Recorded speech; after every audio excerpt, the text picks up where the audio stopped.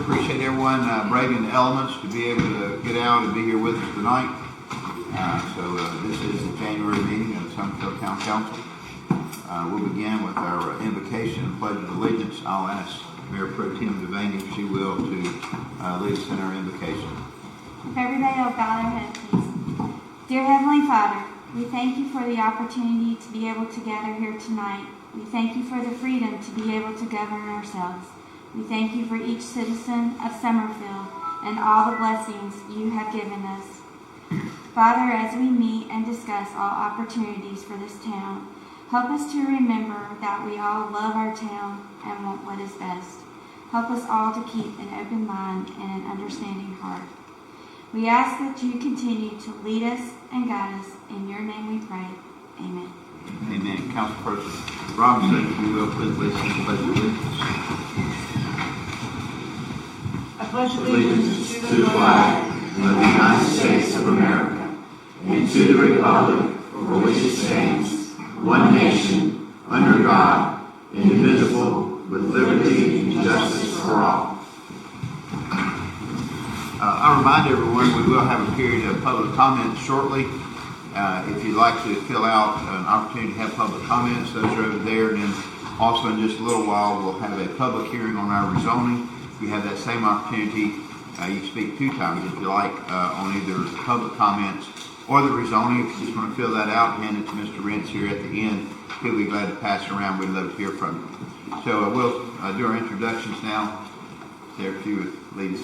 Sarah Tibbetts, Town Clerk. Jonathan Hamilton, Town Council. Janelle Robinson. Tim Sessom. Lynn Williams Devaney. Keith Clay, Town Council. John Doggett. Scott Whitaker, Town Manager. Dee Hall, Finance Officer. Brad Rentz, Funding Manager. And do we have Mr. Hornick via the phone? I'm here. This is Robert Hornick, our town attorney. He lives in Durham and did want to try to make it over here tonight, which is certainly understandable. So moving on to our consent agenda. Does anyone have anything to share on the consent agenda, or would anyone like to make a motion? I'll make the motion, Mr. Mayor, that we pass the consent agenda. Have a motion and a second. I second that. Have a motion and a second. Any further discussion? All those in favor, please say aye. Aye. Those opposed? Ayes have it. Moving on to item 5. Any announcements? Anyone have announcements? Just a reminder about Council's retreat that is January 26th and 27th. That's a Friday evening and then a Saturday, and that will be held at Town Hall, and we are working on the details, and so an agenda will be forthcoming. Any other announcements? Hearing now, we'll move on to item number 6, the Summerfield Fire District Report. Councilperson Robinson. Yes. Let me find my paper.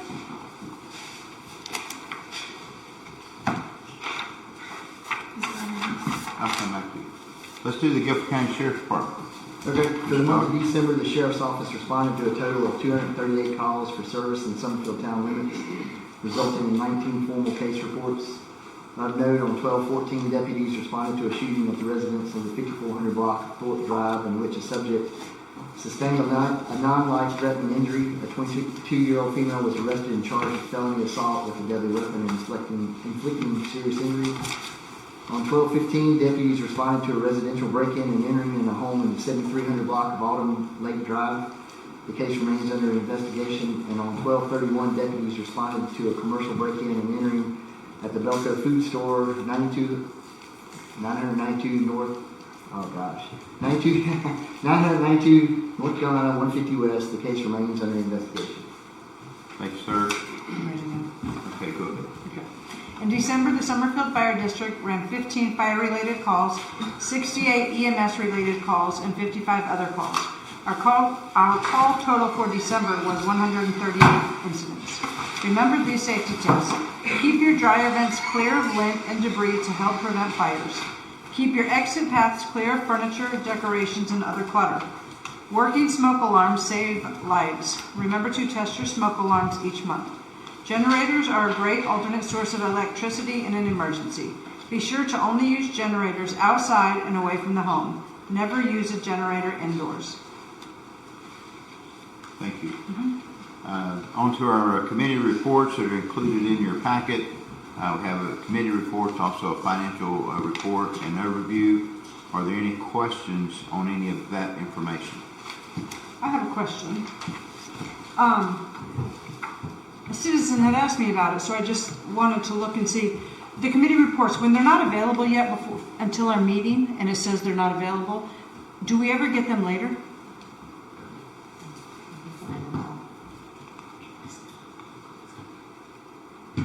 Sarah, we don't normally do. The only reason they said they're not available is because the committees haven't gotten them to us yet. We could backtrack and put multiples in, but we usually just move forward. Is it realistic to ask for them to have it to you in a certain time period so that it can be in the next month's agendas? Is there anything in the committee for their time frame? Sometimes their meeting timings isn't conducive to getting it done during the packets, but they normally try to get it to us. So once we get them, can we get them in whenever the next month's packets, when they become available? Yeah. One other question about minutes. The Finance Committee did not meet in December, and are they not meeting in January also? They're meeting in January. Okay. On the calendar that's going to come up, I didn't see it on that Finance calendar for a January meeting. So It's on the back of your agenda. That's the January 22nd Finance Committee meeting. Yeah, but that calendar that you gave us, maybe, are we going to talk about it later? That calendar that has different Oh, meetings? the budget calendar? Yes. No, Well, that's not part of the budget Yeah, calendar. that- Oh, what you adopted in December was the meeting calendar for the year. Right. So it was on that, and then it's on the calendar. This is on the website, right? but the calendar that's in this She's packet, talking about the budget it calendar. has a Right. meeting in February, and it has a meeting in March, but it doesn't recognize the January And the meeting. reason is because in the January meeting, we won't be discussing the budget Perfect. yet. Makes Those are all sense. meetings that we're discussing the budget. Perfect, thank you. Anyone from any of our committees that's present that has brought a report or has any comments for us? Okay. We'll move to our public comments. Hey Betsy, I have yours here. It says 220 development. So is that for the rezoning? Yes. Yeah. Thank you, Betsy.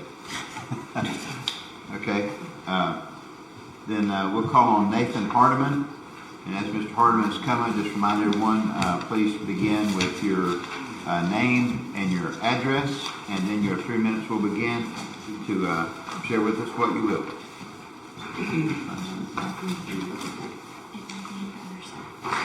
Good evening. Appreciate the chance to talk with you tonight. So my name is Nathan Hardiman. My wife Jennifer and I live in the Summerwoods neighborhood just down the street. And I'm relatively recently elected the Homeowners Association president.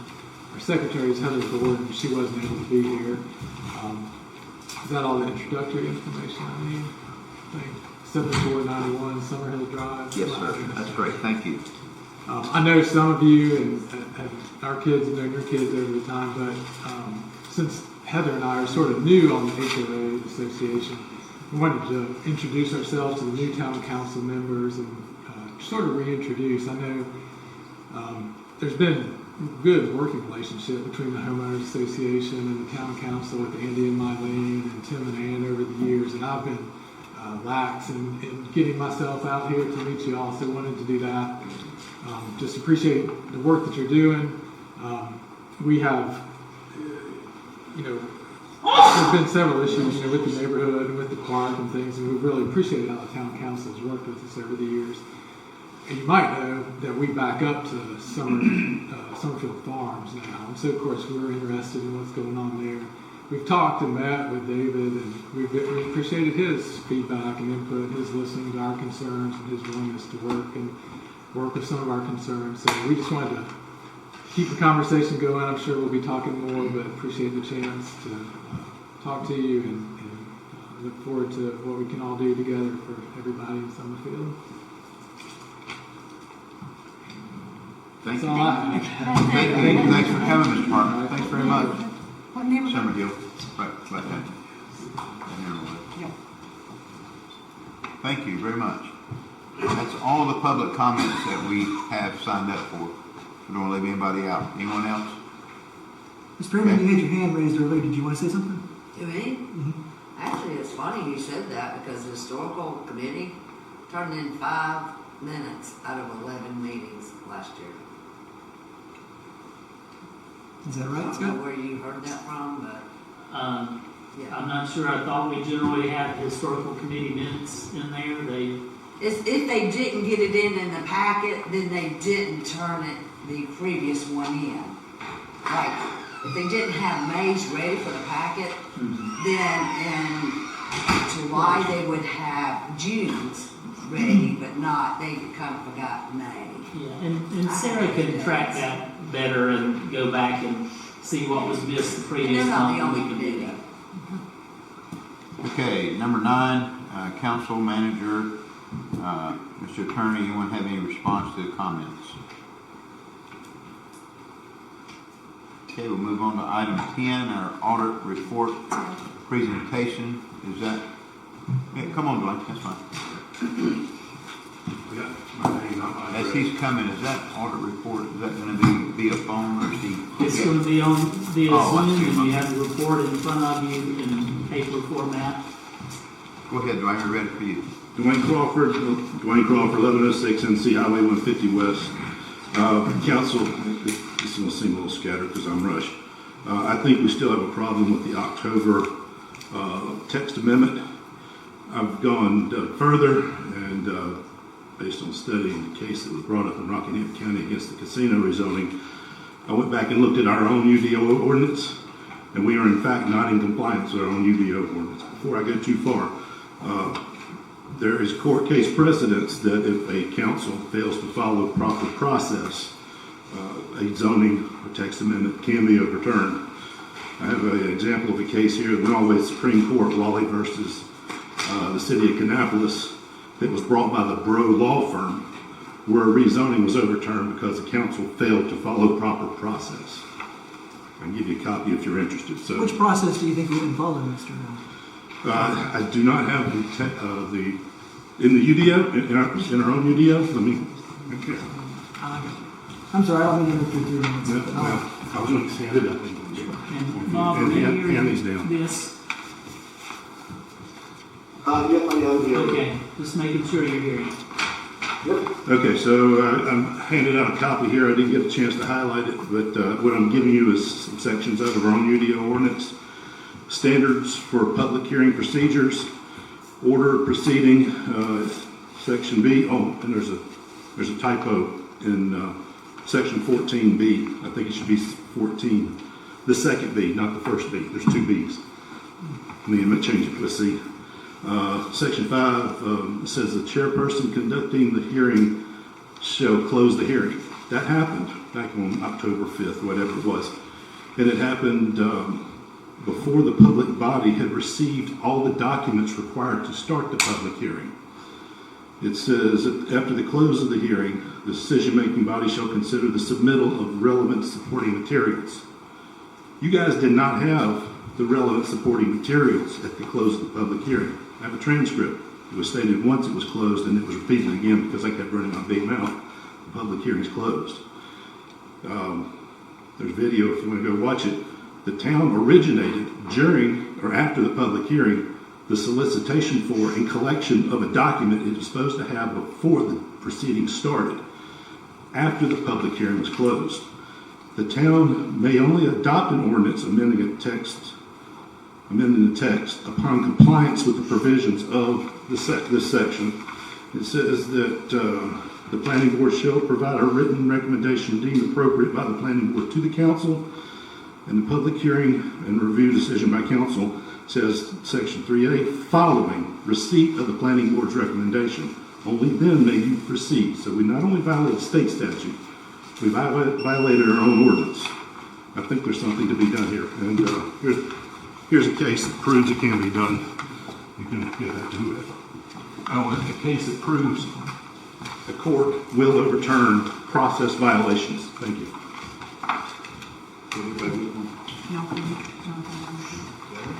now if you have questions, you can ask. Anyone from council have questions?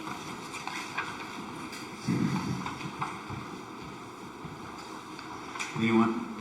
I'll comment if it's okay. Thank you, Mr. Crawford, for bringing that to our attention. Obviously that's something, I believe Mr. Hornick actually spoke about that at the meeting, and I think he gave advice at the meeting, and of course, we'll have to go back and talk to him, as well as talk, we'll talk to our attorneys, but we can't tell you what we say with them. So we've heard you, we'll definitely check into it. Thank you, Mr. Crawford. But you can go ahead and give a response. Since I did the transcript, I can tell you that after the close of the public hearing, and Miss, I always forget your name, Miss Devane, you made the challenge, and Ms. Robinson, you've also followed up, and the attorney said, it's already done, we have it. And then he said, yeah, we can go get it signed and get it now.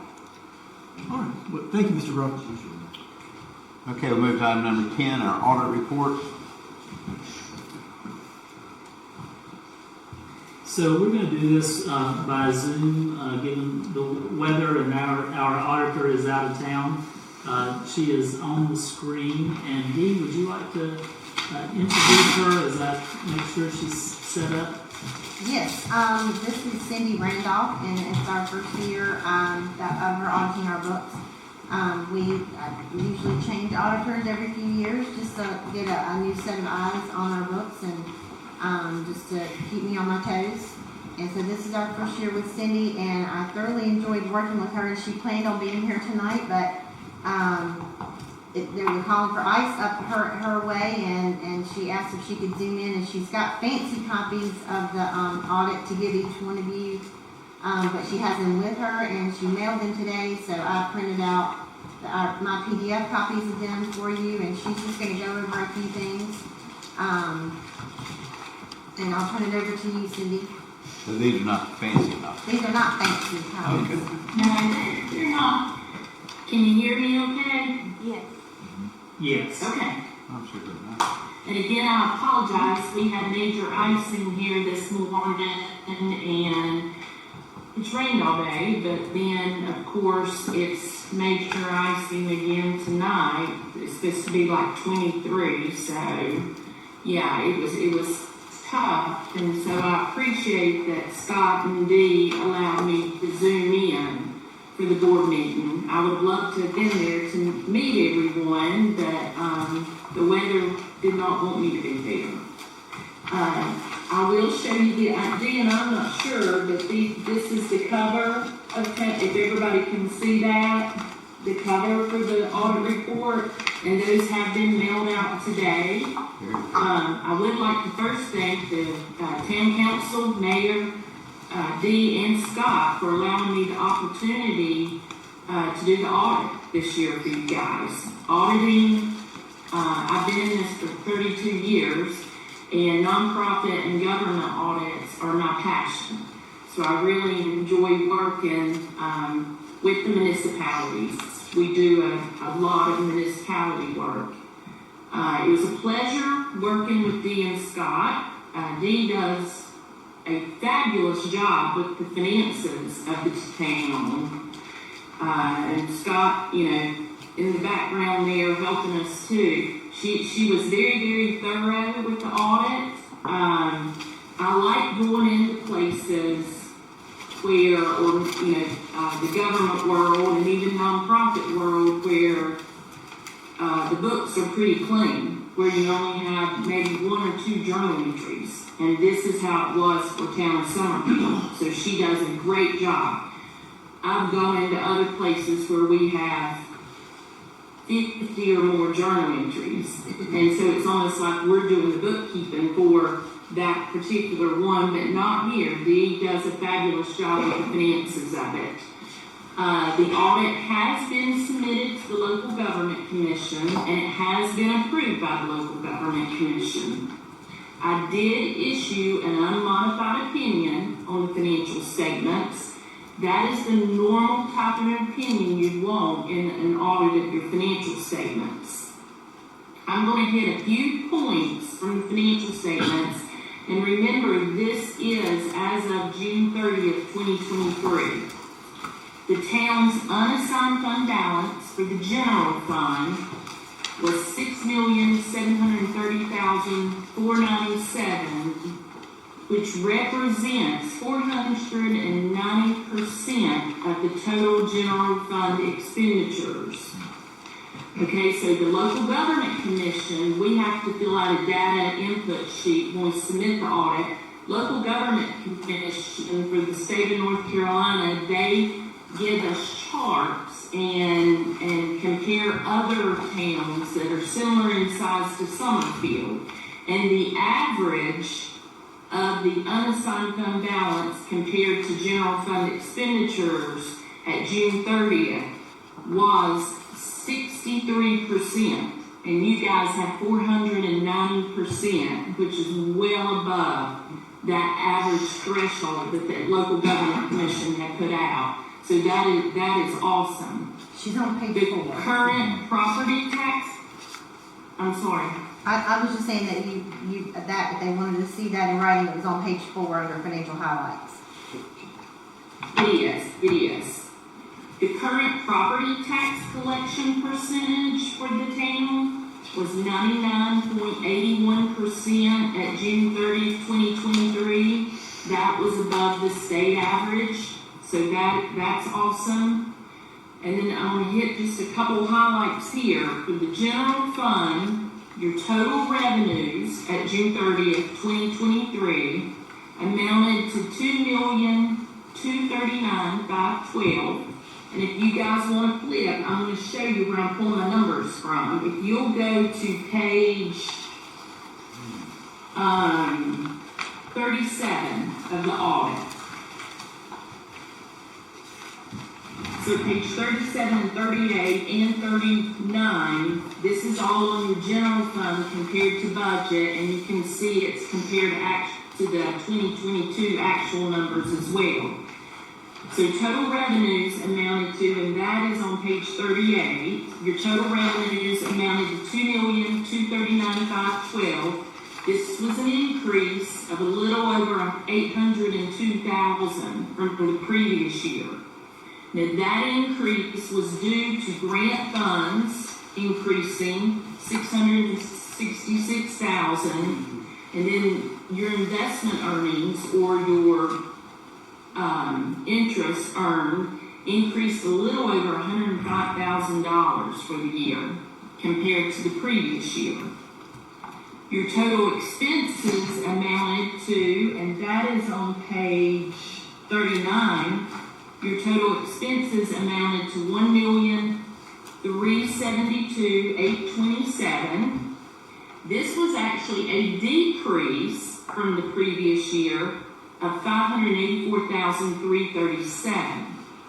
That decrease from the previous year on expenses were mainly due to capital outlay expenditures for the current year being less than they were in the previous year. There was also very close monitoring of expenditures throughout the year, with actual expenditures below the budget of $868,885. That's good. That's why you have to amend your budget, is because that is a violation according to the local government commission, that if you spend more than you budgeted, then that would be a finding in the audit.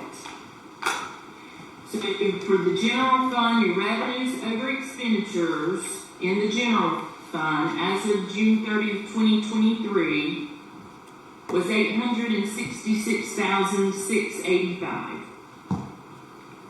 So as the town for the June 30th, 2023, you guys should commend yourself on an awesome audit year. I know that's quick overview with some large numbers. Are there any questions, comments?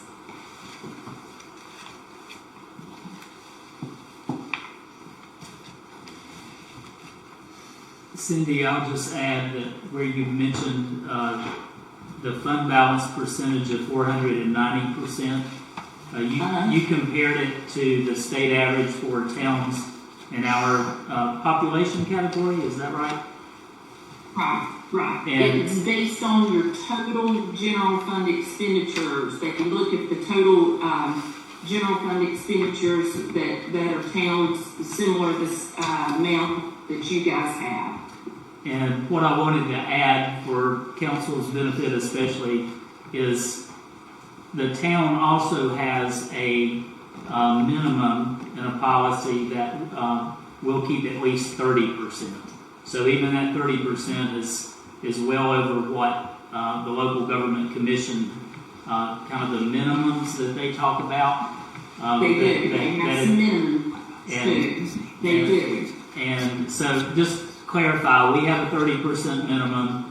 The state average for towns our size was that 63? 63%. 63%, and our actual is 490%. So what that means, if you're a little bit confused, what that means is the money that we have in savings is 490% of our budgeted expenditures.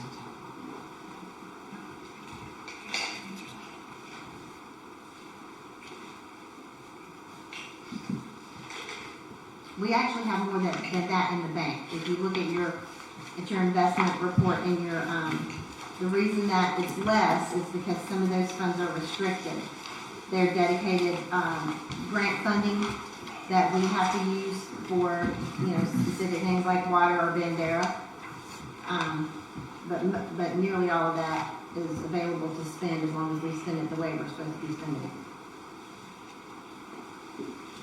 And the local government commission also notes, and it's like I said, it's this data input workbook that they put it in bold. Note that 8.33% represents enough fund balance to cover only 1 month of your expenditures.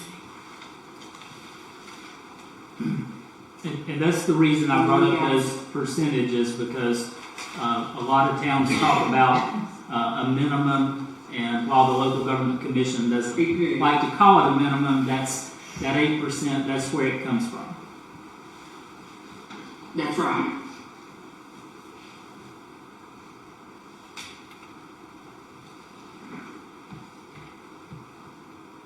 Any other questions, comments? Anyone?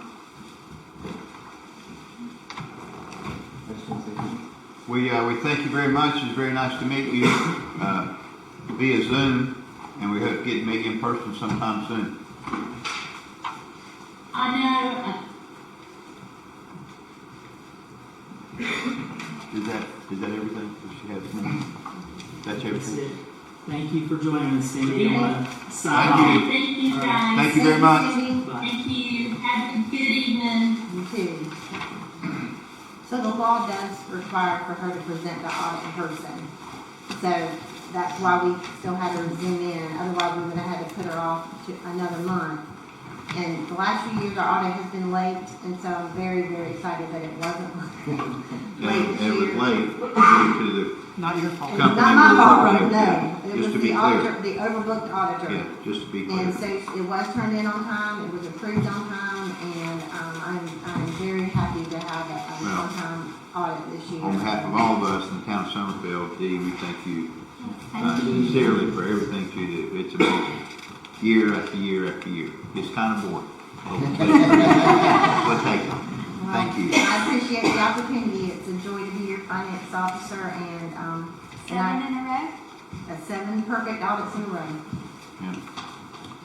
So we'll move on to, anyone else have anything to share? Move on to item number 11, our public hearing. Mr. Rentz, are we going to have the staff report first or the applicant? Staff report. Okay. All right, council. Item 11 in your packet. There are page numbers at the top of these pages here for everything for the staff report. I will use them as a reference for you. And Scott will also have on the screen for everybody here in the audience. So this is a rezoning case RZ04-2023. It is a rezoning from single-family residential RS30 and business, BN, including the town core mixed use and residential districts, which are TCM and TCR, they are overlay districts, fall into the conditional zoning business district. So we'll start here with the location, and this is again on page 2 of your packet. There is a larger one, a little bit farther in the staff report, but we'll start here. There are 4 parcels in total. The one there on the corner, that southwest corner of the intersection of 220 and Oak Ridge Road in Scalesville, that is the property that is currently zoned for business. The 3 parcels to the south are zoned for residential, and those 3 residential parcels are the ones that are in the town core residential district, that's an overlay district, and the one that is business is the town core mixed use. So in total, it's about 4.88 acres, and all of them again are being rezoned or requested to be rezoned to conditional zoning business. Moving on to the top of page 3, you can kind of use this in tandem with that last image of the aerial, but just as a reference to the north, you have conditional zoning business, which is vacant town-owned property. It's our warden tract. It's where the town hall that we were building 2 or so years ago was supposed to go. It's also where the town hall parking lot is and the James property that the town purchased late last year. To the south, you have residential and RS30, single-family residences. And because this property spans over 4 parcels, these directions are somewhat relative to the south and somewhat southwest. As well to the east, you'll have RS30, public institutional, single-family residences, as well as a church. I believe there are 2 churches that are nearby this property. One in the northeast corner of that intersection and one directly to the east of the residential parcels. And then to the west, you'll have RS30, residential, RS, and BN. The other business there is the Gordon Hardware building. That's the other business zone property. I don't have you flip there, but just for your reference, on page 11 of this packet, you'll see an aerial of this area, and it'll have the zoning surrounding this parcel. So the applicants are owners. Bill Greco, he's here tonight to present after me, the owners of Gunnison Enterprises, LLC. And just again, as a reminder, this is rezoning of 1 parcel that's in the BN zoning and 3 parcels from the RS30 zoning to the traditional zoning business district. Moving on there in item C, discussion, process requirements and notes. So the applicant made the proposed zoning change on the approved form and paid the fee for zoning map amendment. Reminder again, conditional zoning. A complete list of the BN district permitted uses is included in the staff report, and we'll go over that here in just a moment, because it's just a few pages ahead. With the requested excluded uses marked and strike through.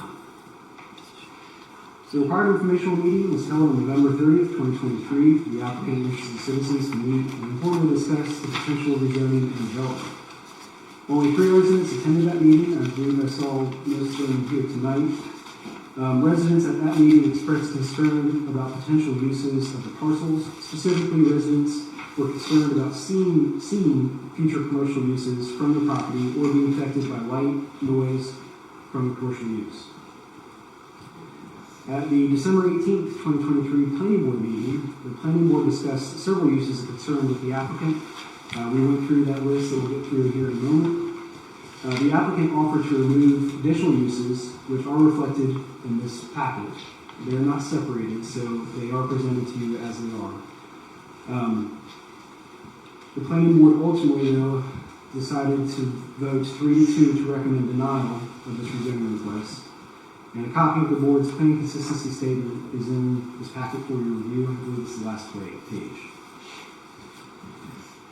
As part of this rezoning process, we do ask government agencies and friends and neighbors pretty much if they have any suggestions. So, for example, Summerfield Fire Department was contacted, and this is more of a site plan request and not really pertinent to tonight, but they asked that if development were to come to these parcels, that there would be 2 entrances and exits.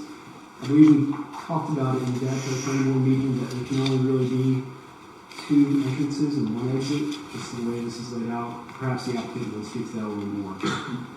I'm going to pass this over to Scott here, but it begins on page 12 of this packet, and it'd probably be good for you to flip there real quick. This is a resolution that was passed in 2003. It's a resolution that modified the 1999 resolution, and I will leave it to Scott to explain that a little further. Yeah, we talked about this with the last rezoning, and I'll keep it pretty simple. Back in '99, when the town was about 3 years old, council made a statement, if you will, by way of a resolution that they wanted to limit commercial development from 150, so think CVS, all the way up to Gastown to 20. They just wanted to limit commercial development. This first resolution, it wasn't defined very well, but that's what it meant distance-wise. Then they came back in 2003 and modified that a bit and said, hey, we're going to pull that back from Gastown down to Skelton. So as it stands, 2003, council's position was they would like to not see further commercial development from CDS 150 on 220 up to Scalesville Road. I mention that because it's an important part of our development history along 220, but at the same time, it carries no technical weight. It's a resolution, and as I described it, it's in essence a statement of where elected officials were at that early stage of the town's history. Thanks, Scott. And we'll go back to page 3 just briefly of your packet. Sorry I had to flip around. That should be the last time. At the very bottom, you'll see characteristics of the proposed district. Just as a reminder, this is directly from the ordinance, and it just gives a brief overview of what the BM district is about, and it continues on page 4 at the top. So moving on to item D, compliance with adopted plans. Compatibility with the comprehensive plan. The planning department is asked to review the comprehensive plan and other adopted long-range plans when we review rezonings. So there's one tenet of the comprehensive plan that we identified, and it's appropriate limited commercial development. And the planning department's comments there are in italics, and I'll read those real quick.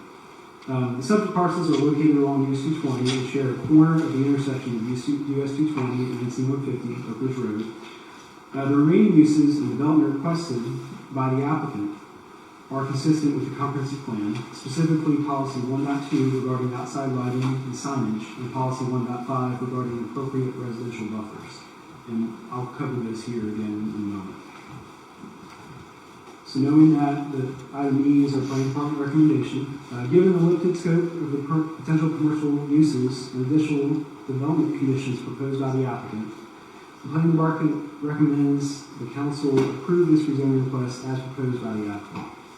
The planning department finds that the application is in congruence with the comprehensive plan, given its appropriate limited commercial development and considerable conditions to mitigate negative effects from commercial development to neighboring residences.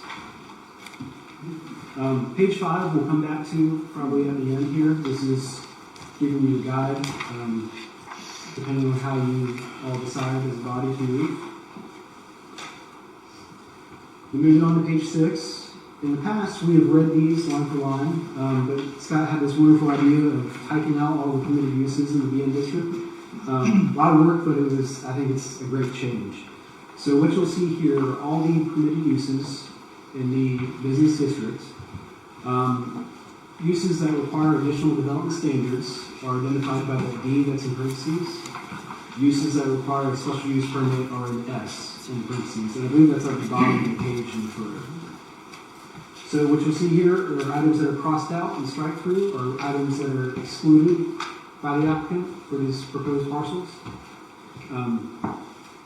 Like I said, in the past, we've gone through these line by line. Since it's presented this way, I don't think that we need to do that unless you all think you need to during discussion.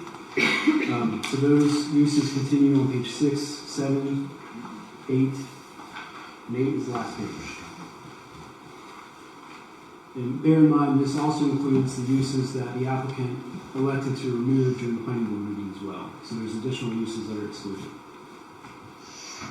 Page 9 is that blown up aerial that I mentioned earlier. Page 10 is the notice that was mailed out to neighbors, 10 and 11. And 11 is that aerial showing the neighboring zoning that I mentioned earlier as well. Page 12, 13, and 14 are the resolutions that we already discussed.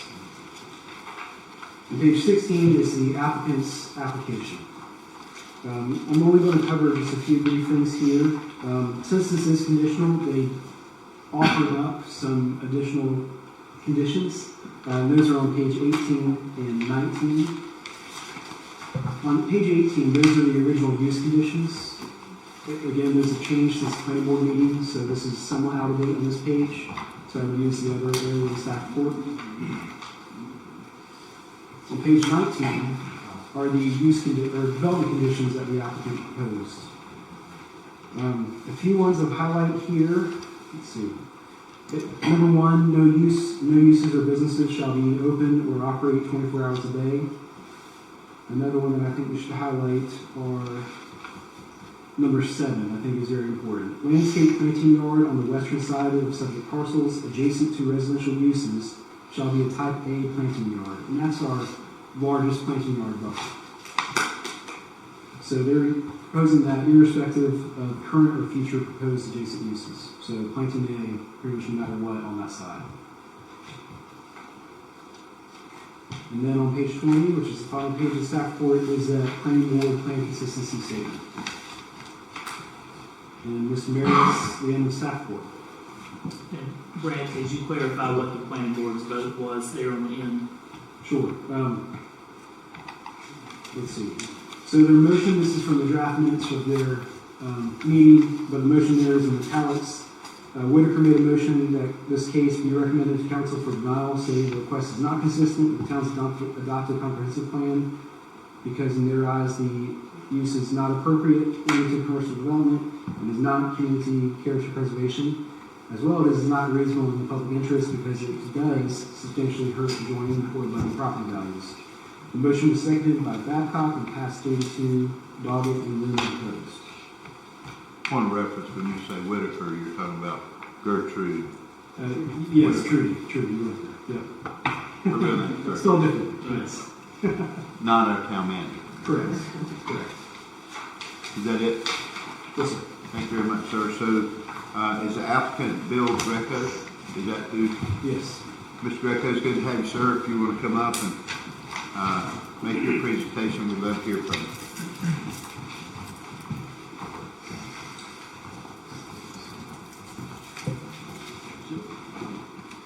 Good evening, Council. My name is Bill Greco. I'm with Land Solutions. My office is P.O. Box 347, Oak Ridge, North Carolina.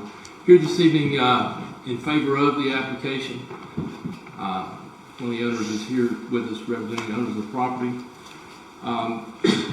Typically, I start off with a thanks to the staff, and I'd certainly like to do that again this evening. A lot of work goes into these applications and putting these packets together and working with us ahead of time.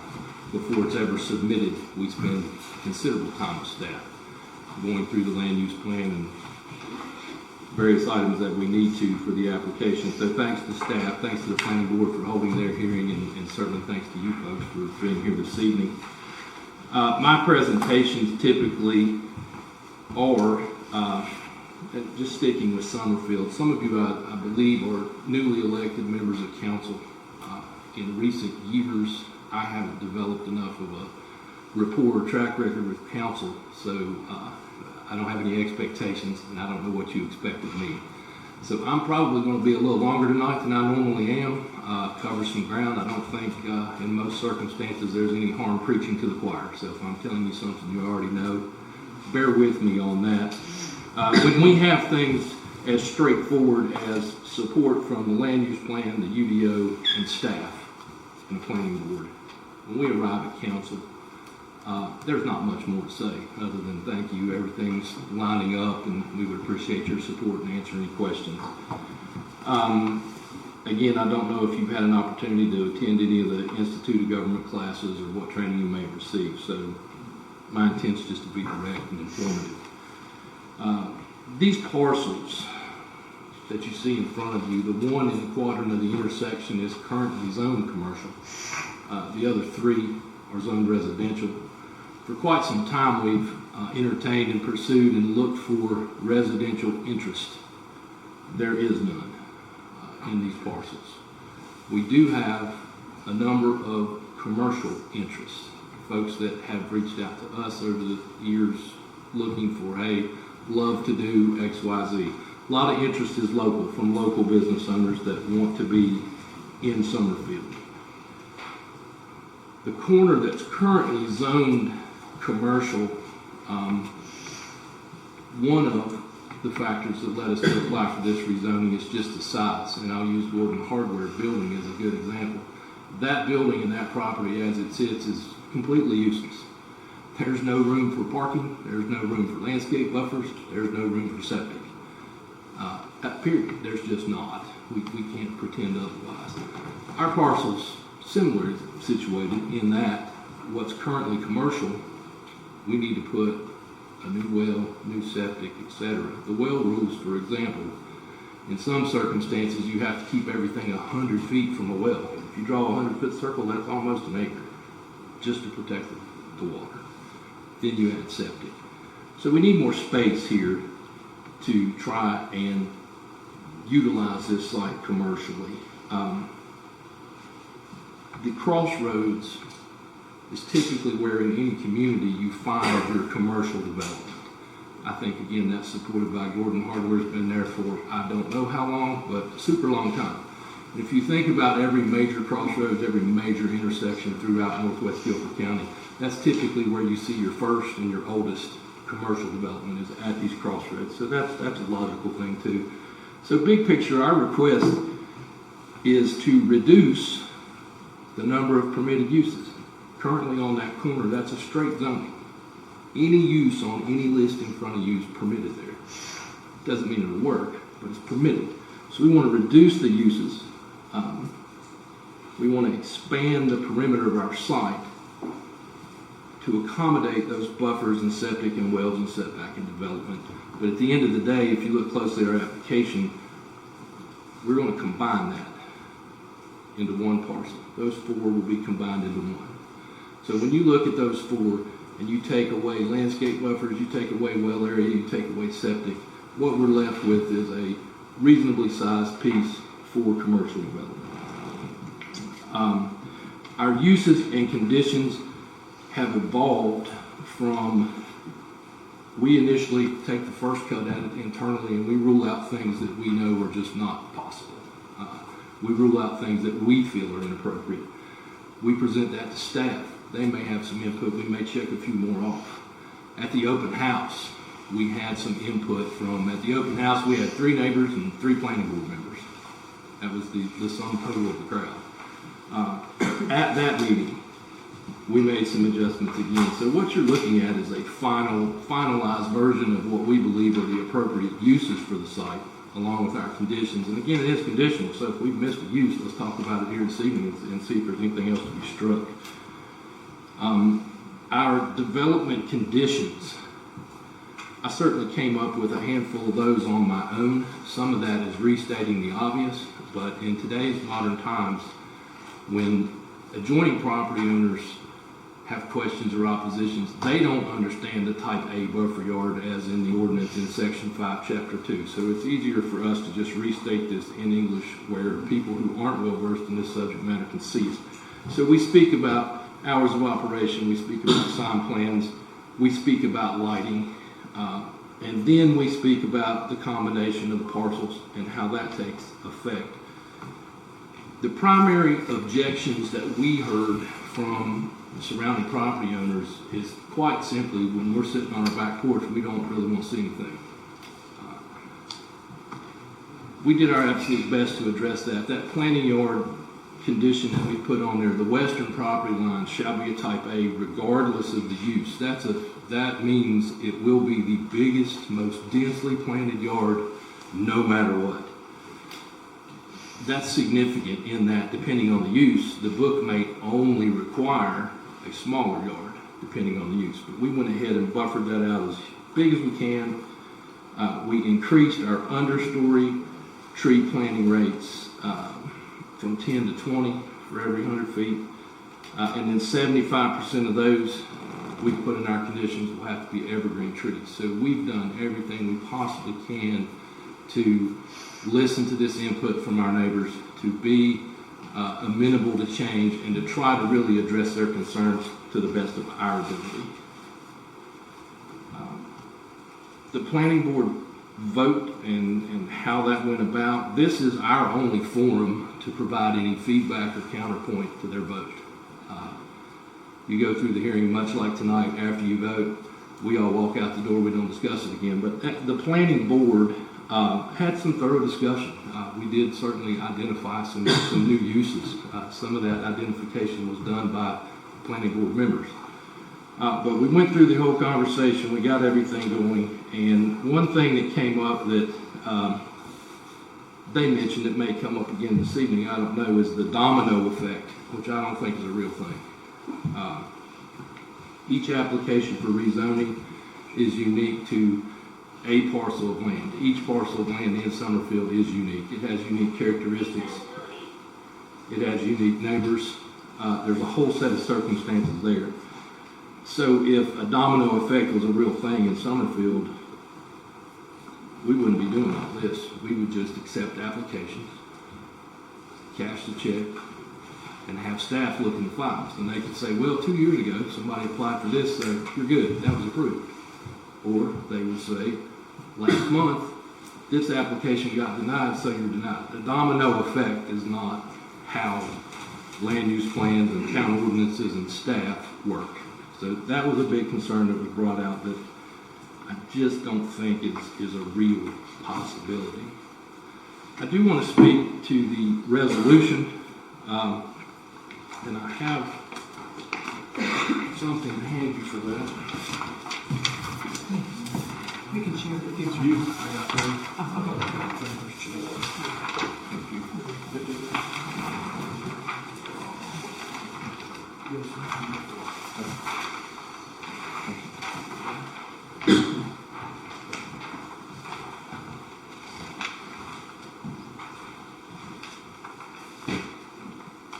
As Mr. Whitaker mentioned, in '99 there was a resolution by council. It was amended in '03.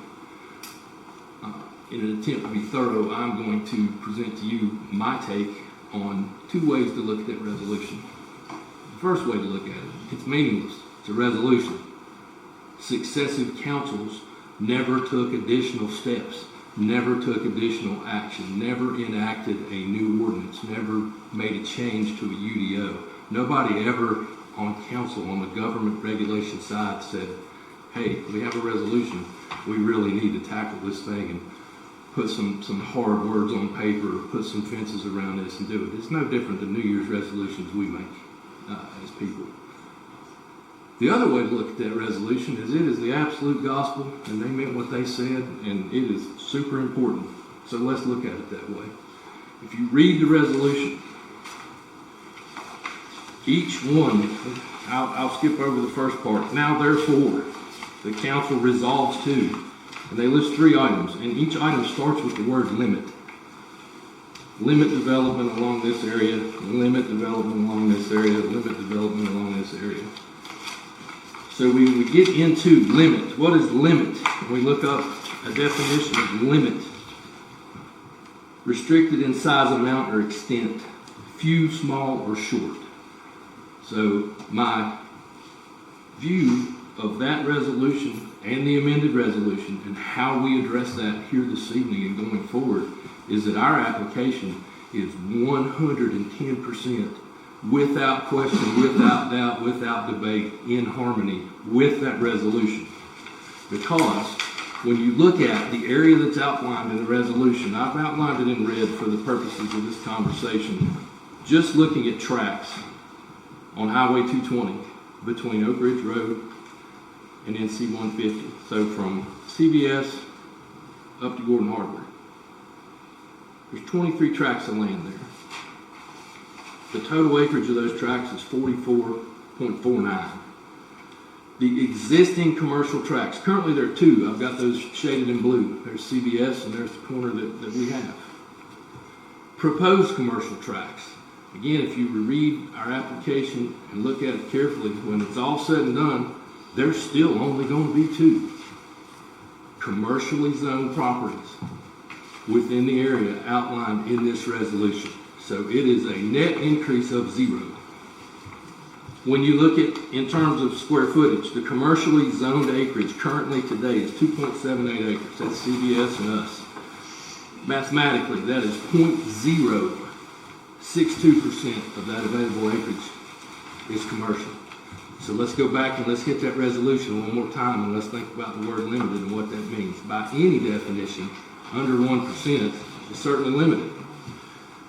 Assuming this application gets approved and we do successfully rezone that parcel, the end result is a total of 6.24 acres out of that whole piece, which is 0.14%. So the resolution, the intent, the spirit, the meaning, the black and white analysis, and what we proposed here tonight is being met across the board. I don't know of any way, mathematically, emotionally, logically, supported by the UDP, the LDO, or any other reason that we can say it's not. We're there.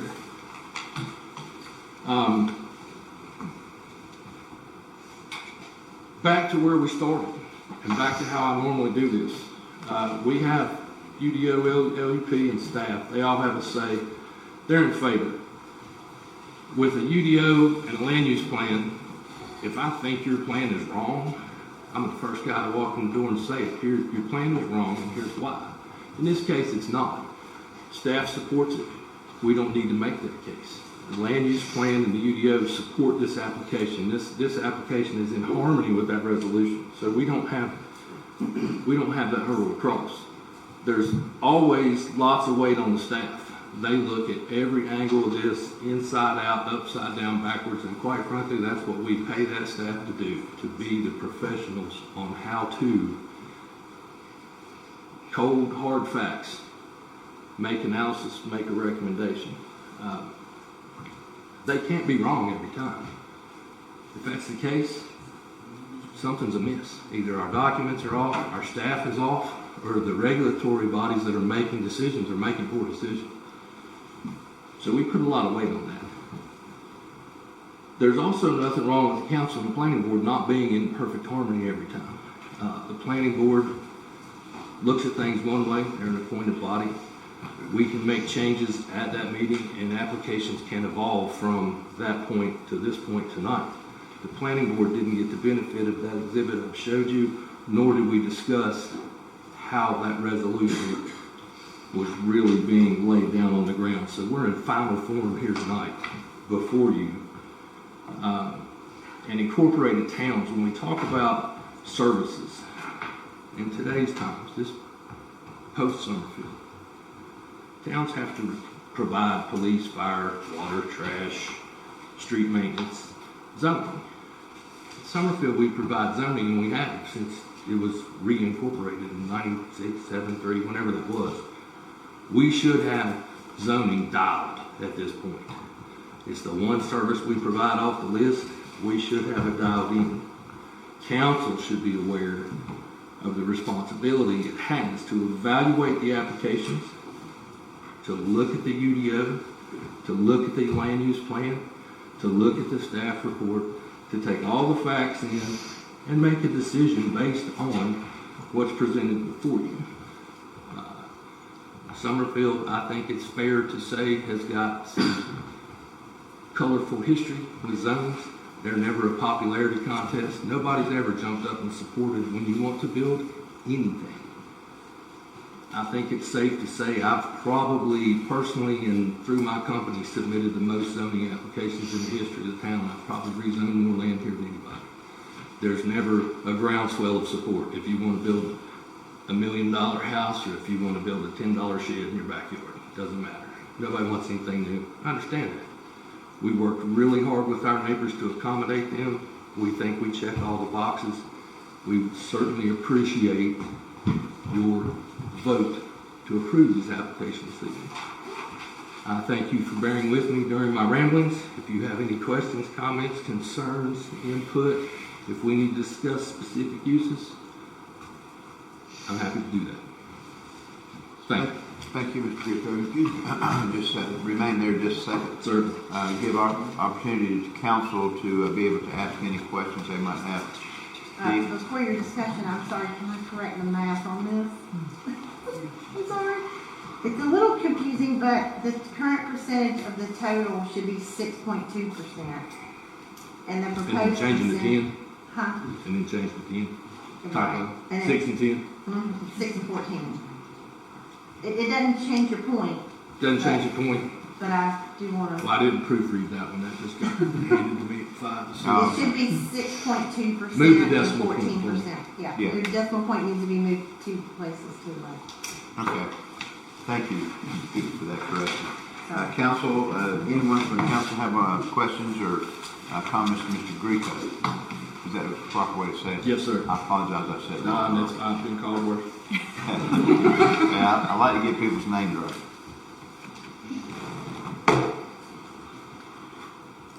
I have a question. Yes, sir. Sorry.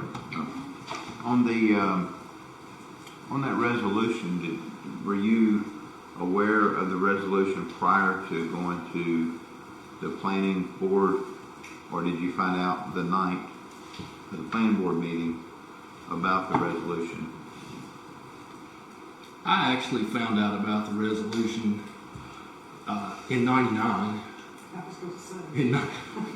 Yeah, okay. In '99, You already knew. from my memory, is again Summerfield was in its infancy, and what happened in '99? CBS got started. That's when they started that project, and council did pass a resolution, and I was probably at that meeting. I did not apply it to this application immediately, but at the open house is actually where I was made aware of it and received copies and so forth. Here we are 25 years later. Thank you. 25 years later. Others? I do not have any specific questions. Anyone else? I just have a comment that when the fire department came and looked at it, and they said put an entrance on Oak Ridge Road. So when I'm looking at this commercial property, I see stoplight on 220 and 150 Scalesville, and then I see a large long median, and then I see a stoplight in a short distance at Summerfield Road and 150 or Oak Ridge Road. I grew up as 150.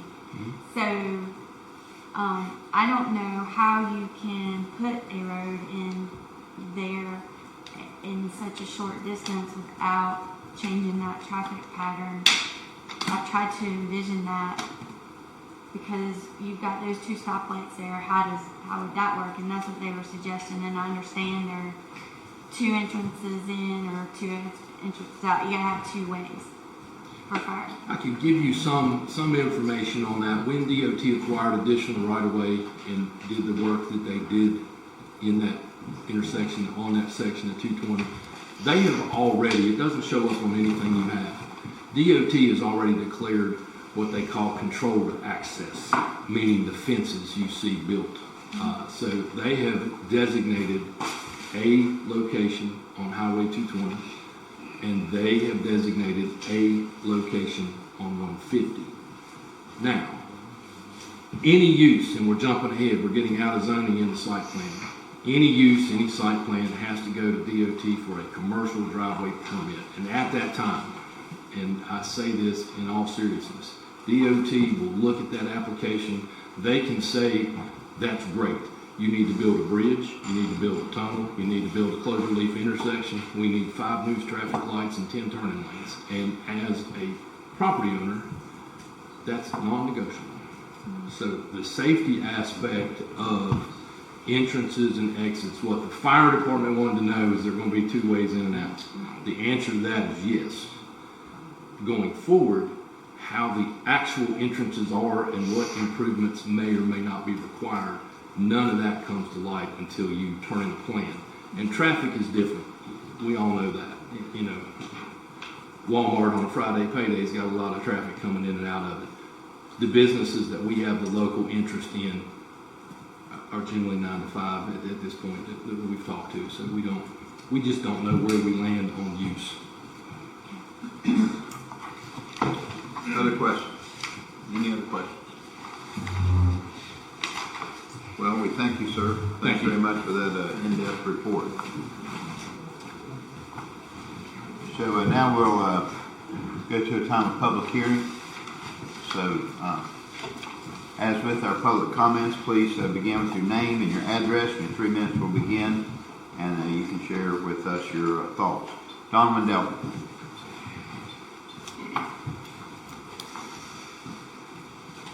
Don Wendelkin, 3406 Windswept Drive.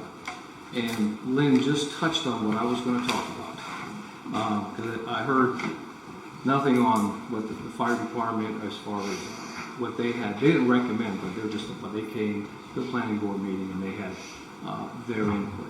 And what I saw on the board or on the wall, it said it would be helpful, from what it said, that the fire department said it would be helpful to have another entrance or exit, another entrance exit. I was here, and I don't want to be too specific, but I think it's important because I think they have more of a concern. They didn't say helpful, and if I'm wrong, but anybody can correct me. But I remember that meeting, and I think they were concerned that there would only be one entrance and one exit, and I'm almost sure I heard that verbally. So you have a hearing aids in for these meetings. Additionally, the question about two entrances, entrance exits, that was brought up, and I recall the applicant. I'm not for or against this. I'm just going, what was said, what wasn't said, just so it's accurate. That's all I'm looking for, accuracy. I do recall that question about, well, what are the chances, and I'm paraphrasing it, the chances of two entrances. And I recall something to the effect, well, it's slim to none, and it may not be the correct terminology, but it was a negative, it wasn't like, well, we're going to be able to get two. Now, that was at that planning board meeting. If something has changed since then, I don't know. But I think it's important to ensure that the information is accurate. And but what got my attention was where it said the fire department said it would be helpful. I just don't recall them saying, well, it would be helpful if we had two exits. I think they were more concerned about not having two exits. So I just wanted to mention that just for accuracy. And if I'm wrong on my comment, correct me, please. Do it publicly. I don't mind. Is that your only concern, just the two exits? Is that your only concern? Yeah, well, obviously the two exits, and there's going to be a lot of traffic. We all know that. And then I don't know how they're going to manage that. And of course, NCDOT handles all that. They do their analysis, and they recommend, or they say, yes, you can do this or do that. And you're going to have to, like you said, build a bridge and all that. And I said, we need to be able to afford all that. But I understand that. But there definitely will be, traffic turning off at 220 there could be a very major issue. So just want to mention that. Thank you. Thank you. Betsy North. Well, I was at the bottom of the list. Never. I live at 3104 Pleasant Ridge Road, 3102 Pleasant Ridge Road, 3092. Anyway, I'm here to represent my friends that live on Summerfield Road and have for many years, and some of them I went to second grade with. And if I have somebody come knock on my front door wanting to sell me a book or this, it don't take me very long to tell them I'm not interested. But if they come around in my backyard knocking on my door wanting to sell me something, I'm offended. That's a private space. That's where the children play. It's where fat ladies lay in the sun in a bathing suit. It's where they have their garden. Your private area is the back of your house. What do you do in your front yard? Mow it. So now you're asking the citizens of Summerfield that have been in this town for many, many years, for generations, raising children, raising grandchildren, that when some guy comes knocking on your door, what if he comes around to your back door? That's how offensive it is to me. That you would think and even consider such a thing. We're not powerful, we're not developers, but we stand up for each other. And we have a way of life here that money won't buy. You can't make a deal with me. And you cannot come in my backyard and just ruin my daily living. So I strongly urge you to think, who are you representing? Did the developer vote you in? Did they give you your seat? I think not. So I hope that you will raise the bar, protect your citizens that you're representing, and say it's just not good enough. At one point in time, we had a 150-foot buffer, and I remember some little old lady that lived behind the fire department back in there. They tore their houses down. That lady was dying. Tore her houses down. Now you're going with a 50-foot buffer. It is preposterous. It is not necessary. And I want you to put yourselves in these people's backyard. It will be you next. So draw the line now. Draw it in red. Period. It's not good enough. We're not your normal town. We don't want to be. So what the developer can do somewhere else, here he needs to have a drink before he shows up. Thank you. Priscilla Olnick.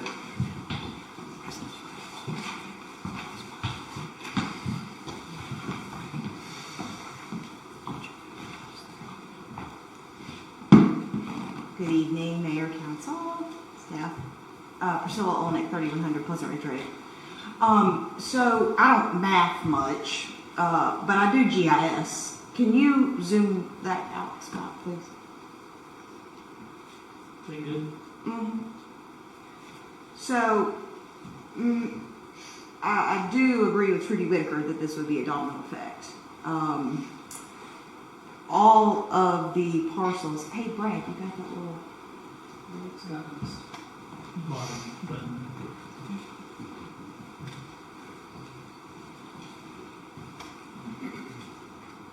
This is held in an LLC. This is that old house that she's renovating. It was in a trust, but it just turned into an LLC December 13th. This property right here is also held in an LLC. If you zoom out just a little bit more, Scott. That's a picture. I don't think that's Yeah, I'll get if you want me to go to GIS here quickly. Do you want to give her a little extra time? No, it's fine. It's fine. I can talk fast. Does that help you? Yes. Okay, so this is an LLC. Let me get down a little Zoom in side. a little bit. Let me get all right, so this is all of them. This is an LLC. This is an LLC. This is an LLC. Miss Moore's 92. The point is once you start giving, I understand that each zoning is different, but once you start giving, it'll all go. So one thing that I would like to say, Mr. Greco also mentioned our UDO. And when we were in the UDO committee, there was some discussion about how we should handle our scenic corridors in our overlay districts. And especially backing up to our historic district, and I suggested that maybe we should consider something like Oak Ridge does, where they require specific development standards, specific heights, brick, yada, yada, yada, small signs. We don't necessarily have that. We do have some restrictions, but it is not restricted as much. So I think before we let it all go, we should revisit our UDO. And if we feel strongly about protecting this area from all this residential area, which is Elmhurst Estates, which is also across the street, which is some of our older neighborhoods. Those are some of our first subdivisions, and they are all residential. Those particular people there on Summerfield Road will not only be impacted from that, but so will everyone else. I just want you to consider that once you start giving, you got to give. And I think before we start giving, we should review that and maybe consider a little more stringent, building standards there. So it's less invasive on the community and the neighbors, and it'll be beautiful. Thank you. Thank you. Betty Ann Chandler.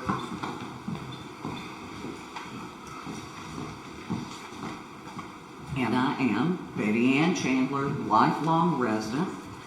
I live at 7708 Summerfield Road with my beautiful granddaughter, Bibi, who spoke at the planning board meeting 11 years old. I think she got cold feet tonight, and she said, Mimi, I don't want to do the meeting. You go and do your best. But all of that being said, and thinking about my granddaughter, I thank you for giving me the opportunity to tell you why I asked you to vote no on the proposed rezoning request. The planning board majority voted no. They rejected it. As I stated at the prior meeting, I bought my home nearly 20 years ago after being told by the town manager at the time that the house was in a designated historic district and protected by having limitations as to what could be located behind the property. Now I'm being told there is no protection. However, after I read the current UDO, it does state that the intent is to maintain and enhance the character of various districts within the town. How does this request maintain or enhance the historic district? The businesses that this proposal would approve are staggering for a residential neighborhood of any kind. Any business with traffic, car lights, security lights, noise are not appropriate for your backyard.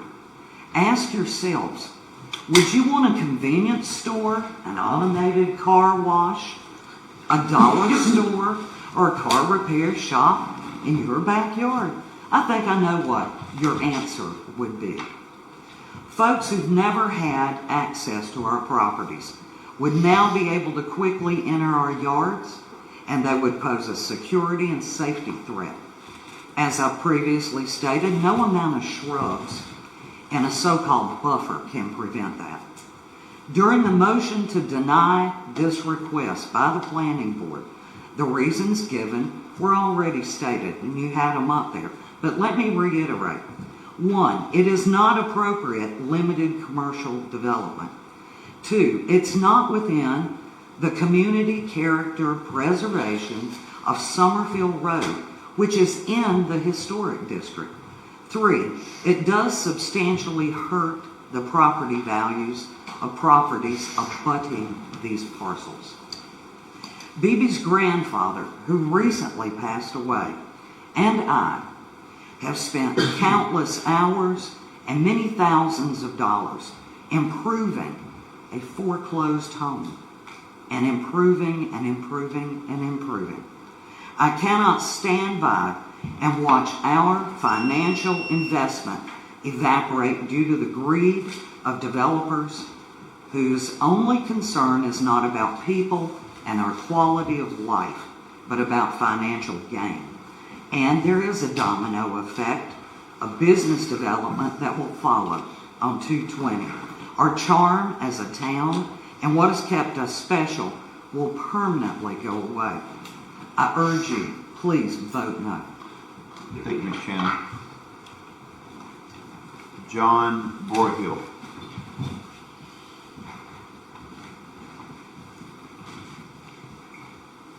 Hello, I'm John Broyhill, 7712 Summerfield Road.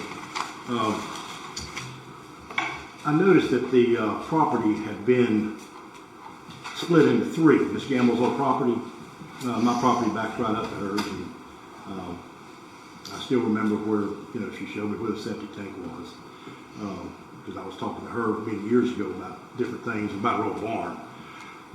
But I kept thinking, why did they split it into 3 lots?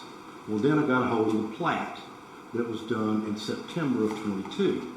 There is a service road, and one part where the indentation is about where this looks like the DOT has approved. Is that little corner thing up here? Is it right there for you? It's a little further, right there. Keep going, it's up towards her house, right there. Okay. Yeah. And I got to thinking, then there's a service road that's 25 feet that goes from that entrance all the way and touches lot, I'm going to call it 1, but I think it's reversed. I think it's 321. But anyway, the last one. And I thought, well, why would you do that if you're planning, you're going to sell them individually to different commercial properties, and that may be getting back to what he said earlier about other commercial people have expressed interest. And unless something's changed, I do know that the old Doggett Corner would not perk. And I think that's why Mr. Doggett for years did not develop it. And I think the Doggett family bought Miss Gamble's, and it seems like Generations Acquisitions was the new company, and they in turn sold it to Gunnarsson. So I think that Miss Gamble's will end up being part of the septic system, and the other two lots will be for whomever is willing to pay for the commercial lot, which, you know, commercial lot would bring more than a residential lot. I understand that. But it's sort of a shame that it's ignoring the town core, the scenic corridor. I would have to vote no also, or I would like to express my opposition. Thank you. Thank you, Mr. Voorhill. Mr. Crawford, do you have one? Anyone else who would like to speak on this during the public hearing, if you'll please fill one out. We'd love to hear from you. Dwayne Crawford. Dwayne Crawford, 1106 NC Highway 150 West. Neither for it nor against it. Don't envy your position on this, having to vote on this right now. But it was, I just want to add some more information to what was stated about the two resolutions, 1999, 2003. Well, there was a comprehensive plan that came along somewhere between then and now, and I sat on it for 3 years. I recall those resolutions being discussed. And I haven't reread the entire comprehensive plan, but here's a section that I do recall took into account some of those resolutions. Policy 4.8, to help avoid heavy traffic on local streets, major traffic generators such as major shopping centers, local retailers, major institutions, other large things. I'll just jump ahead. They should be where extensive road acreage is available. Jump into the end. For Summerfield, this means those major developments, commercial, would be near the intersection of I-73 and 220. So this is more than a resolution, but it's still not an ordinance. That's all I can say. Thank you. Anyone else? I have one question. I'm sorry, I forgot to ask. When was that corner Doggett originally owned lot zoned commercial? It's been commercial for... It's been many years. I don't know without looking back, but it has been a recent change. 30, 40 years? At least. Probably. Okay, then we'll, hearing none others, we'll close our time of public hearing and give this matter to the council for further discussion or questions with our staff or our town attorney.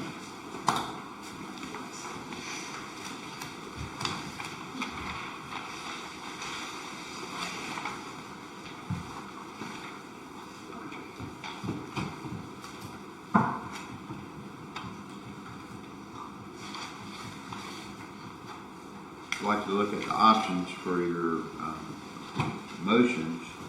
Hearing no discussion, they're, I think they're on page 5 of your document. Brad, I have a question for you. Sure. As far as like the historical factor, because that is that area, I see that major stoplight 220. I call it 150 Oak Ridge Road. That's where you enter into the historical town of Summerfield. So I didn't see it, but has there been any type of discussions? Does the overlay extend to that?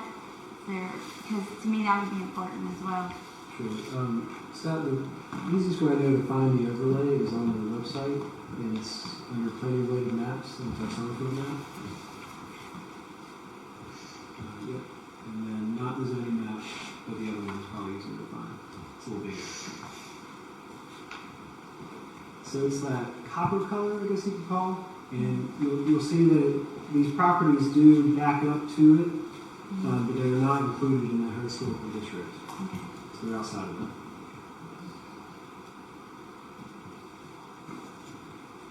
And so what was referenced in the public comments about historic district and the degree to which that provides any protection? So we have we have a historic district that's on the National Register, but really we just have contributing properties there, and we also don't have, back to Priscilla's comments, we don't have a historic commission like Oak Ridge does, which brings into play a lot of protections that you can't have when we just have an advisory committee, a history committee. So some things going on there that do very much limit the meaningfulness in a situation like this of the historic district from a regulating standpoint. Can you show me the scenic corridor, Emily? So the scenic corridors, that would be better on the zoning map, actually. I will admit that on this map, the scenic corridor is hard to represent because it is so large, but it's at the bottom corner, maybe middle, bottom middle. Yeah. So you won't see parcels necessarily on that map. Scott, I'm sorry, it's up on the left. That scenic corridor was.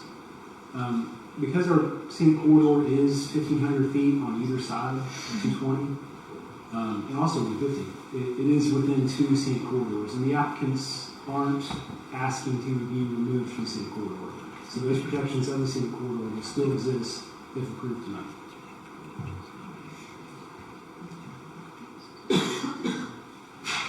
Also failed to mention a third option if you all feel like there's been something shared here tonight that would make it worthy to go back to the planning board. You do have that option as well.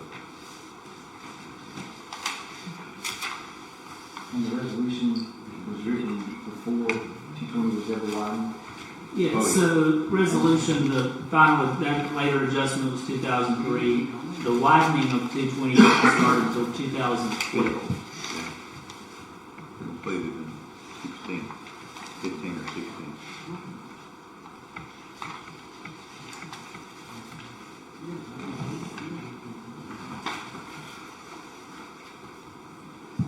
If the council's okay, I'll make a motion. If not, Yep.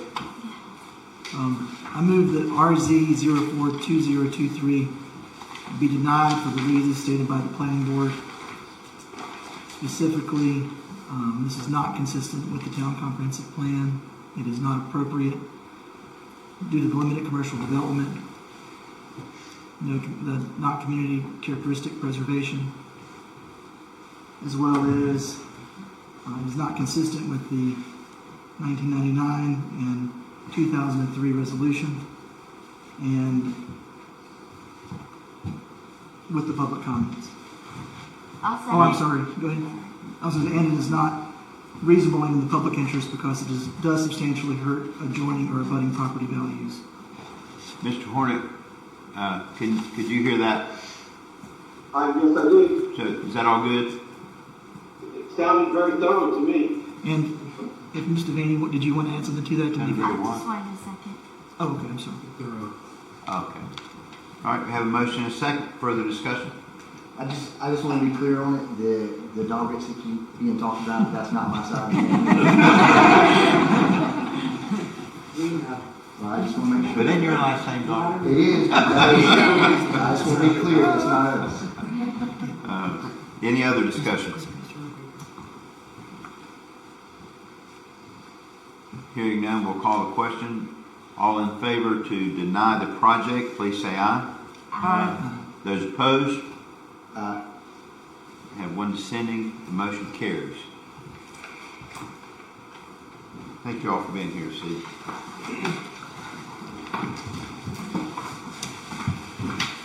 So move on to item number 12, business from the manager.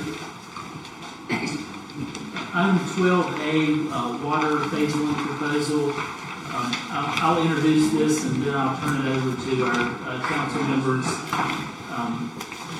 Introduce it by saying that in October we had our engineers, Freeze and Nichols, come and present the PER, that's the preliminary engineering report, and the outcome of that meeting was the council directed to move forward with what was defined in that presentation as phase 1 of development. And so what you're being asked to look at this evening that's in the packet is a scope of work and some numbers with that pricing, but we had a caveat in the packet. We said we had a meeting scheduled. That was last Friday. Myself and council members Clay and Robinson met with our engineer, Brian Jan from Freeze and Nichols, who is here this evening. Met about 3 hours and talked through that plan. And with that said, before we recognize our engineer to speak to the latest numbers and some comments that I forwarded to you, council, as they've come in the last day, past 2 days, I'll recognize the council members to talk about what you took away from that meeting and what you would like to propose this evening. Well, it's appropriate we're talking about water right now. It's all the rain we've been getting. We did have a really good meeting with Brian, and Brad was there also. Dee popped in a few times. I myself did learn quite a bit. We, looking back at some of the records that the town has, this goes back to water exploration back in 1998. The presentation for town council was supposed to be back in July of 23. I think we just had a really good one back in October. And the design and permitting was originally scheduled years ago for January, February of 24. So needless to say, we are behind in some of these deadlines. What I got away from our meeting, and Janelle, please add to this as you see fit. The original scope was related to, and I actually took notes here and share with you. The existing plans were a short length of lines, and they're originally intended for potable water, drinking water. With a much larger tank or additional tanks would be needed to support all the current systems. So let me repeat that. A much larger tank and additional tanks would be needed if we wanted to have potable water for all of Summerfield in its existence. I'm sorry, Heath, I couldn't quite hear the last couple of things you said. Yeah, let me. This last sentence. Yeah, my wife tells me to speak up too. So the existing plans are shortened length of line that was originally intended for potable drinking water. A much larger tank and additional tanks would be needed to support all of our current existing citizens. So I think that's no surprise, and what was originally presented was that what the lines in the tank that was presented to us back in October is not even close to all of Summerfield.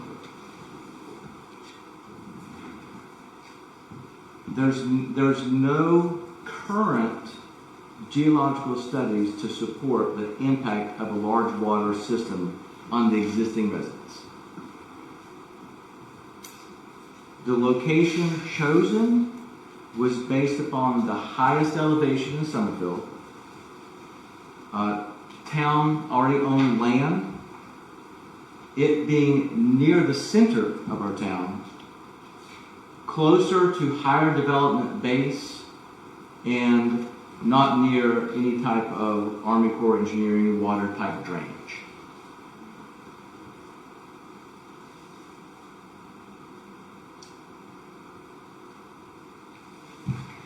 It was suggested to utilize the ARPA funds to build the 120, approximately 133K gallon tank with smaller 6 to 8 lines that significantly increases the water line length and fire hydrants throughout the town.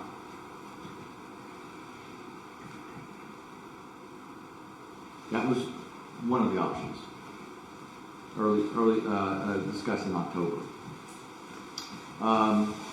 This is very surprising that I found out, and thank you, Brian, for sharing this. But this system does have the capability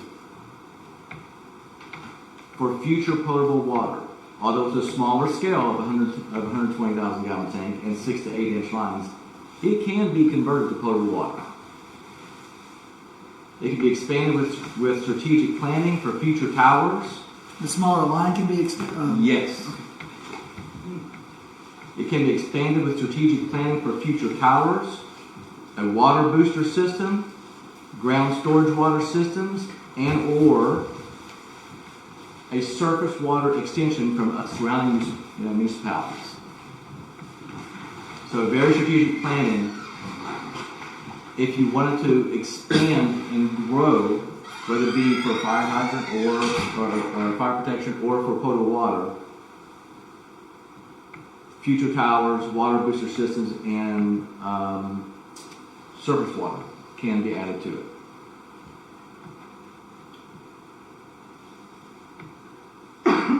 Another thing that we found out was the warranty for this is a 1 year for like other things, parts and labor. The estimated annual fire-only expense, regardless of the tank size, regardless of the line size, is $45,000 a year. For potable water, it'd be $125,000 a year. The annual ongoing expense or source or the allocation of that expense is really to be determined. It's $45K for fire, $125K for drinking water. And I'm hoping Scott can provide a little bit of insight to that. Because there was a topic of discussion that we had about not increasing, any type of taxes, but where would $45K, if we had fire hydrant only, where would that come from? So maybe we'll talk about it a little bit later.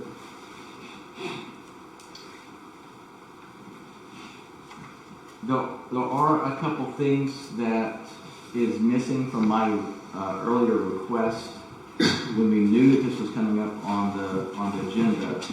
And Dee and Scott, Janelle and I are still needing the original grant funding, the ARPA funding, and the proposal. I looked on the website, I couldn't find it. I know it's complicated, I know it's long, I can read fast, but we need that to look at it. Oh, I'm sorry, I have that. I can send it to you. Yeah. Thank you. Can we ask questions as you go? Or are we Yeah, go for it. Scott, you heard that about the smaller lines still being potable. Is that what you understood it to be too, or is it different? I'm sorry, is that what? The smaller lines could be converted for potable water as well. Is that what you understood? Yes. I mean, they can be, a 6-inch line could be incorporated into a potable system. I think it's just a question of sizing, growth, and is that the appropriate sizing? And our engineer would be better equipped to talk to that when he comes up. Why don't we have him come up and be involved in this conversation? Thank you for coming out, Ryan. No problem. All right, so good evening. So could you repeat the question? Earlier, Mr. Clay was talking about the size of the pipe. I think going from 12 to 6 is what it was, right? With the smaller pipe size, he said it still could be used as potable water. Is there any issue with that? It's really a difference in philosophy on how you do it. So originally what we looked at was starting a system kind of in the center and expanding that out. So we had to size everything to do that. If you kind of change gears and you downsize the lines a little bit, you can still expand the system. It just looks different. Instead of having a 1 or 2 tanks, you may have 3 or 4 in the future. It's how it's so all. You might save money together. on smaller pipes and get spread them out more, but you have to spend more money on tanks later on. You're going to spend more money in the long run, but you don't really know. You don't have a crystal ball, so you don't know how this is going to is going to play out. So you can get a lot more line if you downsize it than you can if you don't. So it just kind of depends on that philosophy that you want to look at. But yes, it can be done. The density that we had, I'm sorry, did not say that. Oh, good. I was just going to say it has to be done a little differently than we originally envisioned. But it can be done. I'm sure it's frustrating to keep hearing things change as we talk to you, but with the density that we have now here, I'm sure you've gotten from Scott talking about what we have and the scheme that we have laid out here. Would the 6-inch line be sufficient for Summerfield? No. So actually, so when we went back and looked at it after that meeting, to serve fire flow, and if we looked at fire flow only, we're looking at 1,000 gallons a minute. You got a lot of issues with the 6-inch line, so you really need an 8. An 8 will work. From a population density, it really just depends on the policy of how you make people hook up. If you were to everybody hooked onto the system, you're probably going to have to reinforce that at some point in the future, make it a little bit bigger. So when we sized the 12-inch originally, we were looking at being able to push that out further from that center point. And now, instead of pushing it out further, we push it out to a point, and then we have to have another supply, another tank or something to kind of connect those. So it's a kind of a looped system, if that makes sense. So you can get a lot more with the 8-inch, but in the long run, 12-inch is better for us. It depends on which way you want to go. But yeah, so, and I'll put it in terms of numbers. When we looked at this originally for 12-inch line, 7-ish thousand feet. If we downsize that, we can go to 12,000 feet. So, it's a 70% increase in how much line you can put in the ground. Gets a little bit further than what we originally envisioned if we go that route. And the reason we're doing it, Scott, I want to understand, is because of fire suppression. Well, let's go back to the presentation, and this is from October. And let's go back to how we got this money to begin with, the 6.6. It was for fire protection, but it was to be built in size for a potable system. So that's that second bullet, clean drinking water. So what that means is that the intention was to build a system, particularly that tank and these 2 core transmission lines, and size those in such a way that it could be connected to or absorbed into a system.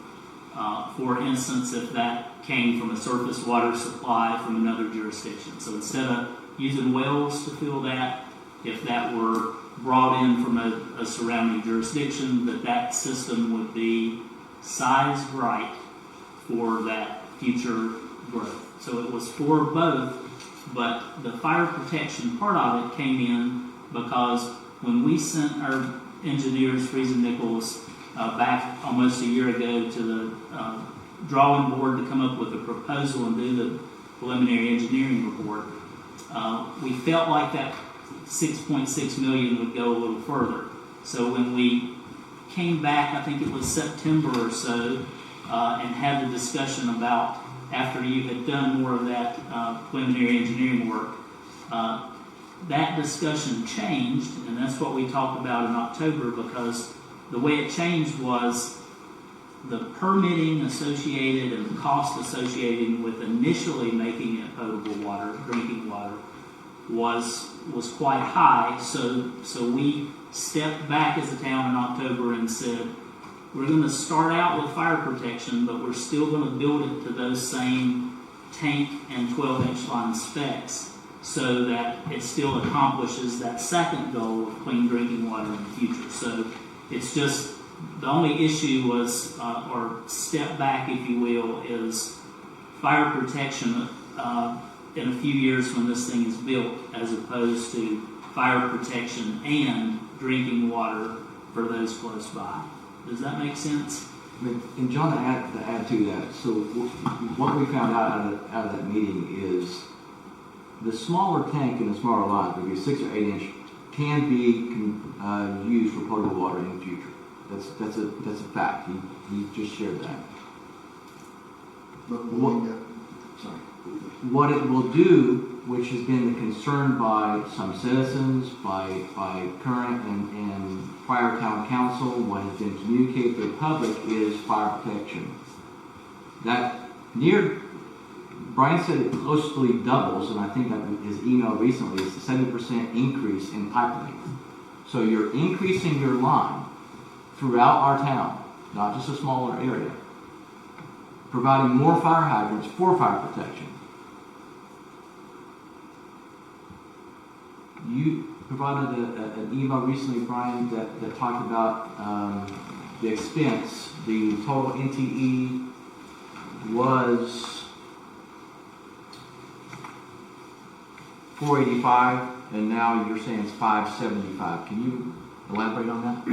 Sure. So that's about a 17% increase. So what I went back and looked at is the additional survey, the additional design sheets, the additional permitting that has to be done, the additional evaluation of where we put this other 5,000 feet of line exactly. So we hadn't really looked at that. There's more hydraulics with that. I want to get into the details, but we propose a 180-foot tall tank. We're probably gonna have to raise it a little bit, so I got to figure that out. So there's some things associated with that, just making it longer. But it was about a 17% increase for 70% more line. So it was there is some cost increase, but it's not a dollar for dollar kind of thing. If that makes sense. How does that look, Scott, from a 485 to 575? What's your thoughts on that?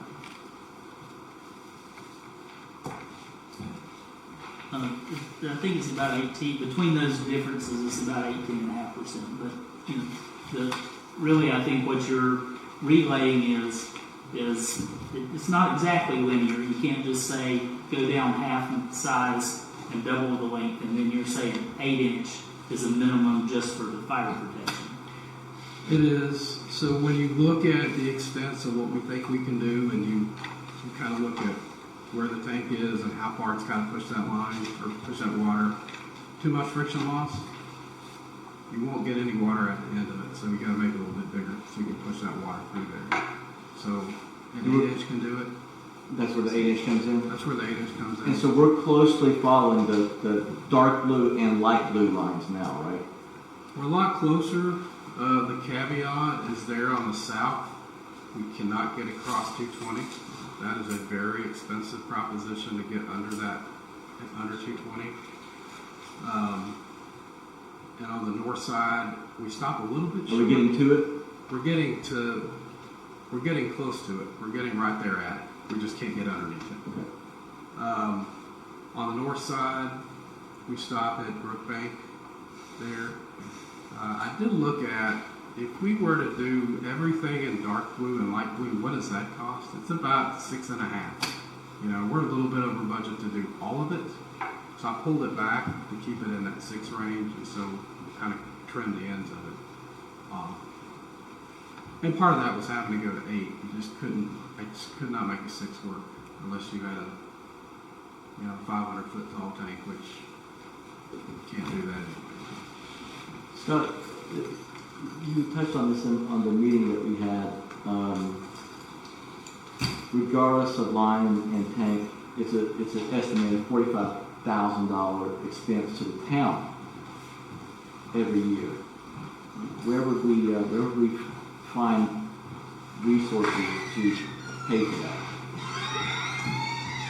And so you're talking about ongoing maintenance and upkeep if it's a fire protection system. If it's a potable system, that gets funded by user fees. So don't think about your citizens' taxes going directly to it. Think about the users that are connected, getting a bill, and those fees collectively have to support, an enterprise fund have to support that whole system.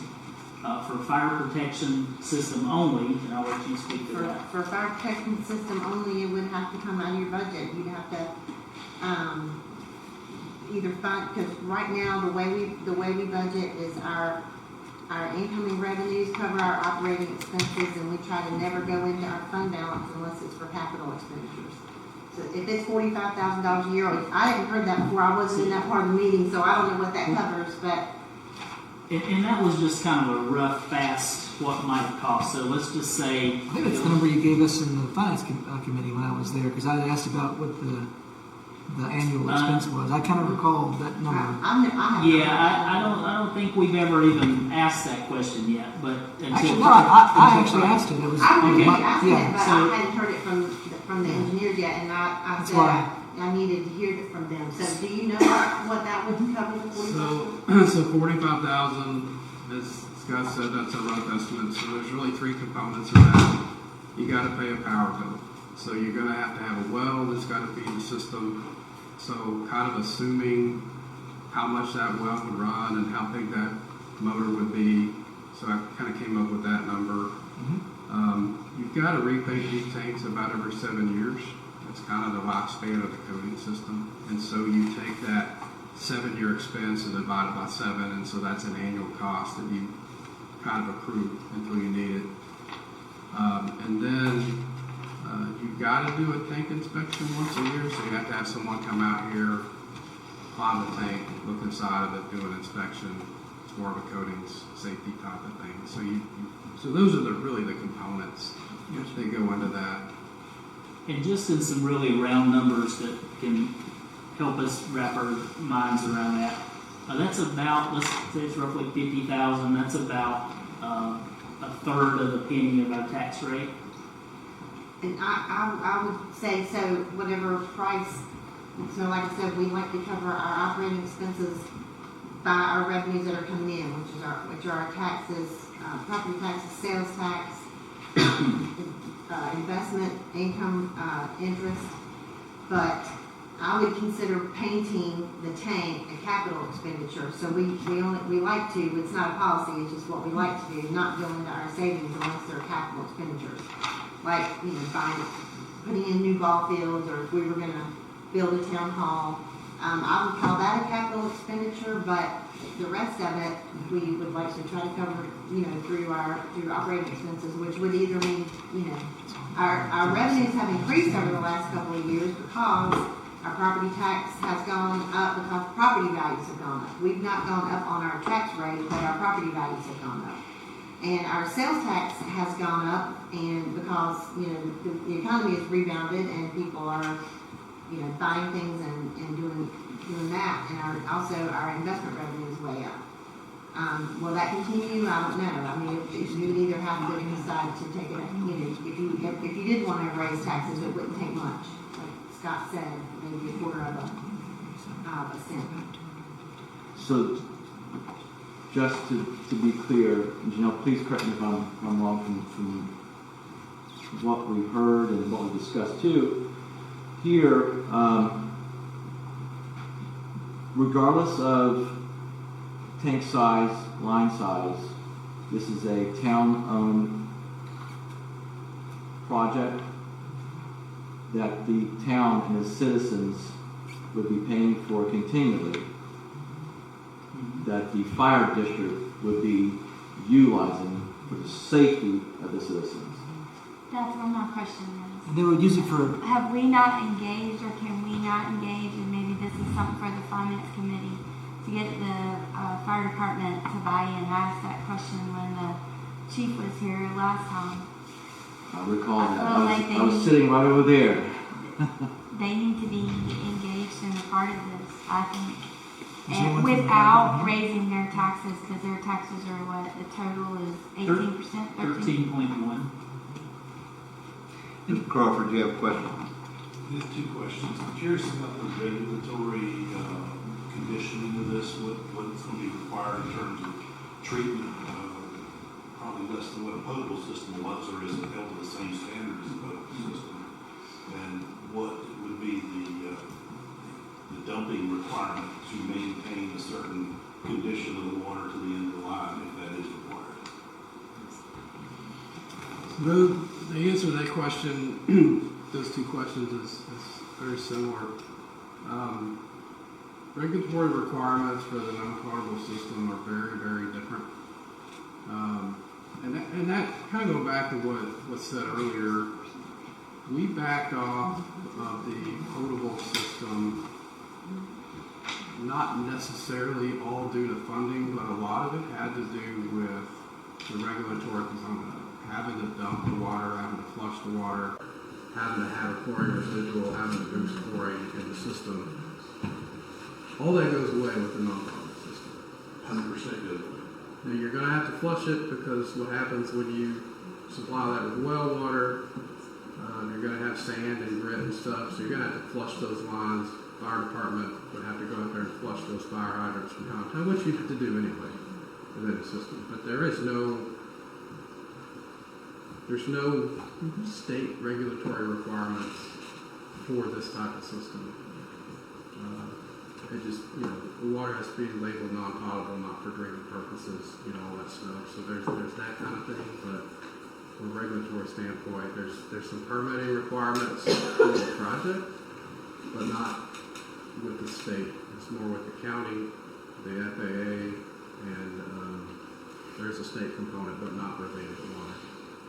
Exactly. So there's less maintenance overhead for water quality maintenance. That's right. So I think if you go back and look at some of the original costs, we had chlorine boosters in there, which is a big expense. Having to dump that water, flush that water, test that water, report on that water on a weekly basis is an expense that goes away. We're going to that $140,000. That cost is the reason that cost is so much bigger is you're running your well a lot longer, so there's more power costs, and then you have the added expense of having someone to maintain the system, doing all that stuff, buying the chemicals and testing and reporting, and they got a whole license. There's all kinds of things associated with that. Mr. Mendel. Yes, the conversation frequently is about potable and non-potable water, obviously drinking and non-drinking water. I do know that in many meetings it was brought up about where will the water come from, potable water. And I know that one of the 3 or 4 meetings ago, the last place that may sell water to Summerfield was place in Salem. I said may. And Scott was going to double check with them, but I know it was part of the direction the council gave him. And I haven't heard anything since then about where will the potable water come from. You can build it, but will it come? I mean, I know that's my sarcasm, but you build it, where will the potable water come from? If you put the cart before the horse, the old saying, or you put the tower up before you have the potable water, if that's the major plan. I mean, is that something down the road that... But my understanding is, I know Greensboro probably ain't going to give it to you. They got too much going on. Reedsville, they got too much going on. Everybody's got Winston, unless I'm totally wrong. But I remember that one of those meetings, Winston-Salem was the last resort, and the impression was they weren't going to do it. And I just want to throw that out there, because I'm not hearing about where it's going to come from.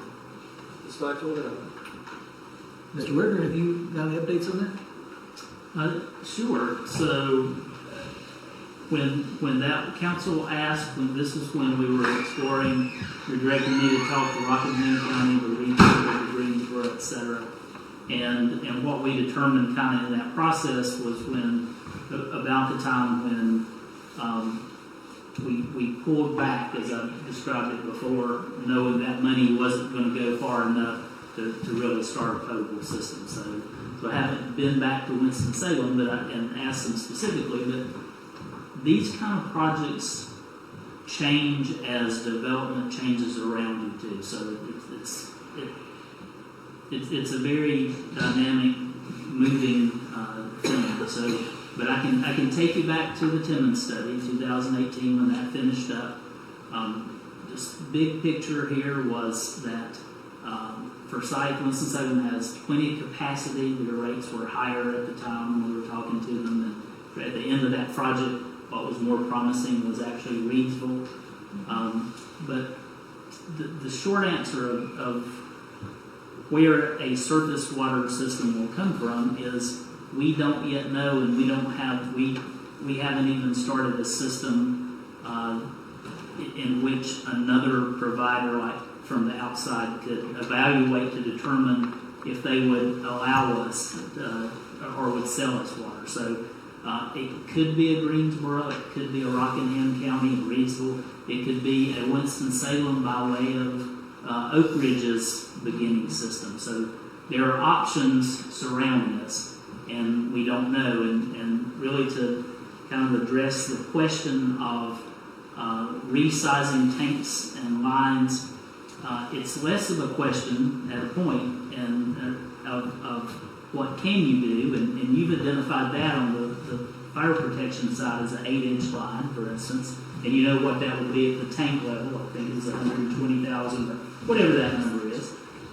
The question is how bullish, if you will, the council or the town is in planning for that future growth. So how much do you want to grow as a town? How much do you feel like the town should be growing, will be growing? And that's where you get into the really hard things of sizing lines to begin with, because again, it can be done with smaller lines. That's just not the charge that we gave you back last year when you came back with the 12-inch line and associated tank size. Ms. Catton? So if I'm understanding, if we go with the smaller size line, there's a certain point where we'll need another tank to increase the pressure. So the town will have land, not only buy the tank, but buy the land or lease the land or whatever to put the tank on. And then my other question to ask is, does this any way affect our funding for our ARPA grant? Because I know when I read the ARPA grant, it does say that one of the reasons that we've got the money is for a potable water system. So does that mean that with the latter part of her question, does that mean that if we're doing it only for fire protection, not potable water, does it still qualify under the... So I passed along, I asked that question when we met in December, which was a conversation with the county about the contract, more about reporting and those kind of things. And I asked that question just anticipating maybe a rethink of where we are with water. And I got back an answer that I forwarded to all council about that. And the gist of it for the public is that depending on how you change the scope, it could affect whether the county awards the money or not. And so it really comes down to, how serious they think we are about building a potable system. And I really don't know how detailed they will get into the engineering specs of that.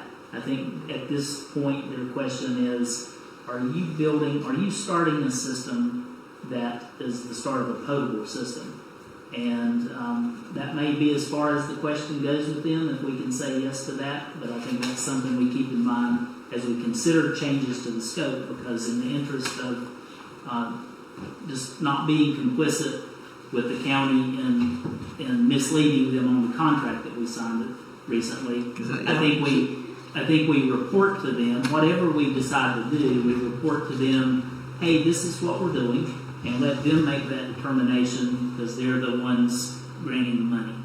I do have a late email from Abby Gosling that maybe Scott hasn't gotten to yet, but she said... Can I hold on before you do that, please, if you don't mind? Mm-hmm. Because for clarity purposes, what Janelle and I heard when we met with Brian was that a 6 to 8 inch line and a 120,000 gallon tank can be a potable system. And I think that's being overlooked, because the 300 and some thousand tank with 12 inch line, although it can be potable just like the smaller, the intent was not. It was for fire protection only. So we're talking about the exact same thing, just smaller size, longer lines, so we can get more hydrants for safety. Mr. Dan, would you have to have a seat? I hate to see you keep standing. I'm good. I'm good. Unless I'm distracted. So if you could clear it up for us. It was for fire protection, but to provide a future opportunity for us to be able to tie on the water coming from somewhere else and be something that was a good current use to help with fire protection, but a long-term availability for someday when Summerfield does have to get water. But that was in the very, very beginning before we got the first prices back. And once we saw how much that was going to cost, that quickly went off the table because the millions were in the 20s. Well, I never cared about the potable aspect of it. I cared about the ability to turn it into that someday. The original intent was for fire protection. I'm sorry, I didn't see you over there. I'm sorry, Tim, I had to get. Stokesdale uses 8-inch, and some places even 6-inch. I actually talked to somebody about it. They have the 12-inch main line that comes in from Walkertown, but throughout the town they are either a 6 or a 8-inch. Did you do Stokesdale? Do you do Stokesdale? But they either have a 6 or an 8, but it's mainly 8 throughout the town. And there was, you made the comment about how many people, are mandatory hookup or whatever. I believe that the intent of what has always been said in this town is that you can keep your well water. It's just for new growth, whether that be commercial or residential. But most people in Summerfield do not want to hook on. They want to keep their well water. That's the sentiment So I've heard. if Stokesdale could do it with a 6 or an 8-inch, and And it's not. So I would ask you, sir, what is the recommended process here for looking at the money that we have today, looking at our need to be able to expand and provide more water for fire protection, but also planning for the future of our town? What would be the most recommended use of these funds and what we do here? But bearing in mind that we don't want to spend as much money, if we can do it with 8, do you recommend 8? So let me address a couple things here. Let me simplify this the way I see this. Whatever you do, whether you put in a bigger tank, bigger lines, you're planning for the future. Whether you put in a smaller tank, smaller lines, planning for the future. I see this as a future potable system. That future conversion could happen in 5 years or 25 years, but it is a phased approach. So the second phase of that, we don't know what that's going to be. So that's not a simple minded way of looking at it. If the intent and the goals are to provide as much coverage as we can with the money that we have and still have the opportunity to convert this in the future, then the 8-inch line is probably the way to go, understanding that it's going to look different than we originally envisioned. But it can be done. It can be converted. What you're going to wind up with right now is you're going to have these lines at dead end. And that's why we have to upsize them, because they're not looped. There's no way. They got one entry point and one exit point at the very end, and so we had to upsize them a little bit. At some point, you've got to put another tank, put another well, another water supply, and you got to connect them all. So it'll be a big loop system. So it is a phased approach, regardless of how you go. You want to stretch the money as far as you can go, downsize the tank a little bit. There is a, not to get into details, but there is a break point as to which you don't want to go below for an elevated tank. So downsize that, downsize the lines, extend it out as far as you can get. I have one more question, and then I'm ready to make a motion. I really need to read this though before you do that, because just to address the question about the ARPA funds that John had asked you.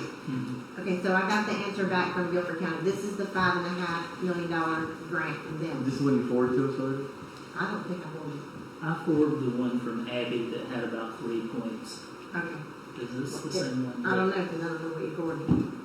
She said, the scope of work requires that the infrastructure be developed in a way that allows for future connection and development of a potable water system. Development of infrastructure that would not be compatible with expansion would not meet the requirements for the funding. So that's the point that you keep making, that we need to keep saying that. It does. Right. And so as long as we keep that on the table, and Guilford County understands that, and everybody understands that's future convertible, then we'll keep that funding. But if we say no, we're not going to convert it, then we lose the I don't think we got that email. Can you send that, please? I think that sounds like It's the the one that you same got. one. It's the I same think one it's we the already, same one I well, sent out. Keith and I got it at least. Well, I sent it to all of you. Okay. I'm looking for it. Okay, I see one water. All right, I found it. Yeah. John, do you have something? We can, if we go with the 8-inch, we can convert to potable or potable. I understand that. And then Leedsville was the one who said a long time ago that they could potentially bring water here if need be. However that worked out, whenever that worked out. So this system can hook into that system. There's just a way that you would have to do it on down the road, but they could work together. That's all I know. That's right. They would work together. You could do that. Whether it comes in from Greensboro from the south, Winston-Salem, Reedsville, Rockingham County, Okay. you can make it work. Okay. I'm just saying, we don't know where it's coming from in the future. Right. So we're going to have to probably go out and get it Okay. when they get it to the town limits, but we can make it work. Well, I guess the other way I look at this is that the future is we want a potable system. Everything that we're putting in the ground today will be used for that potable system in some manner. Okay. So it's not wasted. Right. Okay. It's not thrown away. So then, for you further, so what Janelle and I walked away with in there, and we still are getting numbers from Brian. They're not concrete yet. They're just in email form. And because I asked for some information about it, so we still need to review that. Janelle and I, and please correct me, I don't want to speak for you, Janelle. We are proposing the smaller tank, the smaller lines, to expand the line considerably for potential greater fire safety. And really important that seems to be constantly being overlooked is a smaller tank, whether it be for potable or for fire hydrant only, that it would reduce the potential risk of negatively impacting the current resident wells while still offering a greater fire protection. We don't know what we don't know. We don't have any geological studies to say whatever we do is going to impact our current citizens and their wells. So going ahead and making a decision of a smaller line, smaller tank reduces that risk. And please, I don't want to speak for you. I would love to be able to review some more information before we make a motion to do this. And just being on town council for 2 full weeks, I don't think that's much to ask. And before you go any further, too, Mr. Nelson, Tim, if you don't mind, Mr. Zesp, if you don't mind, if we could have him. Yeah, Dan. Okay. I'm hearing, I noticed this on the agenda, all I'm hearing is about water, fire protection. I've been there. City of Greensboro, I know all about it. When you do water, and you think about the future long term, water and going potable, I hear that it's not going to, Gibson County won't support it or contribute funds if it's just for fire protection. Is that correct? Okay. Well, So it's okay for it to be fire protection now. As long as it can be converted at some point. 20 or 30 years. It can be 20 or 30 years okay, from now. with that said, what's being missed here, from what I'm seeing, is future development, commercial, and the text amendment that was adjusted to fit Mr. Couch. Let's use it, because that's coming up. You've got to have sewer. Sewer is just as expensive, or more so, to put it in and to do away with it, because you cannot have that volume of water, future towns hooking on. It does not work like a set of apartments. They have to have sewer. You have to have sewer for commercial development, like going on at 73 and Oak Ridge Road. That is all in the future. Okay, is the town okay? is a citizen will be impacted by all this sewer that has to follow water? Question to the engineer is, am I saying anything wrong here? Does not sewer eventually, all the water have to go along with this water system that we're putting in, which is a unbelievable impact on all Summerfield citizens in the future? The way I would answer that question, there's a lot more opportunities and options for sewer than there are for water. You've got package plants, you've got, you still have septic, you have other options there. It's a little bit different, but yes. We have water, there's sewer at some point. We have sewer now, and that's what the town is, we have sewer. But the council's gonna be hit here pretty soon with this existing text amendment with the potential of many apartments, higher density, and commercial businesses. And that is not gonna work with sewer systems. There's not the land there that cannot support these apartment complexes and these townhouses and everything. The smaller, the more development, the smaller the lots are going to get, the less room there is for septic. So it has to go to a sewer system. Greensboro can prove that. Who there has wells? I've seen in Greensboro, they extended the new annexed areas. You had the option of hooking on or not hooking. You could still use your own well to wash cars, but not for potable water. That got eliminated. So I'm just saying some history that I know, and I'm asking the question here. Is our council and our staff, is our town going to look forward to the inevitable, in my opinion, the inevitable sewer system is going to follow all this? I know it's futures down the road, but you're getting ready to deal with that also here in the near future, one way or the other. So I'll leave it at that unless somebody wants to. So is your question that if we do the 8-inch lines, sewer will follow with it? I'm not saying with 8-inch lines, but if it eventually hooks up and goes to potable water, affordable water, then it's going to support apartment complexes and commercial development, which is going to equal or equate to a sewer system that's going to have to come into play at some point. If it's fire protection only, if the fire trucks hook up to it and put fire out, the water ends up on top of the ground.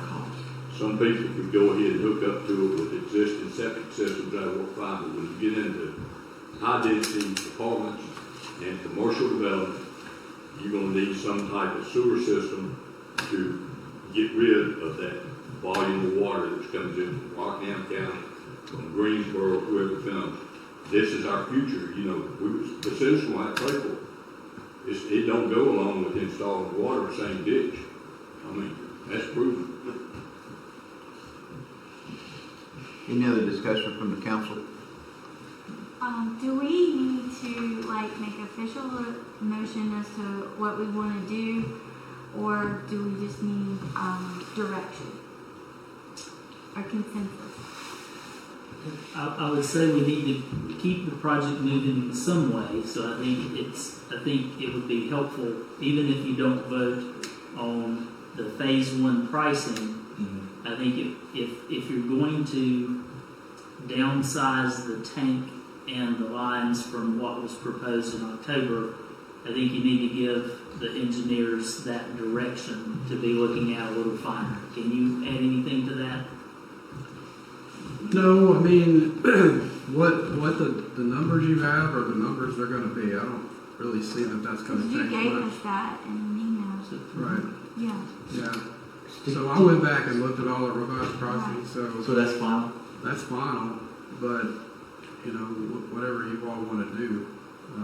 I did go back and adjust everything, So if you wanted to vote on something clearly to keep it moving in the direction that you're talking about, the $575,600 would be the number to apply to the scope of work that's in your packet with the little modifications, because that was earlier with the 12-inch lines. we would change the lengths of lines in that opening paragraph from 7 to 12,000 feet in the sizing.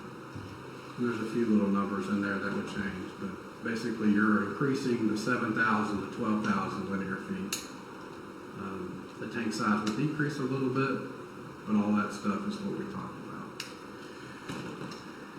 Nothing else is really impacted in the scope.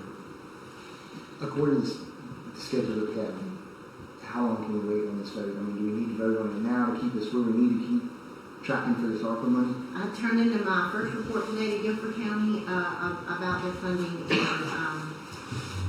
I mean, it's the more pressing grant is the 1.1 million that we're getting from the state, and all those contracts have to be in place by June 30th. So that's the more pressing. But if we wait so we have a timeline and we have to be finished by all these things. And so if we wait too longer, there's a completion date that we have on the water. And so we're already a little bit behind schedule. It does make me a little nervous to put it off, but I'll go with... It's 30 days too much? Yeah, I already heard, I've heard, Mr. Doggett, I saw your email too. I know that you're anxious to get this moving forward, but like Heath, I am, if we can have the 30 days, and Mr. Jan, you've been super patient up there with us, so I really appreciate that. But as Heath said earlier, this is the first council session that we're actually here sitting on, so we're trying to play a little bit of catch up on a matter that folks can get pretty heated about. Sure. So if we can have the 30 days, we would like it.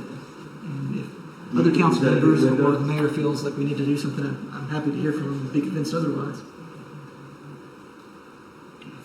We'll be okay with that? It's a delay, but I mean, we can, it's important. This is a monumental decision, and it's a political decision, so don't make the mistake of thinking that I'm trying to persuade you one way or the other. I don't want that heard tonight. So, if you need another month, take another month. And it'll cause no harm, no loss of any funding being done. Just need to move on to whatever we do next time. Okay. And Janelle, I've been talking a lot. Dwayne, real quick, would you? Well, I thought Mr. Nelson raised a good point. I was just going to rephrase what I think he was trying to say. We're talking about putting in a water system for potential and eventual potable use. Once it goes to potable use, there's a certain flow that's going to happen, and it's going to be small at first. It's going to grow over time, and that water has to go somewhere. At first, I guess it could go into the septic systems. At what point would the system we're contemplating reach a flow rate that would demand consideration of an alternate disposal mechanism for that water beyond our septic systems? 50%, 100%, 25%? That water got to go somewhere at some point. Well, It reaches a certain point. It depends on the customer base. In my house, I have a well and septic.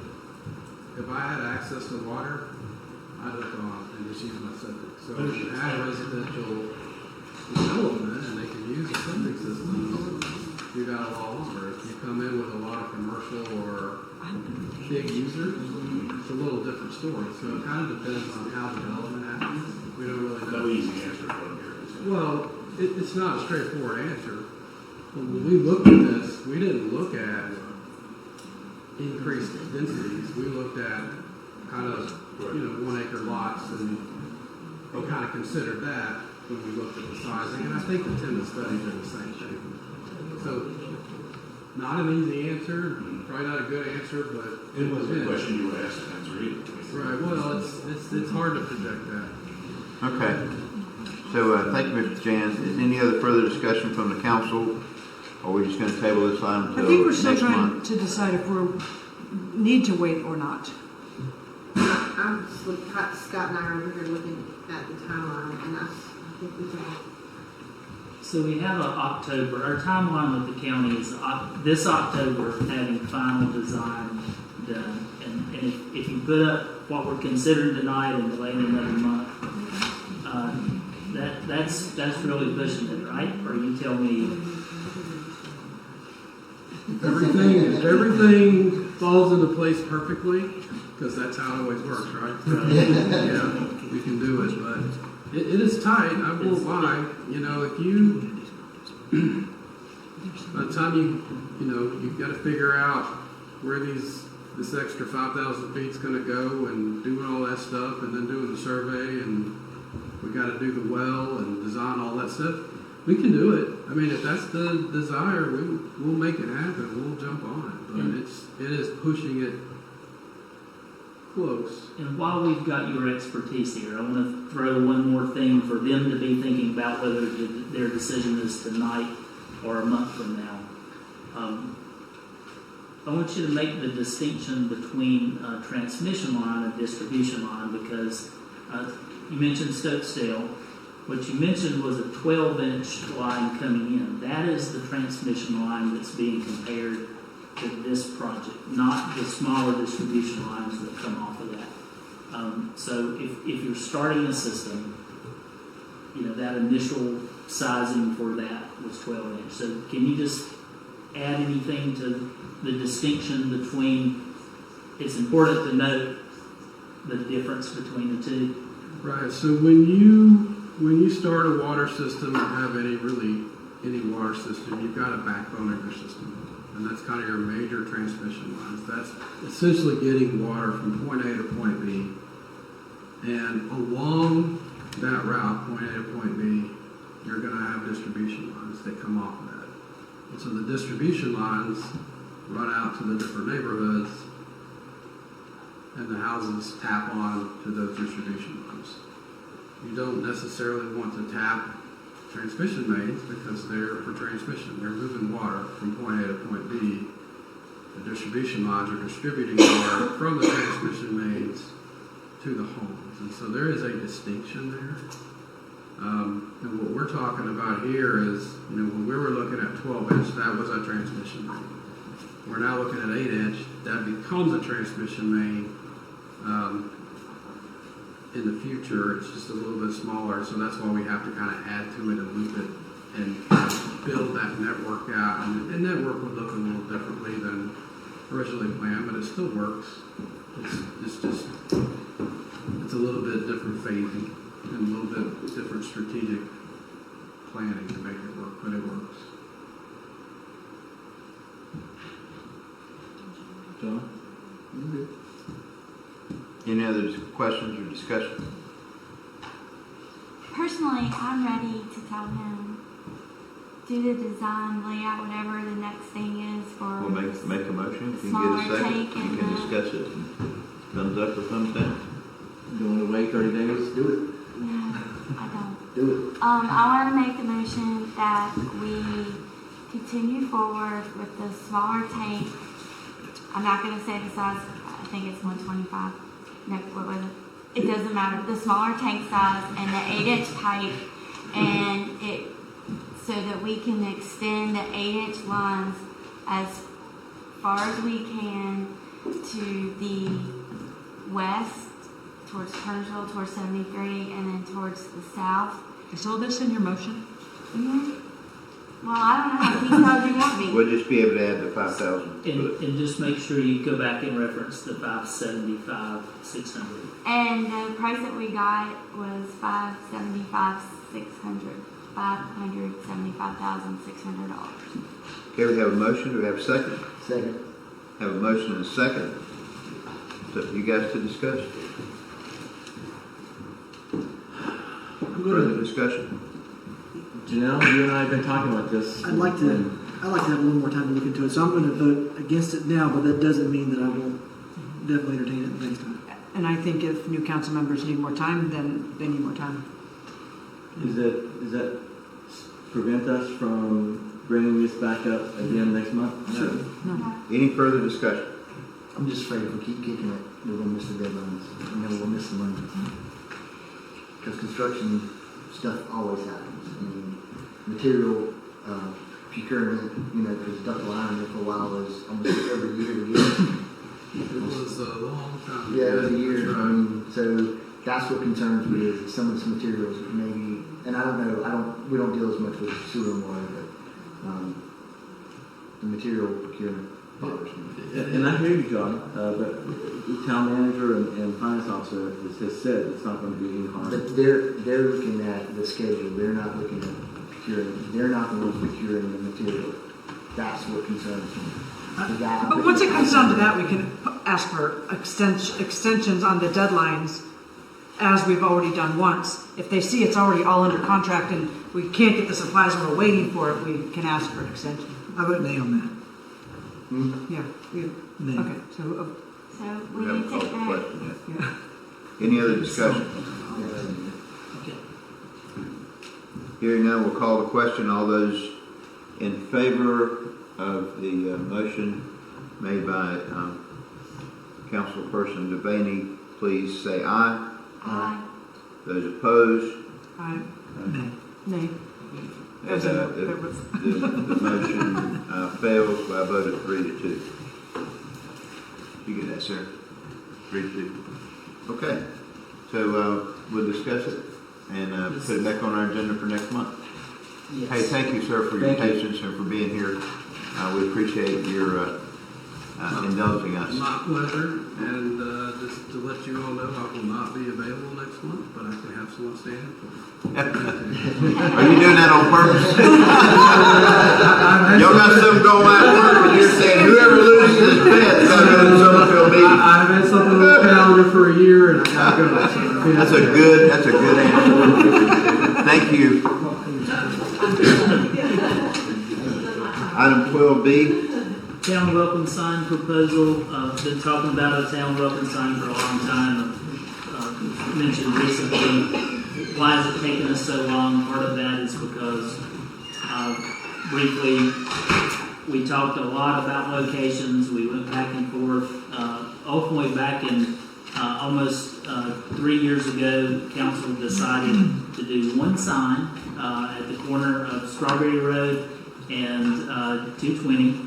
And that's on the right-hand side in that wooded lot, and that took some work. So that property is owned by Guilford County and Greensboro. So town paid for a survey. The town took care of, negotiated a land agreement for that sign, and we went out to bid for it at the time with what we had budgeted. And the bids came in over budget. And if you'll remember, this was in the pandemic. Costs were high. The thinking was that if we gave it a little time, maybe this would be doable in the near future. Fast forward, we budgeted for it this year for $75,000. This is a big sign. Just so everybody will know, it's almost 18 feet long. It's about roughly 8 feet tall because you have to build it up to the area that we decided for the sign. We cleared some trees in there, and we had to build it up to the roadway there on 220 so it'll be visible. It'll be a very beautiful spot once it's done and lit. But we budgeted, we did requests for proposals, and at a budget of 75, we got one interested vendor. It is a local vendor, Merchants Association member, and that price still came in about $3,000 over. So I'm making the recommendation because we've got so much effort into this sign. And let me say something I forgot. This sign was approved back in, I think that was February of 21 also, or maybe a little bit earlier than that. But the sign design was approved. We had the structural engineering done for that, so we got full construction documents. So it's already fully baked in terms of a project ready to be built.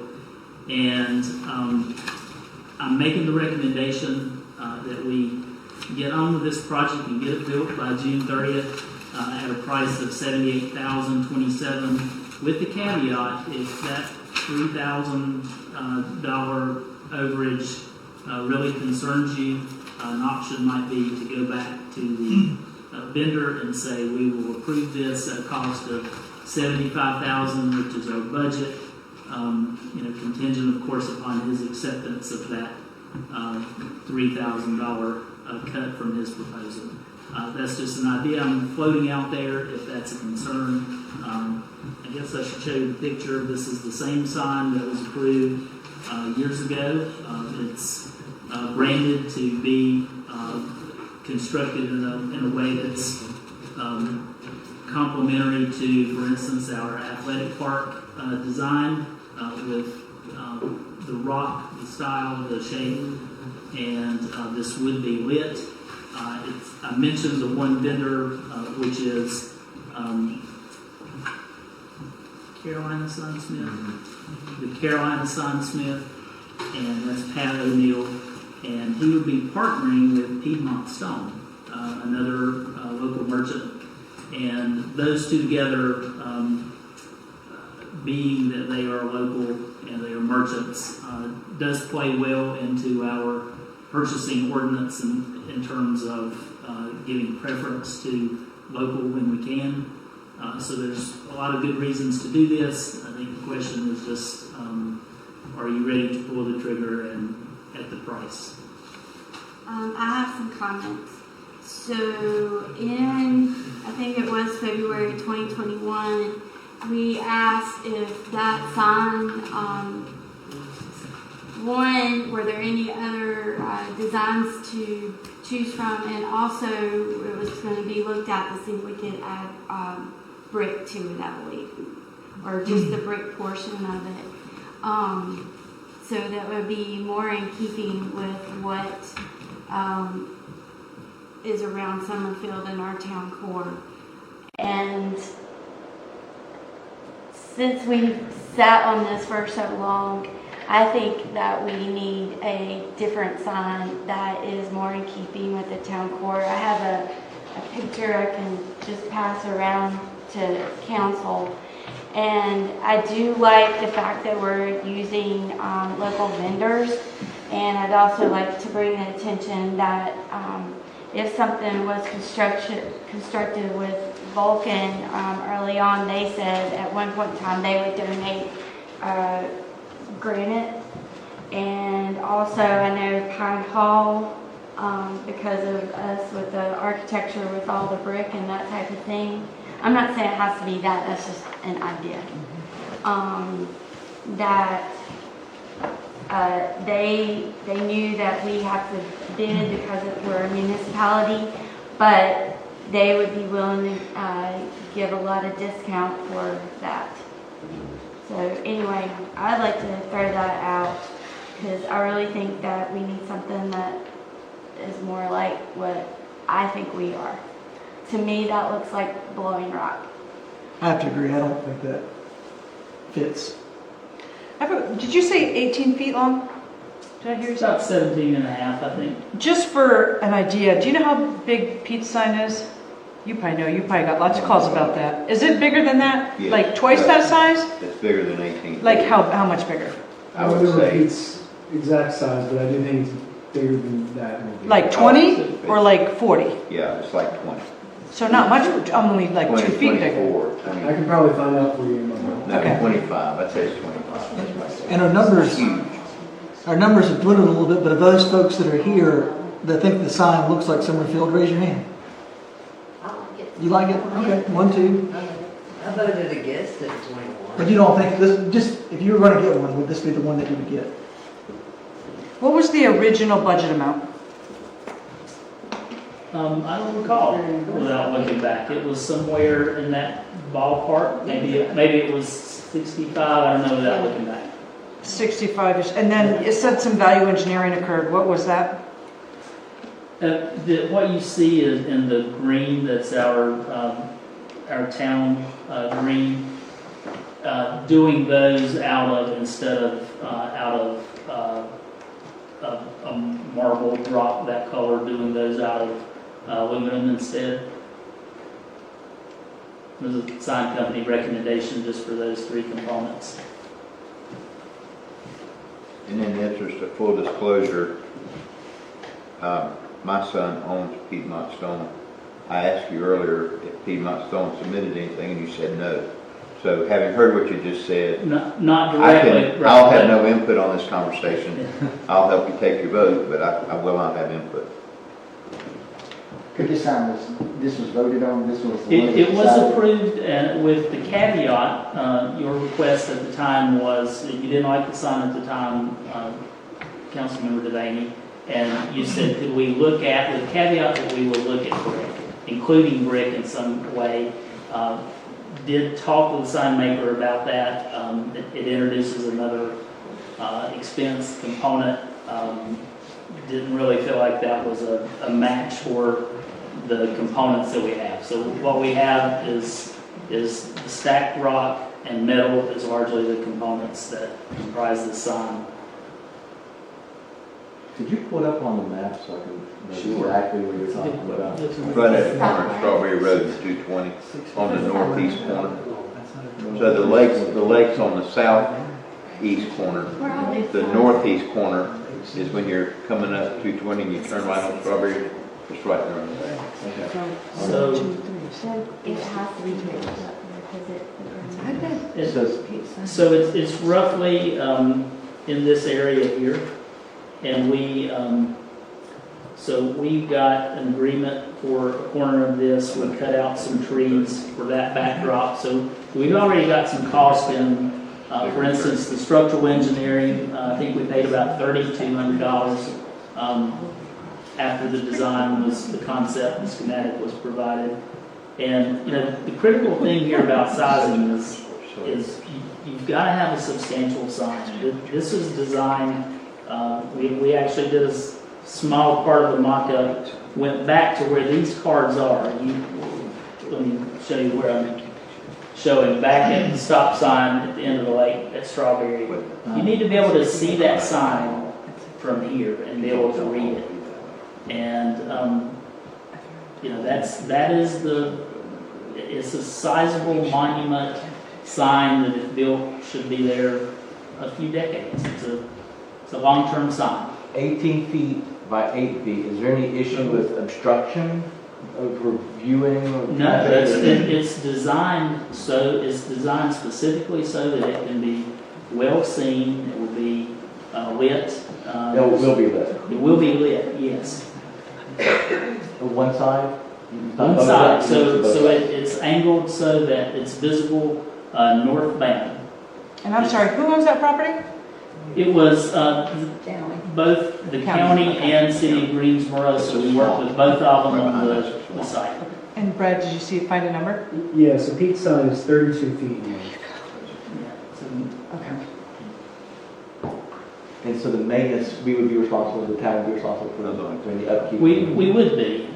It's, again, that's part of the design. The stone and the aluminum would not require a lot of maintenance. So that was part of the design instead of doing something that's painted, for instance, or we had proposals of high-density urethane or other types of materials that didn't feel were conducive to that site because if the tree, part of the pine tree comes off and hits that sign, it needs to largely survive and not have to be rebuilt.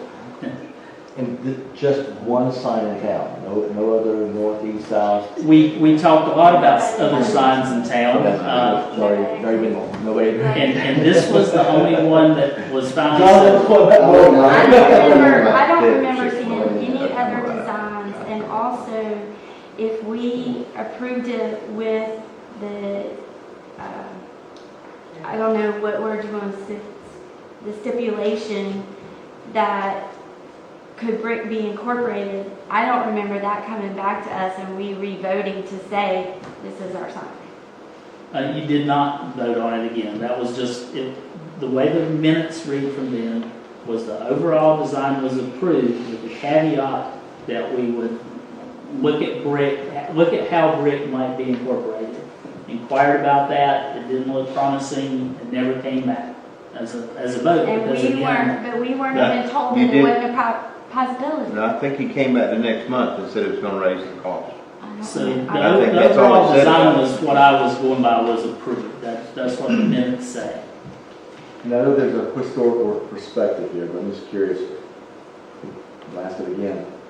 Why just one spot in town? Why not our residents and our families coming from the north, down 220? Let me zoom out real quick and give you this view.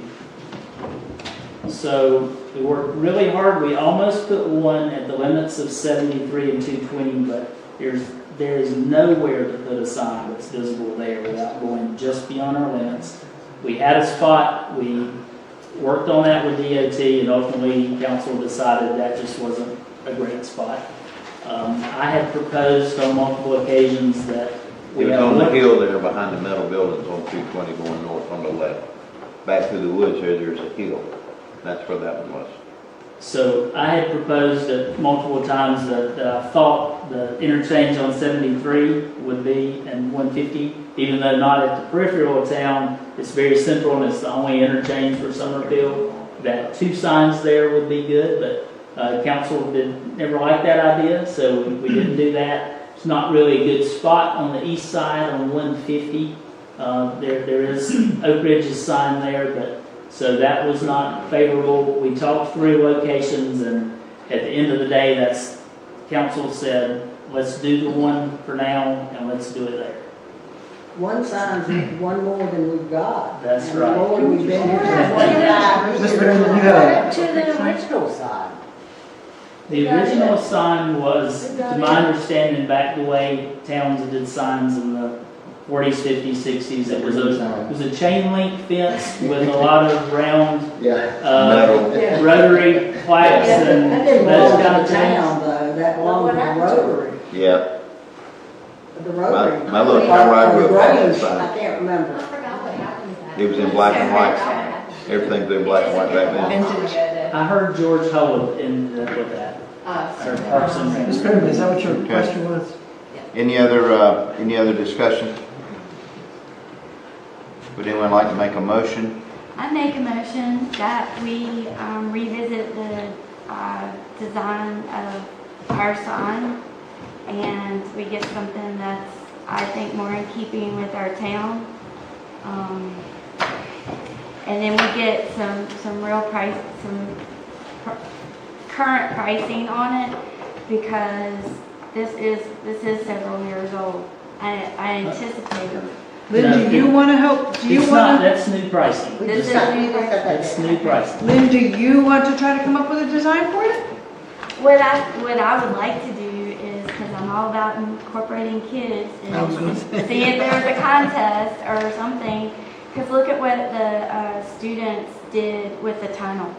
That was absolutely beautiful, and everybody loves it. And you got college students or in design schools and that type of thing. What a wonderful project for them. Spearheaded So them? we have I will. a motion. We have a motion. Do we have a second? I'd just like to revisit. Motion. Do we have a second? Yeah, I'll second it. Have a motion and a second. Further discussion? Is there a way to because once we approve this, if we do it, I like your idea of having some input from the Community input. Yeah. I would like the idea of maybe like half the cost, 2 of them, if we could, but definitely get that price down. Yeah. But Half- I like that, He you know. likes that half the cost. Do a too. I design. like that. Yep, it's already designed and it's priced. It's ready to go. We spent the money on the design. That's wasted money if we go away from the design now. I mean, everybody ran on being physically responsible for the money. You just throw the money away. It's been approved by another council to put that sign in.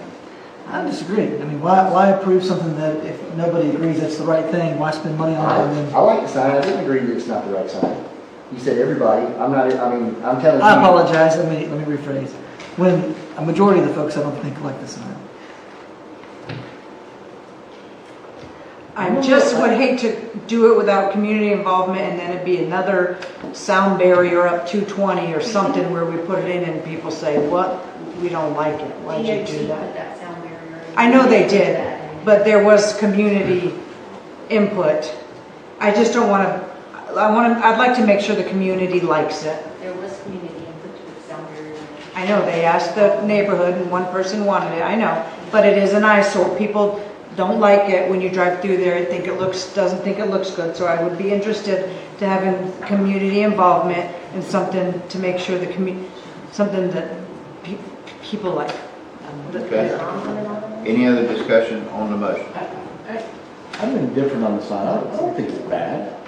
I think a sign would be nice. I agree. I think a sign would be nice, but I think it's a lovely sign. for $75,000, I would hope that we could have 2 signs.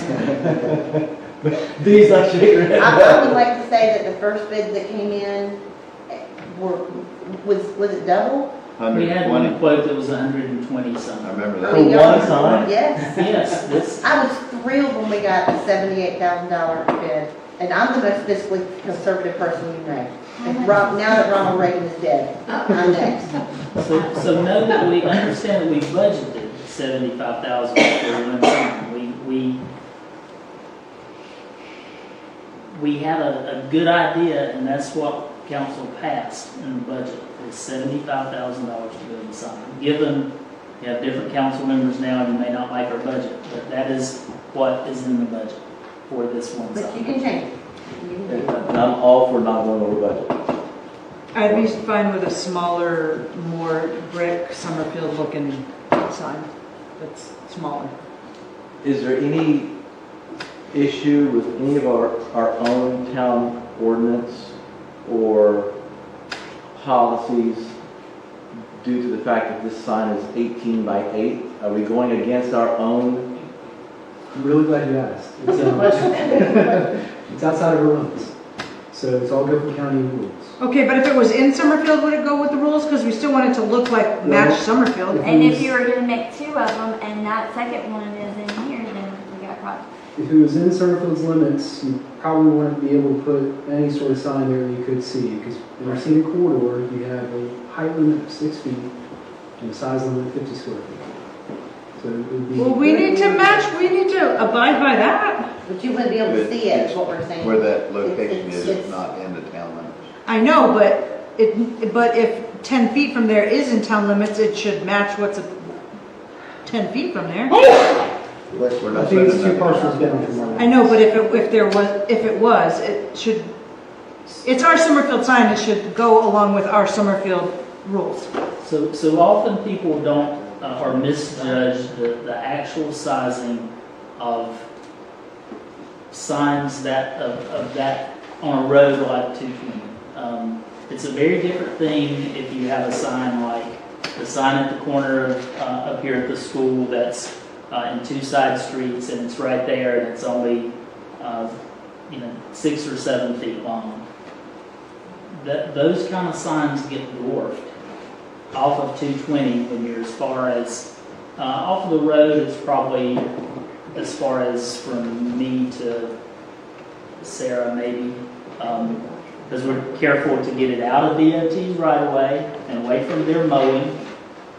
And the site was selected by council at the time very strategically. And given that that's the site that's chosen, you can't put a sign much smaller than that there.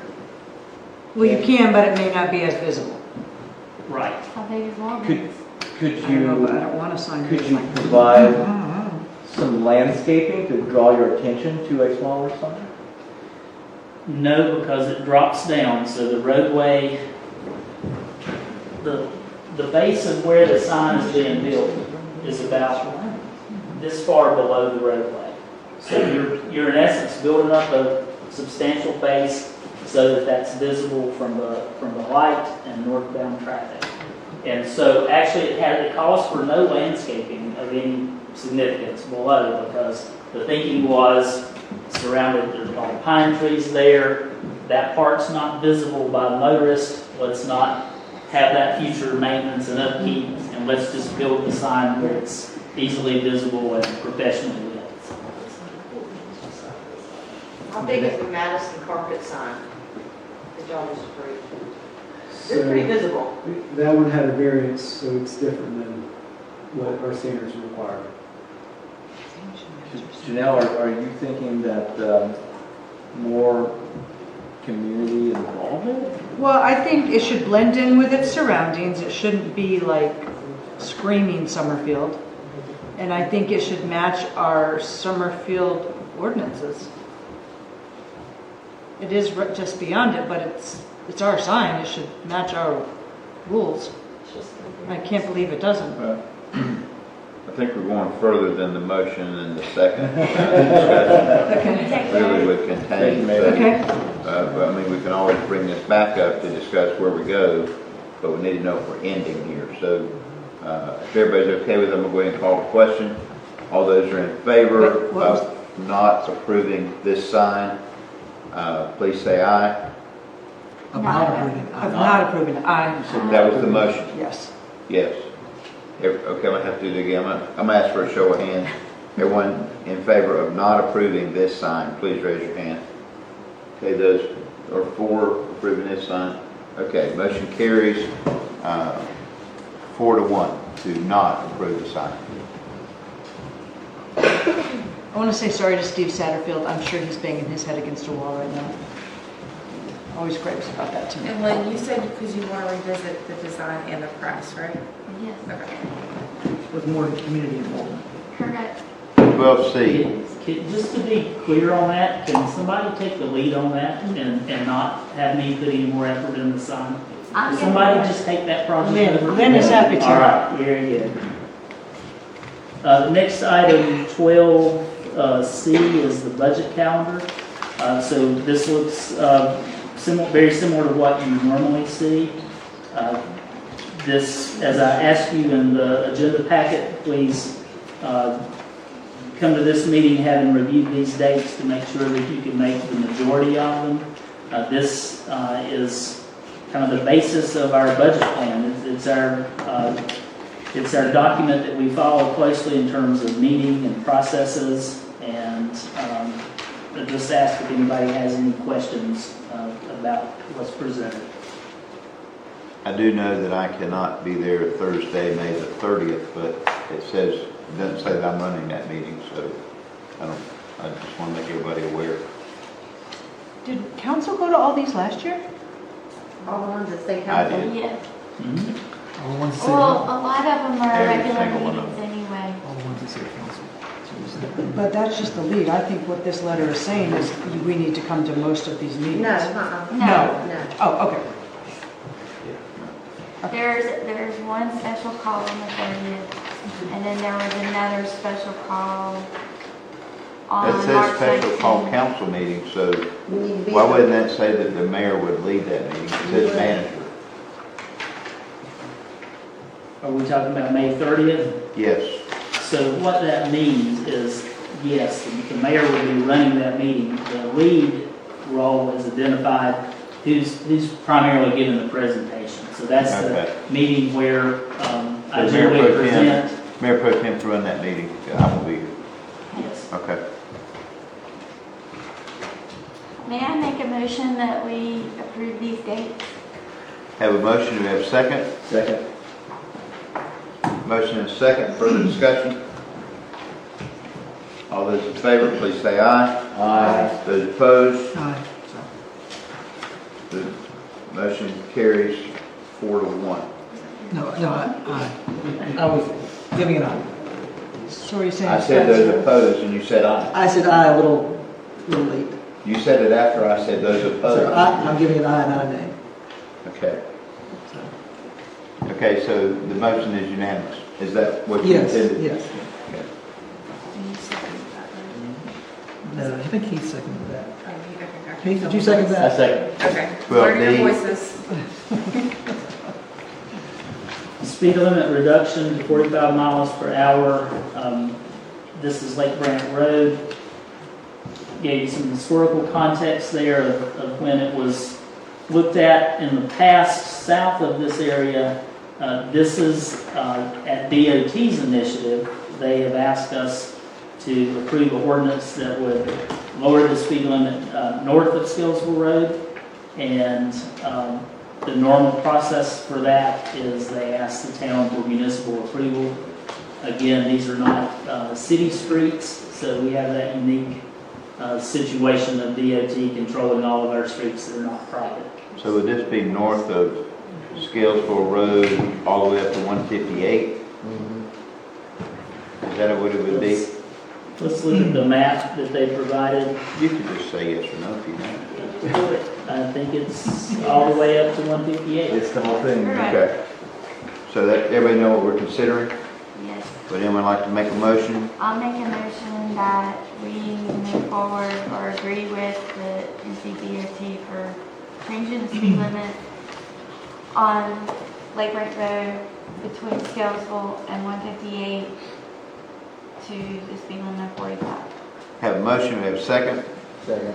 Have a motion and a second by Mr. Doggett. Any further discussion? I do. Okay. So, in the packet, it references, as well as in the email from Mr. Gonzalez, that a request from a citizen, which the way I read it is one person requested a change for the entire road.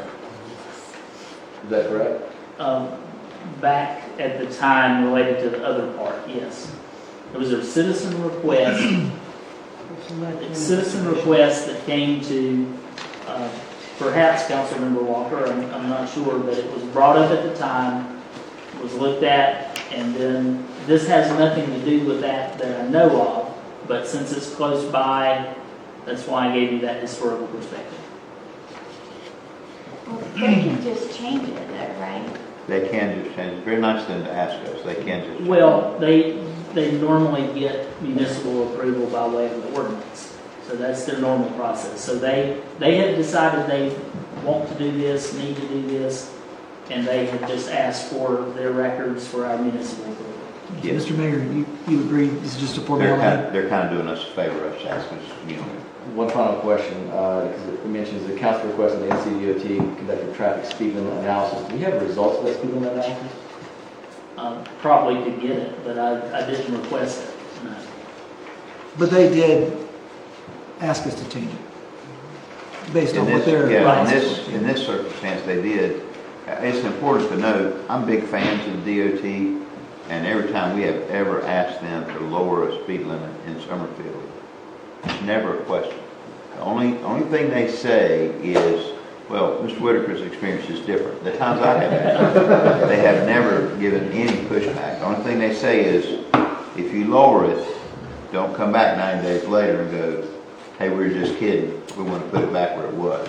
So that's the only nuance they've ever given me, and so I've probably done it 3 times. I have. I don't know Mr. Whitaker's, because he's shaking his head. I was just thinking of the town requested there in front of Town Hall on Oak Ridge Road, 150 years ago, to reduce the speed limit because of I was traffic. not, yes, and I was not serving during that time. And so you're exactly right. And they spent about 6 months probably or why they so couldn't studying, looking at it, and came back and said no, they wanted to keep it at the speed limit. Yeah. So just for future knowledge, they're super to work with. Super. They always have it. I don't know if I can ask for this consideration, but an additional speed limit sign or two I think would be fabulous. That road is frequently traveled by Northern High students. That's the way my daughter went, and I've griped at her before, and she's like, Mom, the speed limit is 50. I have looked for a sign, and it took her a while to find the sign. I've not seen one. Right, so if there's an option for additional speed limit signs, I think that would be really great. That's what I was thinking too. Yeah. Is that you lower it, it's 50 now, right?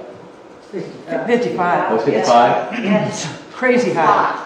And if there's no sign, it's 55. That's like. So we need additional speed limit signs. If it's not in the town, no sign. So we need additional speed limit signs, if we could request that. You can always download the Waze app. Yeah. It tells you how fast you're going. Yeah, but the kids on the way to school, they need to know what that speed limit is. All right.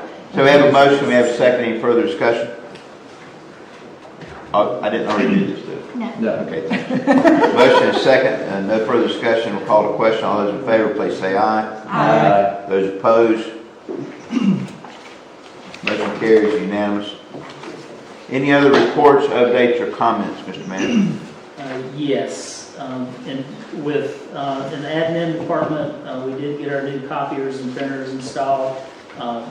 One change, we no longer have a fax line. We've done away with our fax line. Wow. I'll be removing that from materials that have our number on it. Saving money. Well, let me tell you why. It's because we were going to have to pay so much more to keep it. And I'll tell you, I haven't gotten a fax in years. Yeah. And unless it's some kind of weird advertisement. I mean, nobody faxes us. We did have one citizen who used to fax her public records requests in, but now she brings them in because her fax machine died. And so, and so when we got the new copiers, we're actually saving money every month on our new copiers as what we were paying on our old. They finally told us we can't get parts for these old copiers anymore. So new copiers are actually even saving us money, but I was gonna have to pay more to keep a fax line that no one uses. Because, I mean, everybody wants to scan stuff now. And also, so we could convert it to a regular phone line, and that way 3 of us could talk on the phone at the same time. Because as it stands now, it'll go to voicemail if too many of us are on the phone at once. So Right. it's a win-win. Super. That's So, awesome. Thank you. I mean, maybe there'll be somebody that complains about not having a fax line, but I'm telling you, we don't get faxes. That's great. We're all for it. You had to say hello. Anything else, Mr. Twitter?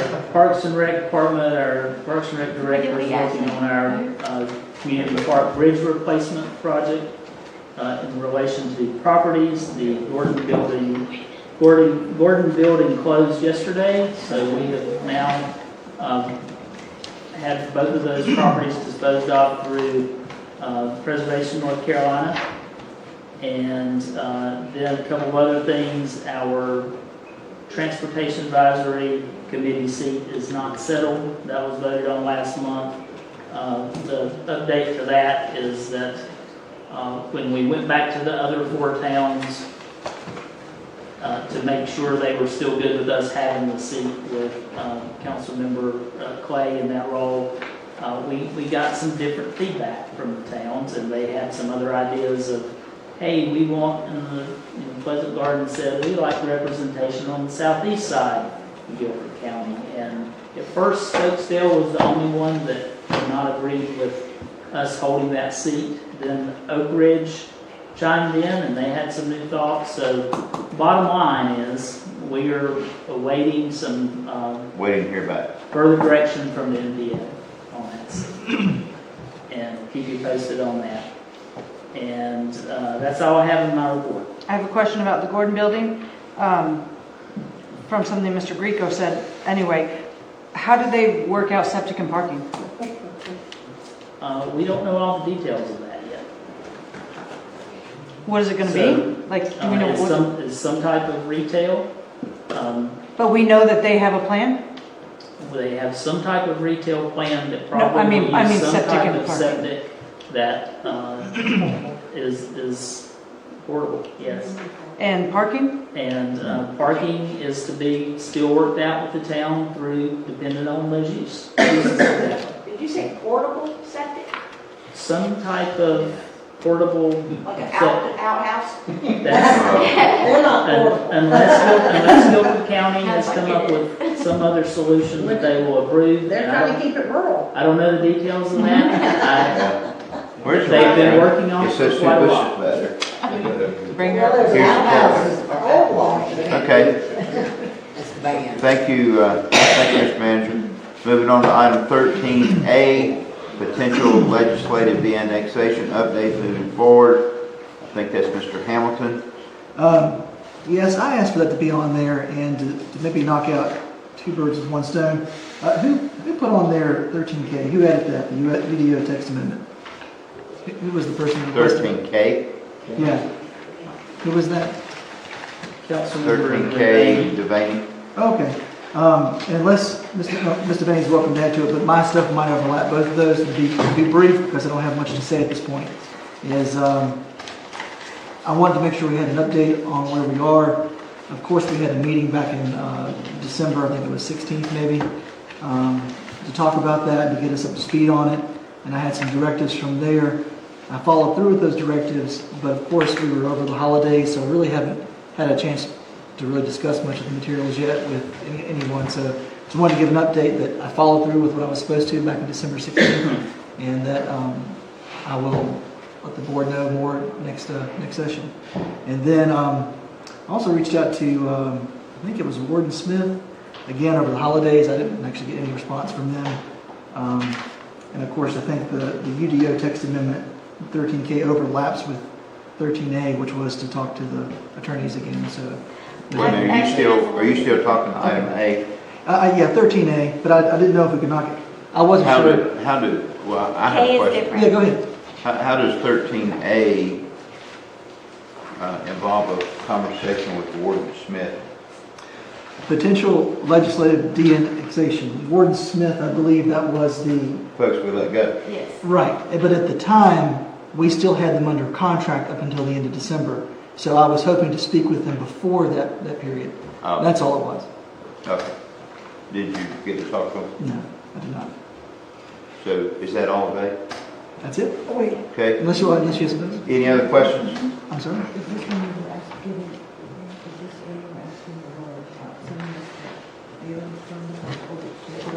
We've already done that.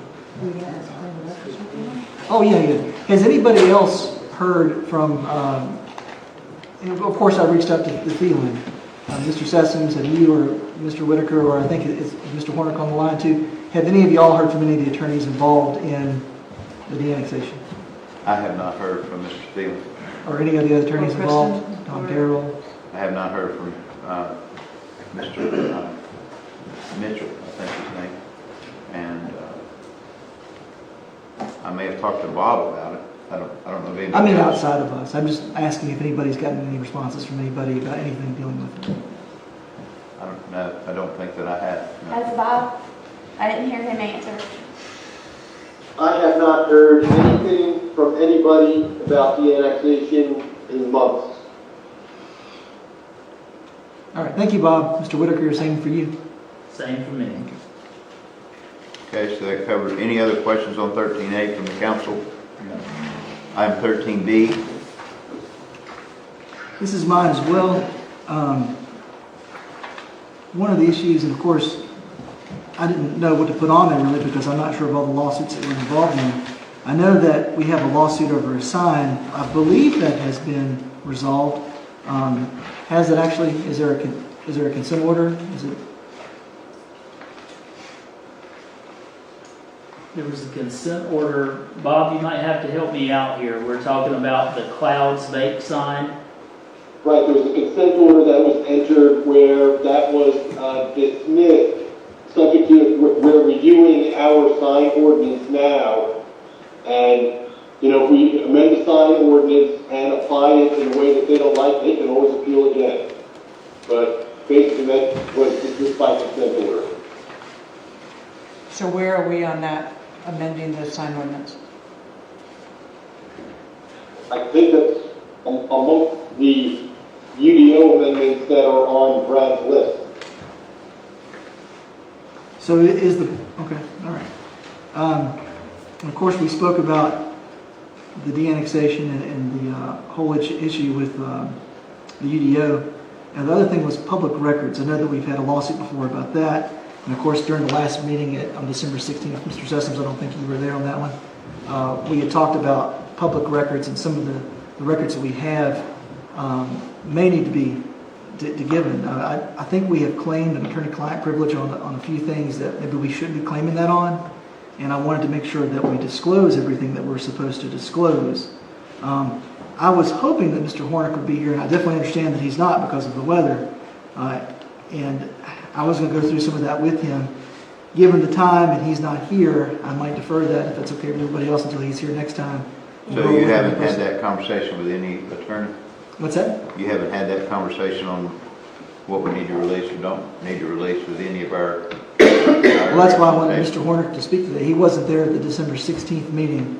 We have, for instance, we have communications, I think, with you and Tom Terrell, Mr. Sessoms, I believe it's the two of you, that I don't think falls under attorney-client privilege. And unless there is some sort of reason that we have to keep it confidential that's allowed statutorily, I think those things would have to be provided to the public. It's not up to us to gatekeep, because we're afraid of what the public might scrutinize. I don't think anyone has gate kept. I think we've all responded to the advice that we were given by our representation. Well, that's why I have no problem with any of it being released, personally. But if an attorney says, I wouldn't release that. So he's questioning what the attorney said, so we want to get... Right, so I'm asking the attorney, does the attorney-client privilege apply when there is no attorney-client privilege? So if there's a communication, say, to opposing counsel, and you can't get any more unprivileged than that, because the opposing counsel has it, Are those protected under any statute of North Carolina for us not to give out? Well, I would encourage I'm sorry, that was question. I would encourage you in that case to get with the attorney and include Mr. Whitaker, Mr. Hornick, and get that worked out and be able to make a recommendation with something that has some paper on it for us to study prior to the meeting and be prepared to vote on that and put it through. Well, that's the thing. If there, I've heard someone say you can vote to put it through or not vote to put it through, but you cannot. It doesn't matter if you vote or if you don't vote if it is a public record. The question is to Mr. Hornick is, and I think it should be a simple one: are our communications to opposing counsel, which are not privileged, are they protected in any way under the general statutes? And if you don't know now, I'm completely fine with you looking into it. Mr. Hornick, do you want to? He's here. I'm listening, and I think communications between, say, Tom Terrell and me would not be subject to attorney-client privilege. I think when I forward the communication, say, to my client, then my communication about that is privileged. So you just believe the fact that you are sending something back and forth, that's the privilege. Even though you're not giving any actual content, you're just delivering something to us. I'm giving advice. So, but no, if you just forward something and you don't give advice on it, is the communication from the opposing counsel, that is something that is not protected. So any advice you have could be redacted, and the communications with opposing counsel would allow us to be transparent with Summerfield, wouldn't it? Well, I think so, but it's I understand you're not here too, context about when to release information. And I can talk to you more about that at some point. I didn't hear your... What was the first part you said? Something about the timing of releasing a record depends on the context, such as we're being threatened with litigation. Under what statute are you finding that? Because I have not found that anywhere. Could you just tell us what statute it is that stops us from disclosing? I cannot tell you off the top of my head what statute it is, even if it is a statute. And I am fine with that. If you could, the next meeting we come to, so that since you're not here, the next meeting next month when you come, if we could discuss that.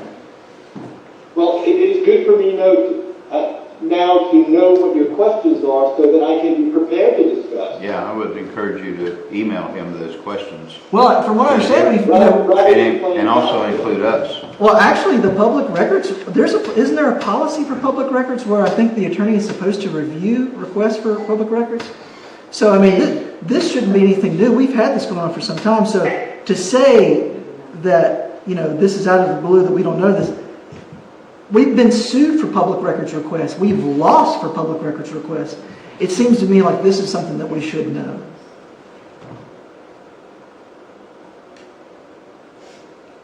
Again, so when you say... Again, we rest on the input of our hired legal representation. Which is the discussion we heard back and forth. And I do what they say. He said it was public record and that council could vote on it.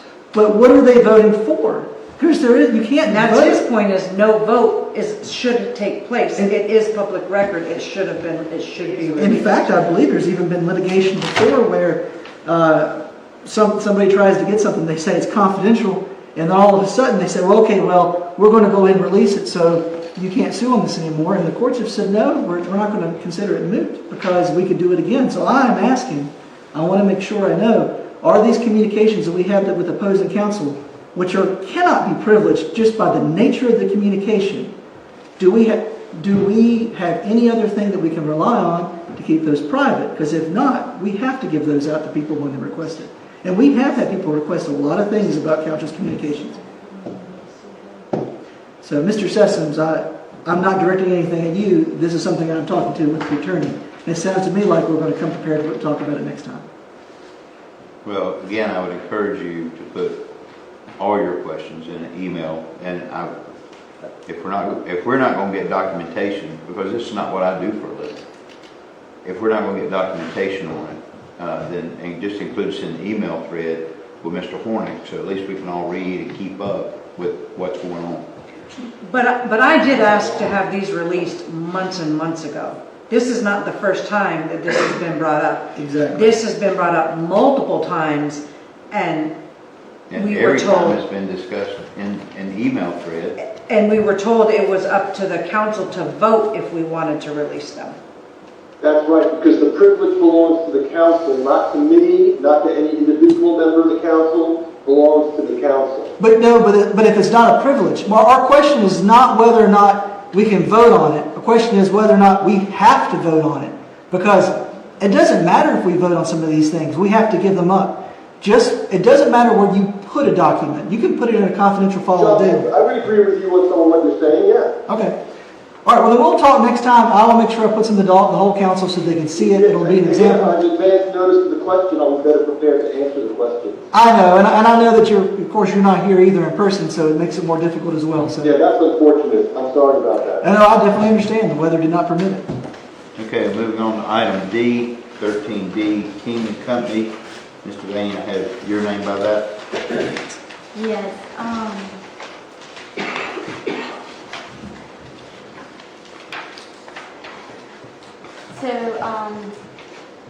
I think I just wanted to revisit this because we had gotten some information with the contract, and I think there might be some changes going forward with the contract. Mr. Hamilton, can you speak to some of that? Maybe the contract portion? Yeah, the contract as it is, I don't think we can agree to it at this time. I do think that it needs to be reworked. I spoke to Sebastian earlier for just a second, and I told him, I said, well, we will probably submit this to our attorney. I would vote against this today, but I think that we need to work with Mr. Hornick, and again, he's not here. It'd be nice to go into closed session with him and discuss these things to modify the agreement.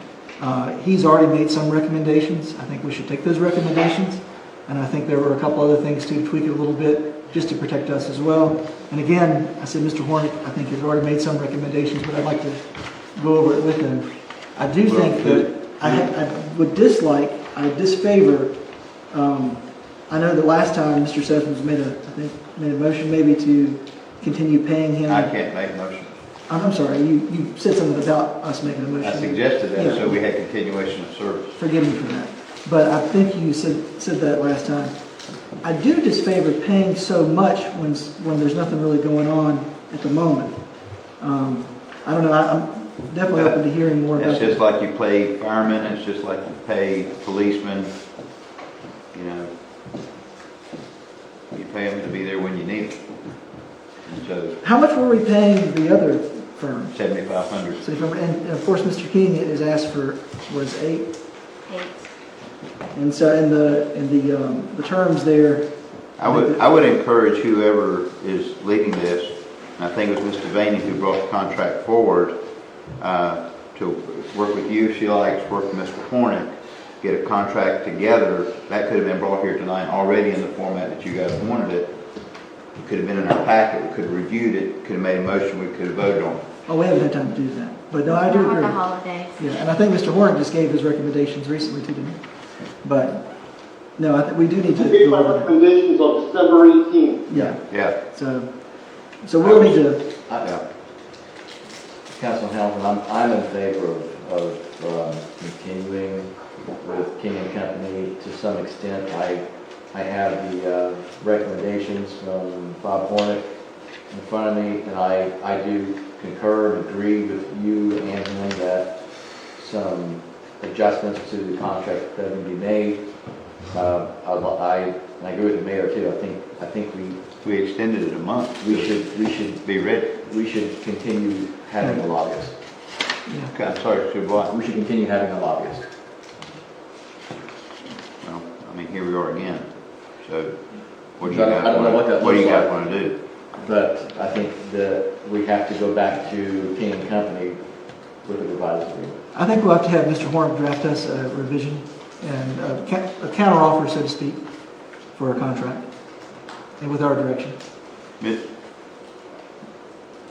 We have to make- Hornick, would you be comfortable, I don't think we can redline Mr. King's document and ask for his approval or disapproval of the red line document.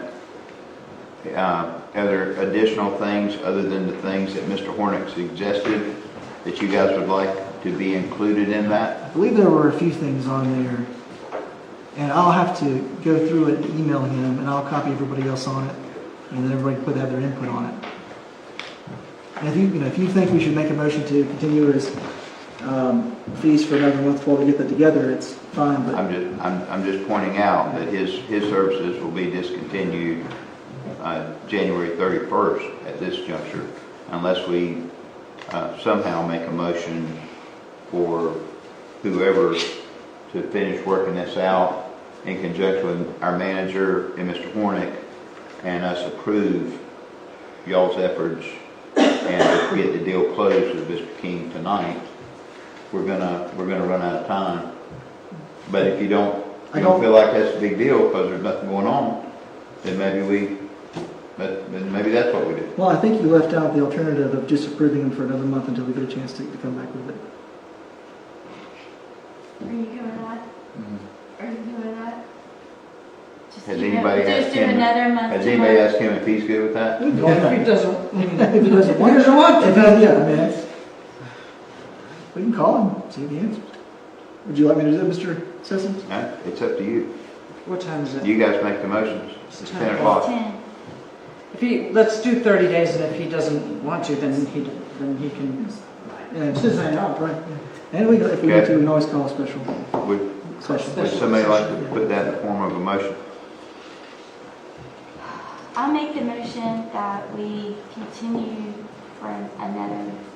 I'm sorry, may I interrupt you? Yes, please. We do have the meeting on the 27th. So we could do that. Could we, Mr. Whitaker, can we conduct business at that meeting on the 27th? You can if you advertise that purpose too, or if you're all present and in agreement.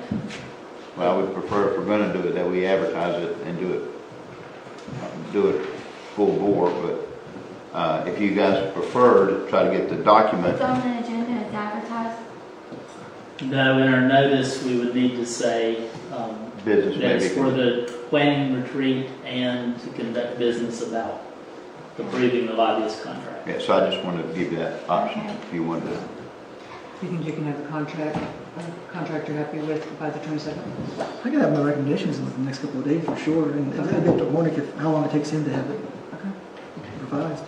Okay. I'll make the motion that we add this to the agenda of the retreat with the revised, and I have to say you're going to advertise it. Just say that you want the topic at the retreat and I want the we'll topic notice at the it. retreat. I don't think it needs, does it need to be a motion? It doesn't have to be. Because we're not going to vote on anything So our until we get consensus his is contract. everybody's good? Yeah, just add it to, if that's okay with you. That's fine with me. That's perfect. Okay. Who's going to communicate with Mr. King, let him know? Is that, I can do that. Thank you. Okay. Item number 13E.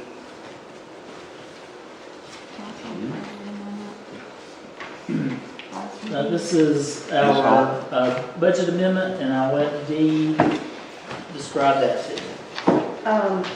It just, some things came up. How unemployment works for municipalities is, if you're in the private sector, they will send you a bill and make you pay into an account for future unemployment a certain percentage, a certain percentage of your salaries.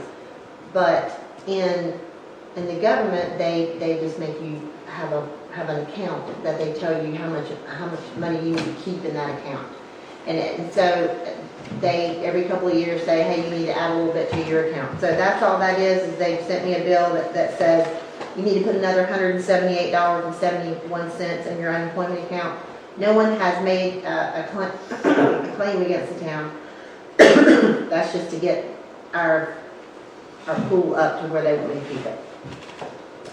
And mostly because our clerk is going through master clerk training, and whenever she finishes with all of her classes and has finished 2 years with the town, which will be this September, then she'll be a master clerk.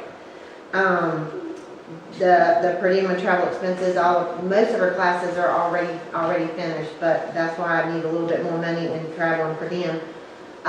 Because also when SunTrust was here in Summerfield, we didn't have so far to go to the bank every day. Now that SunTrust is closed in Summerfield, Sarah has to go all the way to Oak Ridge and go to Truist. So whenever we make our deposits, and gas prices have gone up too.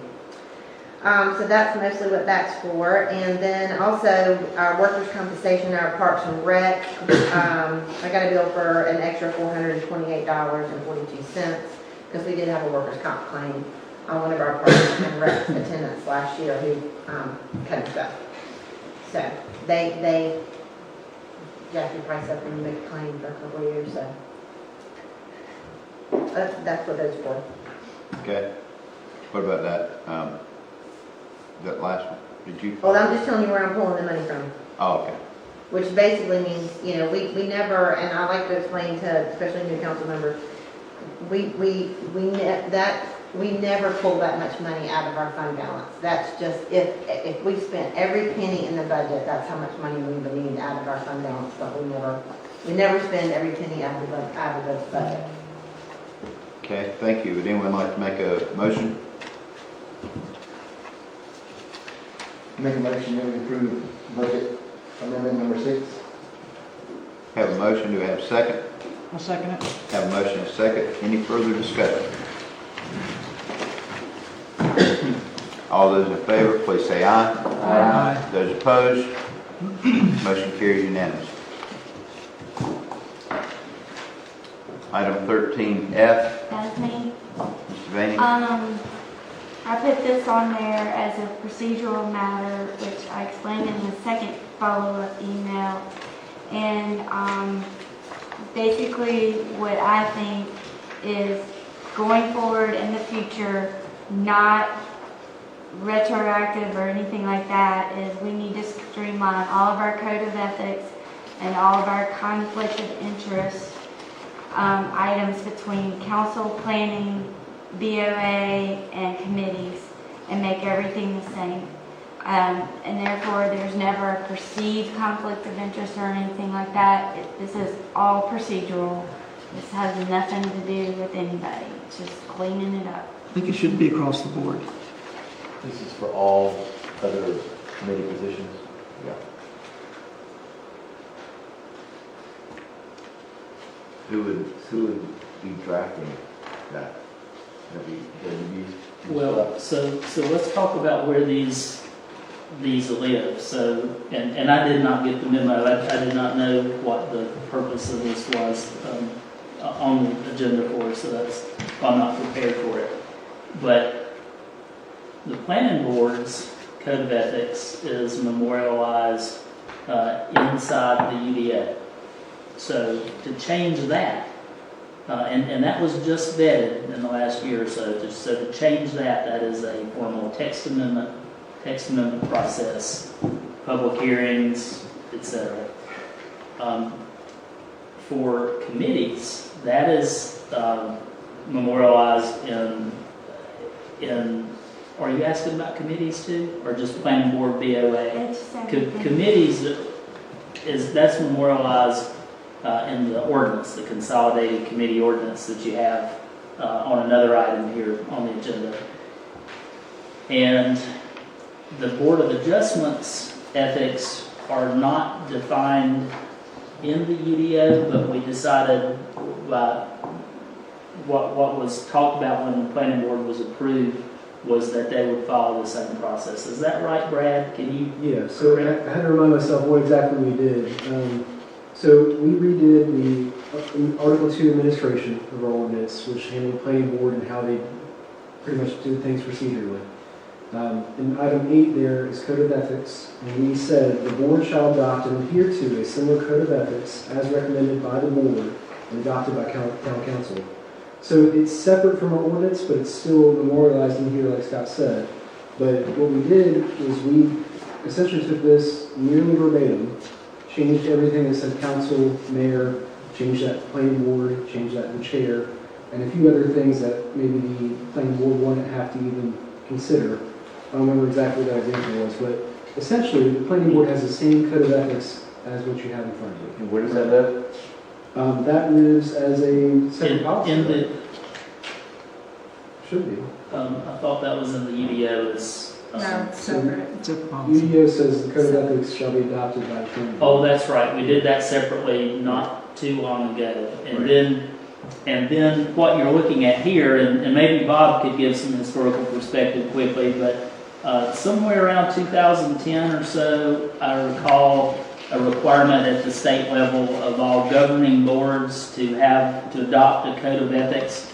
And so my guess is what you have before you, this policy, 2010-01, came out of that effort. Does that ring a bell, Bob? Yeah, that sounds right to me, because around that time that municipal boards all over the state were adopting codes of ethics. And most of them adopted kind of the model that was presented to them by, whether it was might have been by the League of Municipalities, but many adopted the same code of ethics at the same time. So from our perspective, we feel like the planning board's ethics are very similar because, as Brad said, that was modeled off of this, right? Right. At the time. So they are already in alignment. Right. So, again, I'll ask, where does that live? It's on the website. It's under. It's a big old website. Then we know exactly where, please. I can tell you, for sure. Or maybe we can go Can to I walk you through it? Give me just a second.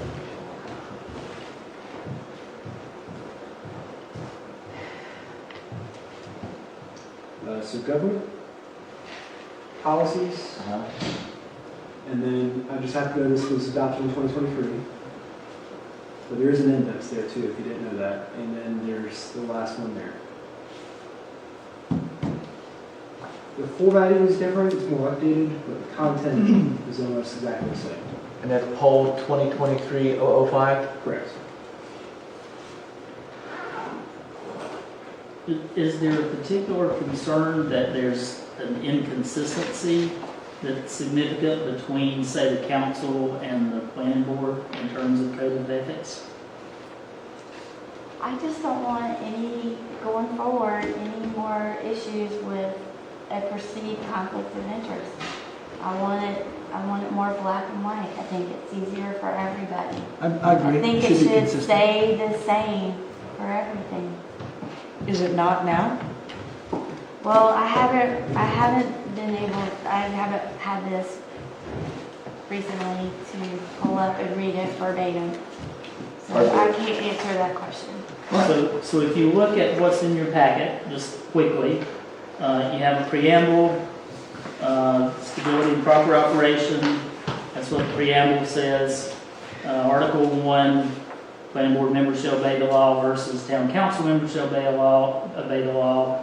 Article 2 should hold the integrity and independence of his or her office. That's what Article 2 is. I won't go through all of it, but this is to Brad's point that we, in order to draft the planning board's code of ethics, we used the existing policy of council members, thinking, I think, similar to what you were thinking in terms of there shouldn't be any significant differences there. So we thought we had done just that when we tried to match these up.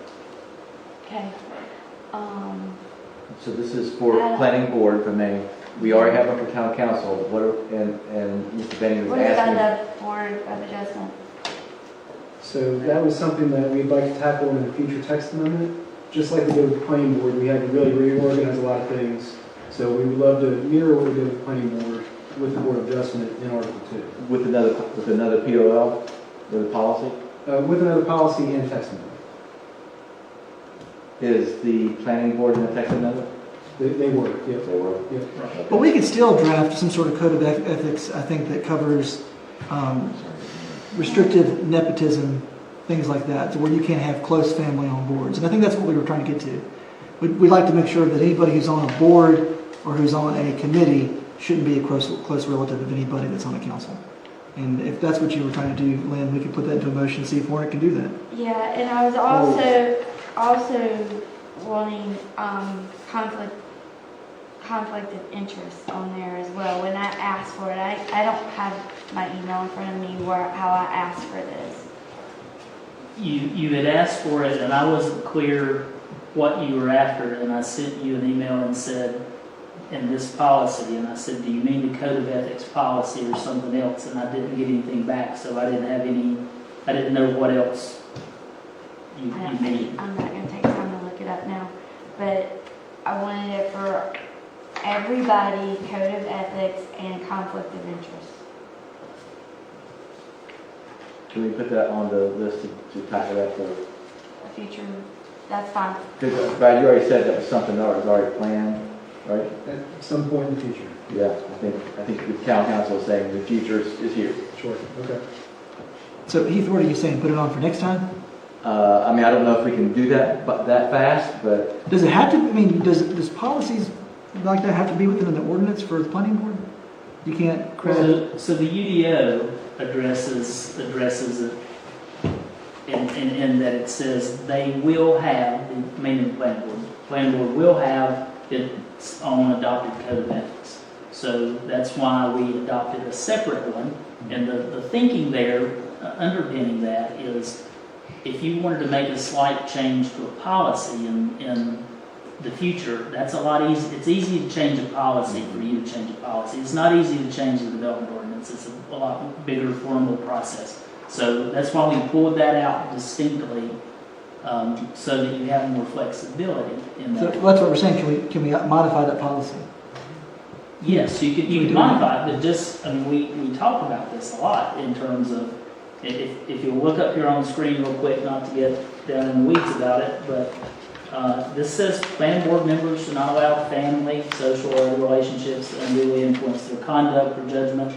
And what's really the basis, and our attorney has spoken of this, and you can speak to it also, Bob, but what we talked about is in communities, there's only so many people, public, that's willing to sit on a board and volunteer for public service. And so in a community, you often have family members with someone on the planning board, on council. So this policy is put in place so that it acknowledges that, and then it says, but hey, when there is a conflict, this is how you will deal with it. You will recuse yourself or whatever. Bob, do you have anything to add to that? But it doesn't just have to do with family situations. It could be a landowner Make it a little more conflict expensive, of, whether they can make a little bit more money because their land is next to this land and they're making policy. And that's just another example. It's just But like you won't regulate away perceived conflict. But when you have- perceived conflict is, And I think And I perceived don't wanna conflict for look family back. too. I wanna go forward. If you have somebody on a board that is giving a recommendation to somebody on the council that's closely related, I do believe that that has a perceived conflict. Mr. Attorney? Well, there's a legal definition in the general statutes in Chapter 160D of what constitutes a conflict of interest. So the questions that have been posed to me in the past, at least, was about whether there was a conflict of interest. And I opined on that from time to time. I understand what John's saying about the perception, and I think that there are times when the perception of a conflict needs to be at least disclosed, and we've done this at board meetings, is have the member disclose what relation they have or don't have with respect to an issue or a piece of property. So I get the issue. And I understand the concern about conflicts of interest. And there's a definition of conflicts of interest that has been set out in the statutes and recognized by the Supreme Court. And I think that, Mr. Whitaker, you were saying earlier that, it might be hard to get people on these committees and boards, but if we have that happen, I guess we could always look at having somebody stick around, but if we also have other people who's willing to step up, or alternates that are there, it would seem as though somebody who's an alternate or somebody else who does not have that familial relation, would be the one that would do the voting on that board.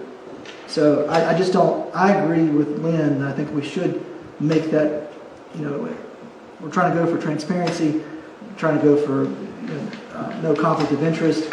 I think it's good to make sure we solidify that somehow, like today maybe. So how could we do that today? How can we do that? How can we put that in motion, Mr. Manager? Well, I think you would need to direct what specifically you want changed in one policy, whether that's this town council policy or, say, the planning board policy that in essence mirror each other. Instead of staff trying to read your minds on that, if you had something specific that you wanted to change to one, you could actually change it on both right now if you wanted to, if you know what you want to say. That's. I think what he's trying to say is he thinks that me serving and my father serving is conflict of interest, is what he's saying. Well, actually, if I could speak to that a little bit earlier when I said family relation, Mr. Doggett said it real quick, and so obviously it was it's something that matters to you, right? And I've it heard did. it since I've been elected. I've heard about it. And so it's been moved on several times and talked about several times. So I don't understand why it keeps coming up. Well, that's because people believe it's a perception. If it keeps coming up, it means people perceive it to be that. There's a perception. And if you're going to argue for change him, anything that already exists, and I think that you arguing, forward. I think you arguing for him lends credence to the argument. I mean, it makes it more credible that probably we need to have somebody wouldn't sit up and say, don't take my family member off of that. And so I think a policy, not directed at your family, but a policy just in general that nobody can do that, is consistent with what's already in. I don't think a family member should be making recommendations to a. But they're just a recommendation. You're not a ruling board. We're the ruling board. But a family member making a recommendation to another family member doesn't. Town council members should not allow family to unduly influence them. And I can't imagine, having a father say, I think you should do this, I voted for this, not have some impact on you, whether you like it or not. Would somebody be willing to sit with me and lay all of them out and let's go through it and see, John? I'm happy to help. We can put it on for the next one. And see if we can come up with one, and the next time we'll make the motion on how to put it in there. What would be a good reference for you to look at is what I've got on the screen, 160D, 109. But we're able to fashion what we want. So I understand you're saying this is a statutory thing of conflict of interest under 160D that Hornick had given us, but we're still able to, I think the statutes allow us to sort of fashion our policies and procedures how we want specifically. I don't think there's anything against us doing what Lynn said, which is making sure, and Janelle, which is making sure that no family ever advises another family member on the council on the council. No family member on a board gives advice to family on a council. And I think there's nothing wrong with that. I don't think anything stops we it. already have that for committees, so why wouldn't it be for boards as well? Yeah. So I understand you might say, here's the statutory language of this, but I don't think there's any statutory language that would stop us from doing that. Now, if there's statutory, and I wasn't arguing that. I was just saying this is a reference that's our starting point. I got you. 160. But I think that's probably the direction we're going. So I guess, Lynn, if we want to table this until the next one, we'll come back with an actual. Let's table it, please. If I could just add to that.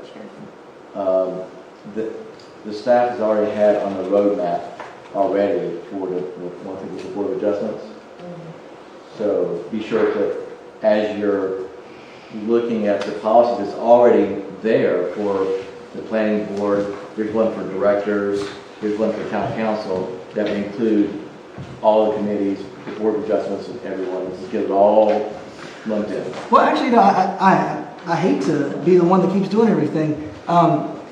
Mr. Hornick, are you there? I'm I'm still here. Can you draft something for us as a starting point to do what we've talked about, to make sure that there is no family relation, close family relation from a board to a council member? I can take a look at it and see what I can get for you. That would be wonderful.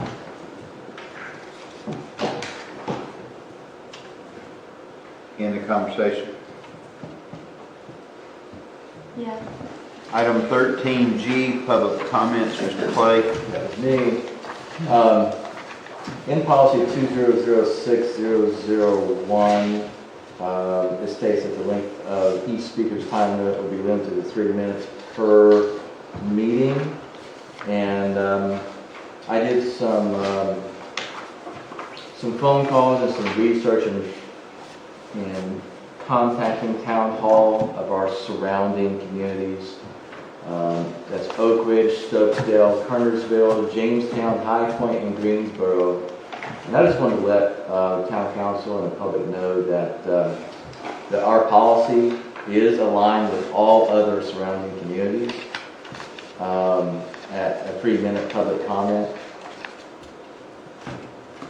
With the help of the town staff and the manager, they were able to tweak our website to make it clearer for a contact page. So if you need to contact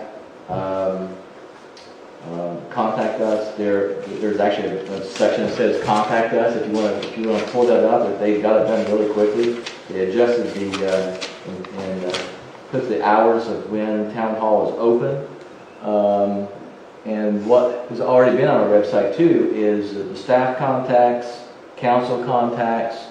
So there's plenty of ways and opportunities for the community to reach out to us. But I want to say thank you for putting that contact us out there really quickly.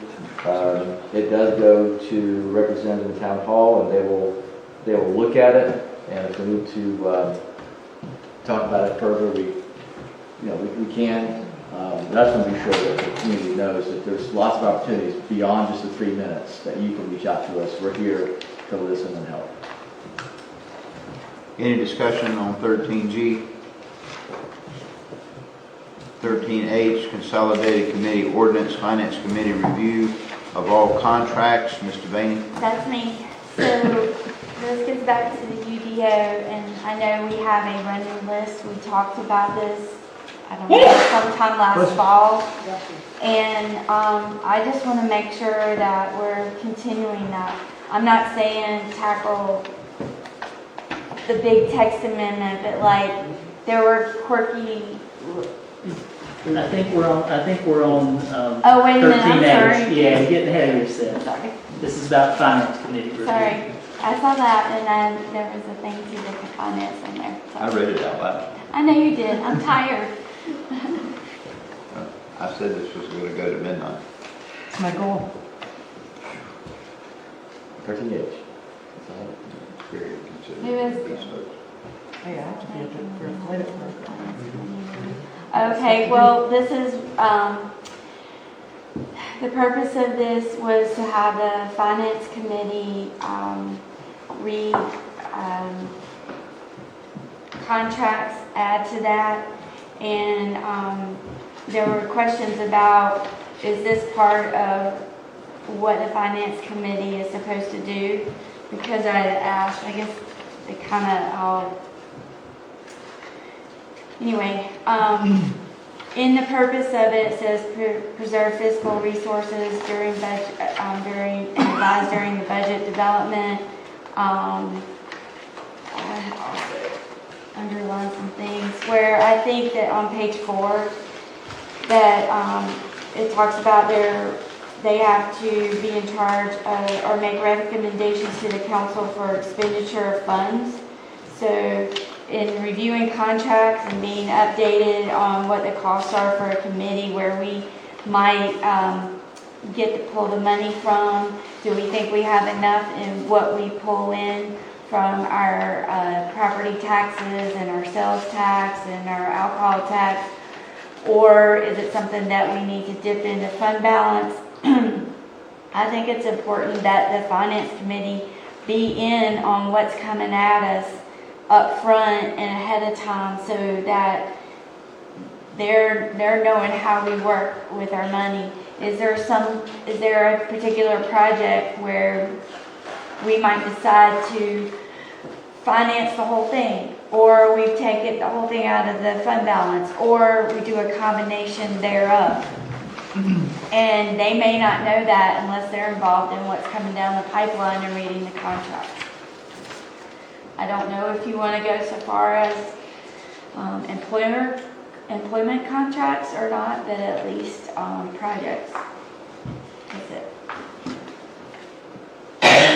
Are you wanting to do like an across the board thing where they review everything, or would you rather just have, when a contract comes here that we'd like to have a review of, we send it to the finance committee so that they can be aware of it? Well, I feel like sometimes by the time it gets to us, we got to vote on it that night.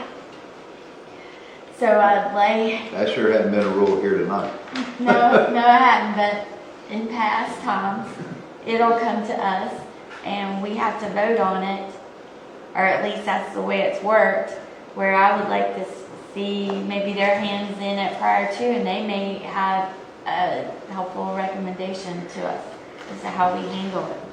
So how would you put that in the motion?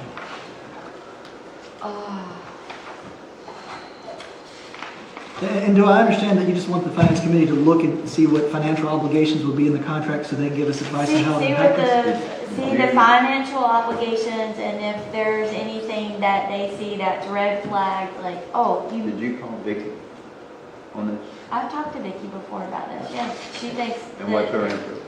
She thought it'd be fine to look at the contracts. Okay. They would like that's to different have- than what she told me, but. What did she tell you? But anytime there has been a major expenditure with things other than grants, that was the very first thing I did after becoming mayor, was to take the financing of whatever was going to happen with the town hall. I took that to them and asked for their recommendation. So, I mean, if we're doing what we're supposed to do, I don't understand what more we need to be doing. It sounds like, Mr. Vanny, you just want to make it part of the procedure. So if Tim says we're doing what we're supposed to be doing because we do that already, then you're saying let's just put it in print that we're doing it. Is that right? Are we sure it's not already in print? It's not in print. The finance committee does not have to look at all contracts before we come. And when you meet with the finance committee, Finance Director Hall always updates them on outstanding, what's going on with us, where we are, what's coming up. I spoke to Vicki too. I just wanted to make sure she was. And what did you understand from it? She had concerns. I don't know if she shared with Lynn, but she said, I am concerned because the finance committee does not meet every month. So we could... meet mostly around budgeting times, and she said if it's going to mean us meeting more often, I would like to, for the rest of the finance committee to know that, because they kind of know what their schedule is now. Once a month is not. She said, I'm worried about timing, like if you have a contract that needs to be signed. She said, I'm okay with it, like if it's a Republic contract that you got several months to look at and vet, but if it's something, take for example, if you apply this and you've got your Sebastian King contract tonight, they're not going to meet again. And so before you meet again to discuss it, and so they meet the week after you. Well, so if they meet the week after you and they approve a contract, that's 3 more weeks before you meet again, before you could approve that. She was concerned about if they meet the week after us, then they would get to review Sebastian's before. And then you don't get to vote on it again for 3 more weeks. Or we could just have it, make sure that it's supplied. They don't have to meet, but it's part of the policy or procedure that they could be supplied with every contract so that they can give us advice if they want, if they think anything was on there. Yeah. I mean, if the concern is we don't want to meet 12 times, then we could just make sure And they she get. doesn't want to hold you up, like if their timing wasn't hit right. And there's gonna be some things that the timing's not gonna be there. Yeah, she was just concerned about you saying that all contracts have to go through the finance. That's why I'm not committee. sure how to put that in motion. Or just supply it to them prior to us voting on it so that we can. She was get also concerned, she said, we're finance people, but we're not attorneys. Yeah. And she said, I'm worried that if we say, "Hey, yes, we like this contract and there's some legal things in there that aren't right, you know, she actually said, hey, you got a new council member that's an attorney, I don't feel like I should usurp that. That's a little bit of concern of mine because they can't really give us any advice on the contract legally. But as far as numbers go, they can say without giving legal advice. We always Yeah. talk to them about financing. Any projects. We always, all the other things that you So said, y'all we talk about all, Republic and what that's gonna cost and the increase of that. we always talk about. But we could create a way, though, well, an actual formal way that we make sure they have it and we can get advice from them. Right? Yeah, well, I mean, I'm glad to send it to them every time we have a contract that you're considering. I'll be glad to send it to them.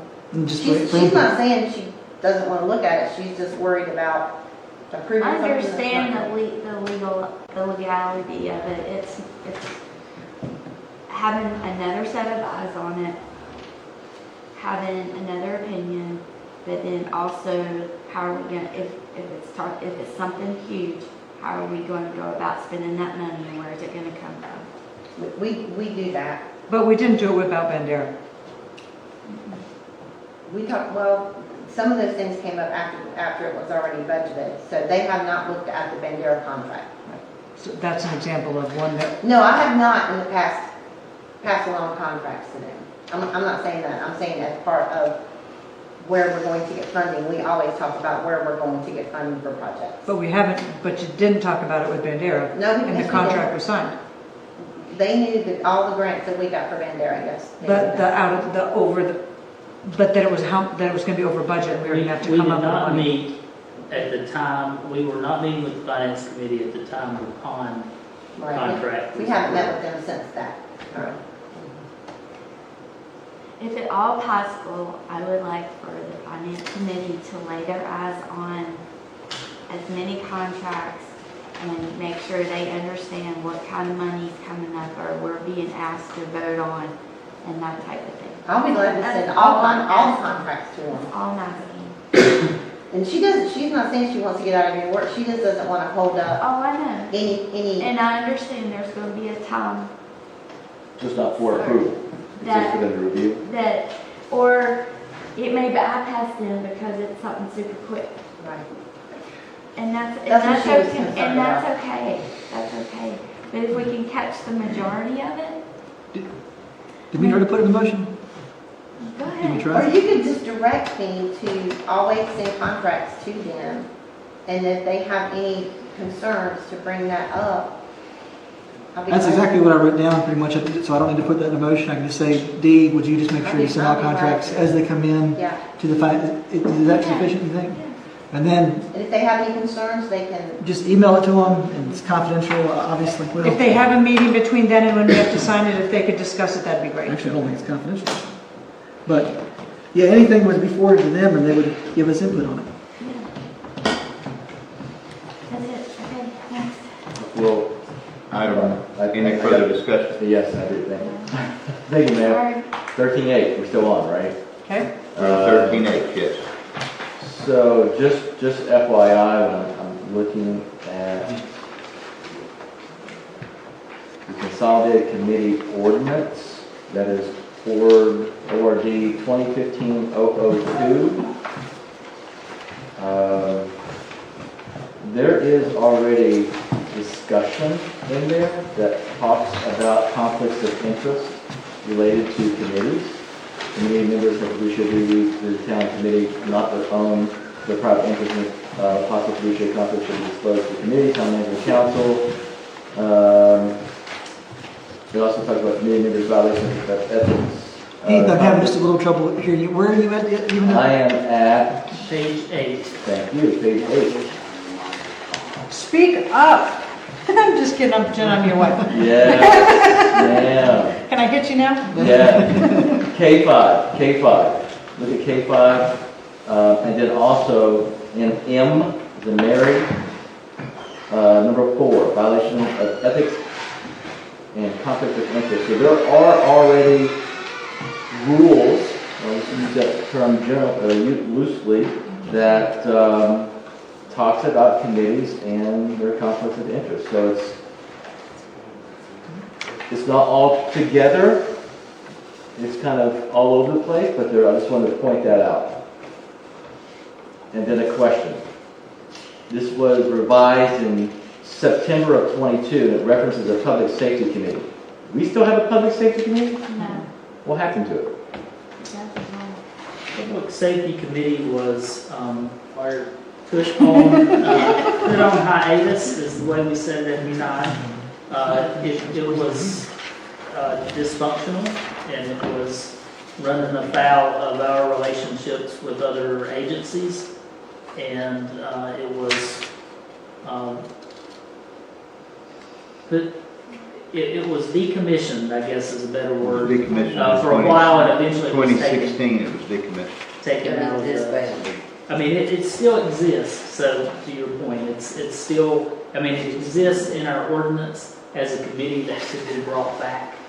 So having it in the ordinance doesn't necessarily mean that we have to have it stacked. Exactly. Okay. That's all I have, Mayor. Thank you. Any other discussion on 13H? Okay, 13I, ANY Greenway South update. Mr. Vaney. This was where it has been a while.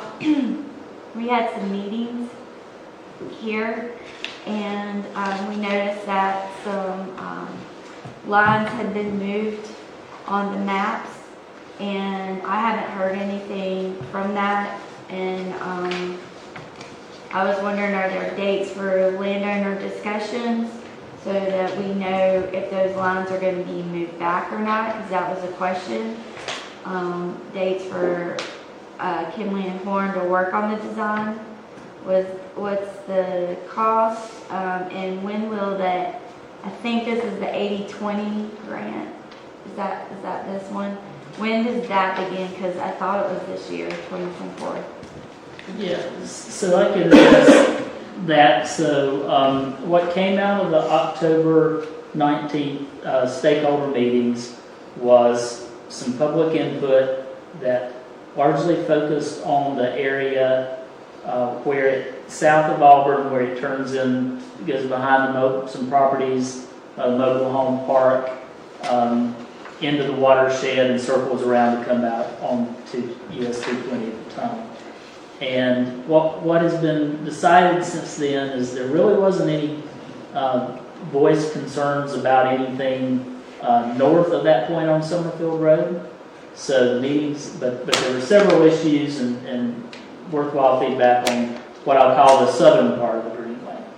And so what's come out of those discussions with our project manager and Kimley Horn that's doing the design and engineering is that we've requested from DOT that they split the project into 2 segments. Everything on that northern side that we can proceed with right-of-way, which is to keep us on track with our funding and the timeline for that. But on the southern part, there's several issues that involve discussions with landowners. Some of that's already being scheduled. And so we've got work to do on the southern part, moving forward with the northern part on right-of-way aspect. And Kimley Horn has given us progress reports, and that's kind of where we are on that. So When do we get our, we pay up front and then we get our 80% back, so when does that start? Well, it's 80-20 split for both the right-of-way stage and then ultimately the construction stage. And so, right now, what the... I said we haven't started paying for the right away yet. Right, so right now we're working on the part of, we're being invoiced by Kimley Horn for that, to finish that design and engineering part of it. And And then, as we talked about, there will be separate right-of-way costs associated with their consultants' work, their right-of-way agent out of Winston-Salem area that handles all that. So those conversations are being scheduled. There's a lot of surveying that's been done. We're just doing what they say is our next step, and keeping NCDOT informed of our progress and trying to keep things moving. So they will or will not pay for the portion of the surveying, etc. That's not part of it. No, that is part of the overall cost of the project. Not all the design and engineering work initially is covered by that funding because, again, it's split up in the right-of-way phase, and it's, there's a cutoff point there between their work and what constitutes the right-of-way phase. But that I need to touch base with them again, so I'm glad you pinged me on that, and I can ask them, when can I start? Because the last time I asked that question, they were like, not yet. So, let me ping them again and say, can I start turning in expenses, so, and I'll let you know what they say. Okay, thank you. You pin that email to all of us, please. Thanks. Maybe ask a question on 13. 13, sure. So are we actively engaged in looking at the Greenway 220 of Summerfield Road, which looks like the south portion? Yes, so there's several, that's the section from the tunnel down to the watershed and all the way until it works its way around the mobile home park and out on the Summerfield Road, south of Auburn. There were several concerns voiced about the alignment, the routing through there, and like I said, we've started those conversations. We've got one this week or next week with property owners there. So there's several issues that we're trying to address, and we'll be bringing those back to you to vote on and decide how you want to proceed with them. So the one that's presented here, with going way out into the watershed, the woods, that's one avenue. But there's also another, south avenue, 220 Summerfield Road. There's an idea that are you asking if one of the considerations is to go a very different route straight across? Yes, that's one of the meetings that I'm referencing this schedule. Good, thank you. Yes. That's all I have now. Any other discussion on 13I? Okay, item 13J, Bandera Farms Park, engineering, construction plans, and construction admin contract. Mr. Vaney. All right, now that we're moving forward with this, what is the timeline? And also with being over, I understand we're only over 150,000 when you look at what the total project costs. I get that. But is there a way we can hold Pond to not going over that 150K? And then secondly, I would like to ask the finance committee if they could think about how do we reach out to the other municipalities and put a percentage on what's going to come at us in the future as far as like maintenance expenses and operating expenses. And even if they just came up with a draft, like based on what our original percentage was per municipality, if they did the same for that.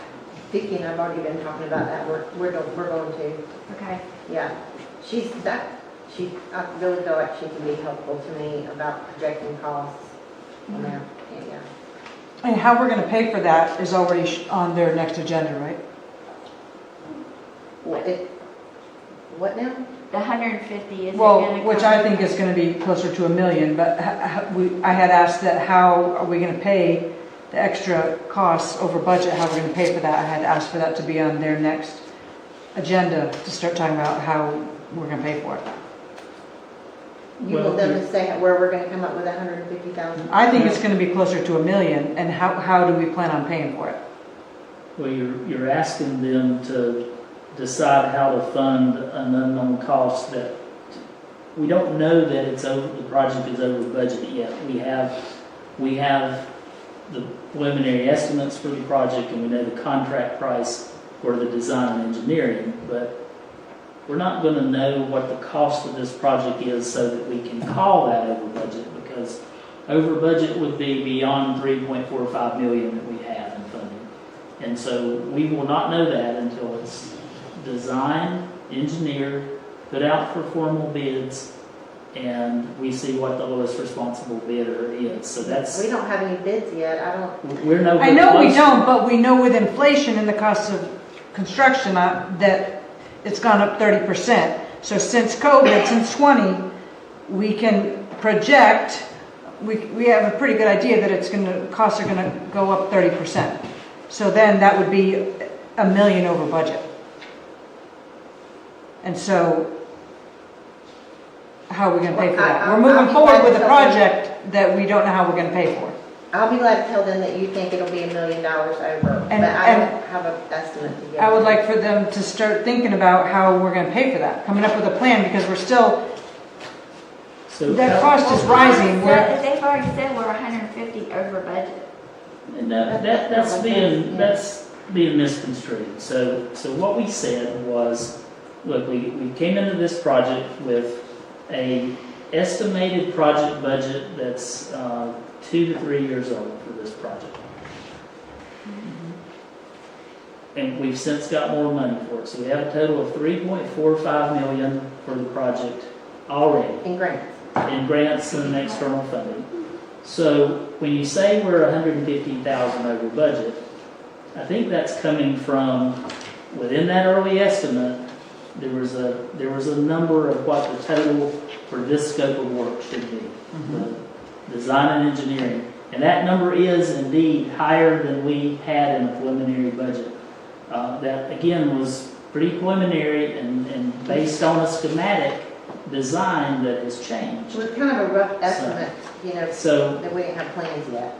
So I think to ask the finance committee to consider how we're going to pay something for something a couple of years out that we don't know is over budget yet makes the assumption that you're not going to, when you approve the budget for that fiscal year, that you're not going to consider that cost and factor it into the budget. It may not be over budget at all if you agree to a budget that includes it, is my point. So are you following me on that? You saying if we change the budget to accommodate the higher costs? No, I'm saying if you approve. I lost you. If you approve the fiscal budget, let's move forward. There's the current budget fiscal year that we're in starts at July 1, and let's go. Not this coming budget at July, but the next. Maybe you approve a budget then that covers the cost of this project when you will know much closer to what it's likely to be. So I'm saying you're trying to figure out a solution in a budget year that doesn't exist yet. But we are 100,000. That amount is true because that's part of the project. It already came in over 100,000 over what we anticipated. So fast forward. Let's use my example. So we proposed a budget to you. Let's say that not this coming June, but the following June, a budget has been proposed that covers the cost of this project, and you approve it. Well, you suddenly have no problem. You have no budget. You have no project shortfall. Okay, but then what happens when the project comes in $1 million over budget? Then what do we do? You find a way to pay for it. That's my point. Or you don't do the project. Are we prepared to walk away then if we're $1 million over budget? You walk away from a project that you've invested hundreds of thousands in. What happens to the grant? If we walked away from it, we'd have to give it all back. We would have to say Cardiff, LWCF, Guilford County, NC Horse Council, and RTP. Sorry, we don't want your money for this project.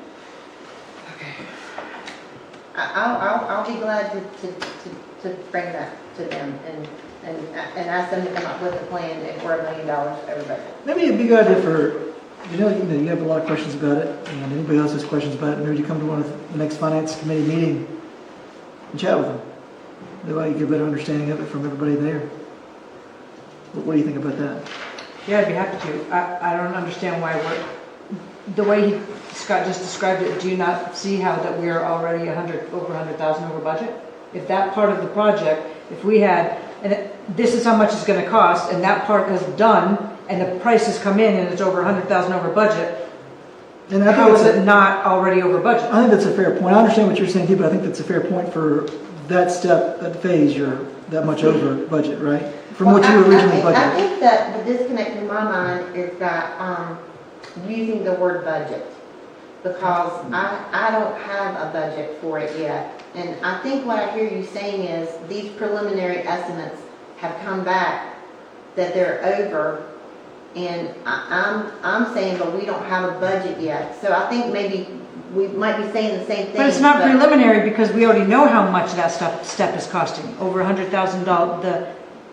But we don't know how much the whole rest project, of it. yeah. But we know we're already at Some least of that other 100,000 could be- over budget, so how are we going to pay for that? Because some of that other could come in less. It may be less than what was in that preliminary estimate. When does that ever happen? I was going to say in your experience with that. That does not. Lynn, what was that 100 and something? What did you say that number was? 134? I never wrote it down. How much over? We have a finance meeting Monday night, and I will ask them. I don't remember that. She'll be out of town this time, but I do think it'd be good for some of the council I'll hold members to out participate. and see, but I still think we are going to have a lot of money to pay, and we're not talking about how we're going to pay for it. We're moving forward on a project that. And we want the project. We Yeah. believe in the project. I That's just not want the it value problem. engineered. It's how do we pay for it? Or value How do we engineered. not move forward with the project? You saying, I hear you saying that you're concerned that we're moving forward with the project, but how? I have a timeline that I have to meet. I don't. But we're how do I still know? making upgrades to it. We're still upgrading it when we know we're already over budget, over the expected amount, whatever word we want to use. But I'm okay. We'll wait this out and see. I think it's maybe I'm wrong. I'll wait it No, out and see. I absolutely agree with you that if a preliminary estimate came in 2 to 3 years ago, it's going to be more. But I guess I also just feel like we have almost $2.5 million in grants, and it's going to be a multi-million-dollar park that there's not one like in North Carolina. It's going to be a destination playground and an equestrian And we all park. get that. and- But I'm not raising taxes to pay for it. So it's going to be a wonderful park for all of North Carolina to enjoy, but how is the town of Summerfield going to pay for it, is my concern. I would never go into a home project knowing I'm over budget and moving forward without talking to my husband first about how I'm going to pay for it. So I feel like that's what we're doing, but we can take it one I at a time can't and speak for the see. finance committee, but I think they will probably say, well, you can either incorporate it, you have to incorporate it into the budget. You can either include it in your operational costs, or you can take it out of fund balance. I mean, that's what they'll say. I don't think that they will recommend borrowing $150,000 if we have $7.8 million in fund balance. I don't think Can I ask that we not make any changes that will result in additional fee costs to the project without running it by council? Yep.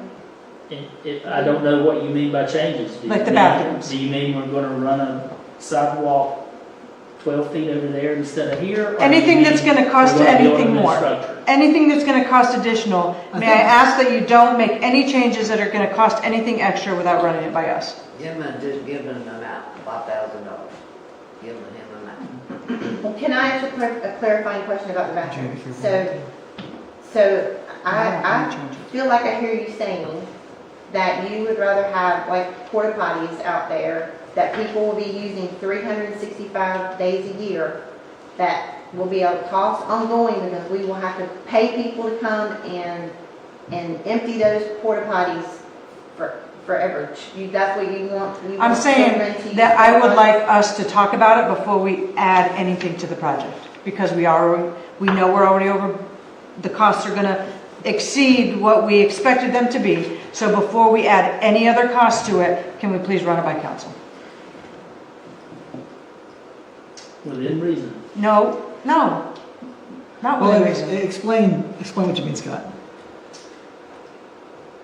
Give us an example of without reason. Okay, we have a maintenance building that's, And bear in mind, it's 11 o'clock, so I'm sure all of us are half asleep. 10 by 20. Hey, we need a door on the east side of that because that's going to be our only access point. We didn't know it, and it's going to cost $1,500 to put a door on that side. Is that the level of detail you want me to bring back and eat up our time in a council meeting about? How many of those kind of issues have you had so far? We're at the preliminary stage. We met with them recently on site, and that stuff's changing every week as they assess the site and try to figure out how to make the project work. So how many things have come to you so far that you've increased the cost on, like that door? Give us an example. How many times? At some point, it was decided that instead of porta johns, we have real bathrooms. It's not porta johns. That's playing with words. They're not porta johns. But keep going. And the maintenance building from the beginning was woefully too small for having any kind of equipment to take care of a park of that size. So that was increased some. When we bought this, when we acquired the house property, the 4.8 acres, it required a complete redesign. It was a whole different entrance, a whole different approach to the parking lots. That was all done conceptually. That wasn't anything that was decided at the staff level. That was in working with the other jurisdictions and what they wanted conceptually to change about it. But we're at the beginning of this thing. We have a conceptual design that will get tweaked. Could you placate us for a while, and if it looks like it's going to be something that overburdens the council, and instead of saying within reason, let us see what reason really is. Sure, I know how sensitive this project is. I'm not going to let a major expense go by. No, even a minor.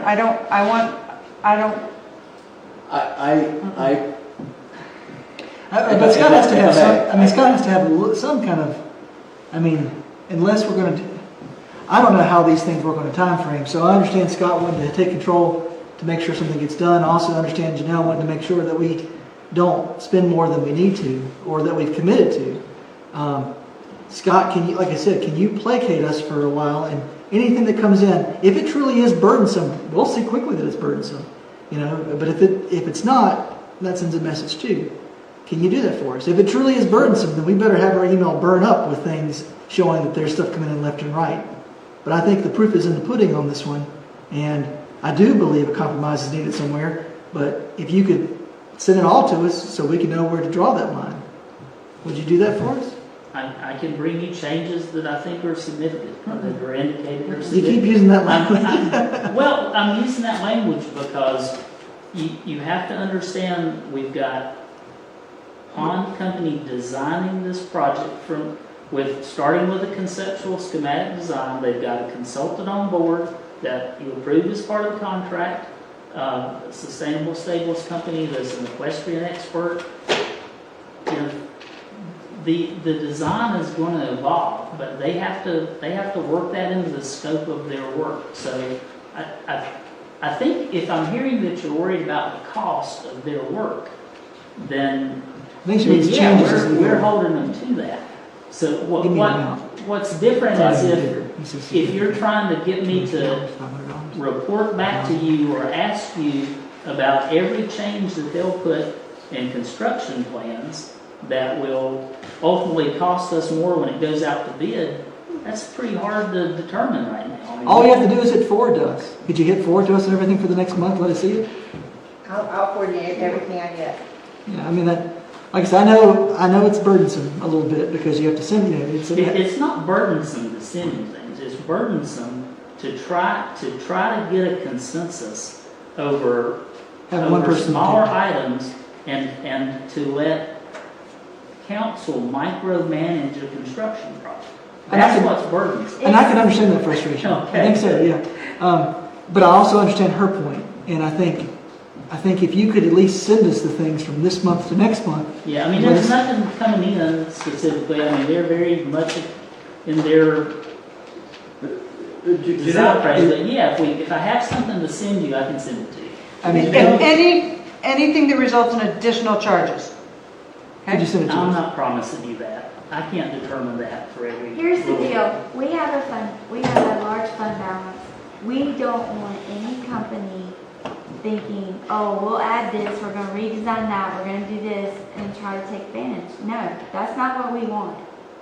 Well, and as a manager, don't you think I'm taking care of that the best I can? I mean, we have a project budget, we have a contract for a specified amount, and But there was you know, some let type me of do my language, work. there was some type of language in here where that, when you just said specified amount, where there wasn't a cap on it. And I think that's where we started getting into, why is there not a cap on it? And I understand inflation, and you'd have to help me with all the terminology, and the prices go up and that type of thing. But for the most part, if it's going to be X $1 million, then it's going to be X $1 million, and it's not going to be double that, or another half of that. Any cost estimate that I get, I'll forward you. Is Mr. Hornick still on the line? I hope not. Mr. Bob, Hornick? are you still there? I'm still here. Mr. Hornick, there is an issue on whether or not Scott has to submit things to us prior to him spending money or approving an increase in what we're going to spend. And we have asked him to send us everything, and he said within reason, but I'm not going to on everything. And do we as the council have the ability to make him do that? Well, doesn't this all eventually have to come back to you for final approval? Again, Mr. Hornick, do we have the ability to do what we're asking to do? Would you like every email that I get from the contractors? Just answer me yes or no. If you could let Mr. Hornick answer the question that I've asked, I'm trying to cut to the chase here. John, yes, you do. Okay, Whether it's practical is a different question, but yes, you do have the authority. I understand that. And if it's not practical, I think it will become pretty known, fairly obvious quickly, right? I expect so. So if you could do that, Mr. Whitaker, and I'd like to make a motion that for any, and if you could fill in the blank here for me. Any changes that result in additional charges, expenses. Okay, one person has to make a motion. All right. Well, any additional expenses or any additional charges from what was originally, is it budgeted? We don't have. What's we the don't right have a word? budget. I can't determine all that, so I'm just going to send you every email, and y'all can process I it. make a motion that we have the town manager send the council every modification for approval for the, what is it, the Banderas project? Bandera Farms project. And for us to review and approve the next session. I have a motion. Do I have a second? A second. Any further discussion? Yes, Mr. Mayor, I do. I am not in favor of that because I think we do need to give accountability and responsibility to the town manager. I understand where you're coming from, and I think we were talking about $150,000, $1 million. That's a lot of money. I think that should not be left up to the town manager to make that call. But I think there is an amount that we can agree upon to say, hey, if it's an amount that beyond X dollars, it needs town council review or approval. I personally don't have the time, and I don't think the citizens want me to be reading every single email the town manager can and should be taken care of. So I would prefer something like in the business sector that I've been used to for decades, is the manager has a discretion to use a certain dollar amount. If it's over a certain dollar amount, it was mentioned from the audience 5,000, that's pretty common. If it's anything over 5,000, that you gotta get pre-approval. So you're offering an amendment? I will Mr. Clay? compromise with them. I don't want to be stubborn, and if that's what others think is agreeable, then I will compromise with that. What do you think, Lynn? John? I'm fine. I'm not, I think I he's know. interested to do his job. So you accept the amendment? But don't dismiss me, please. I was talking. I said I have a motion, I'm trying to do an amendment to the motion. I'm sorry. To get a second, then ability to discuss. We're getting way outside the ballpark here. Yes, sir. So I'm asking Ms. Robinson, would she accept the $5,000? But you made the motion, so it's actually going to. Oh, I'm sorry, you're correct. The $5,000 that Mr. Clay said, will you accept that as a friendly amendment? I will accept it. Okay, so we have a motion. Do we have a second? I have a question. Yeah, I'll second it. It was me. Sorry. I'll second that. Can I he, think Mr. Dawkins. Mr. Hornick, can he second his friendly amendment? No SOG yet. I think it has to come from somebody else. I don't know. If the motion's already been seconded, and then there's a friendly amendment, as long as the person who seconded the motion is agreeable to The motion, yeah, the motion did. I'm sorry, Bob, the motion didn't get seconded. The motion was made. I called for a second. Mr. Clay offered a friendly amendment, and it has been accepted. Did I procedurally do that wrong? And now, okay, then, if the movement has accepted the friendly amendment, now we can second the amended motion. That's what I asked for. Do we have a second? Yes, Janelle, seconded it. Okay, I didn't hear that. So we have a motion and a second. Now, I'm sorry, Mr. Doggett, now further discussion. Sorry. I just think that we need to trust him to do his job, and in construction, it's just going to wear everybody out if he has to stop and ask for approval for any kind of changes. We need to keep moving. And if it's in the contract, it's going to come back before us anyways, or submit a budget. Any further discussion? Is it ever done like, okay, the $5,000 cap, but once those 5,000s get to a cap, it comes back to us? I think she means like if you have something in the aggregate. So let's say you approve 15 things, each one's $1,000 a piece. It's 15,000. Maybe you could just give us like a quick report on that next time, so we can see if that is an issue. If it's a sidewalk, 1 week in a bathroom, the next week, $4,500, you should have the discretion to do that. I don't even see that, but if it's over 5,000, yeah, let's get pre-approval, make sure it's okay. If it's under 5,000. Under 5,000, you should. What I'm asking is, once those start to add up and there's a whole bunch of things that are, let's say, 4,000, is there a cap at which point when all those numbers under 5,000 add up to 30,000? So, like Mr. Doggett said, that if the aggregate goes over budget, we're going to see that and hold people accountable. Are we going to see every single one of those lines, though, that were increased when we approve that, when that comes before us? As I don't think we will. As town council, we should have transparency in every single line item. Is that right, Dee? Yeah.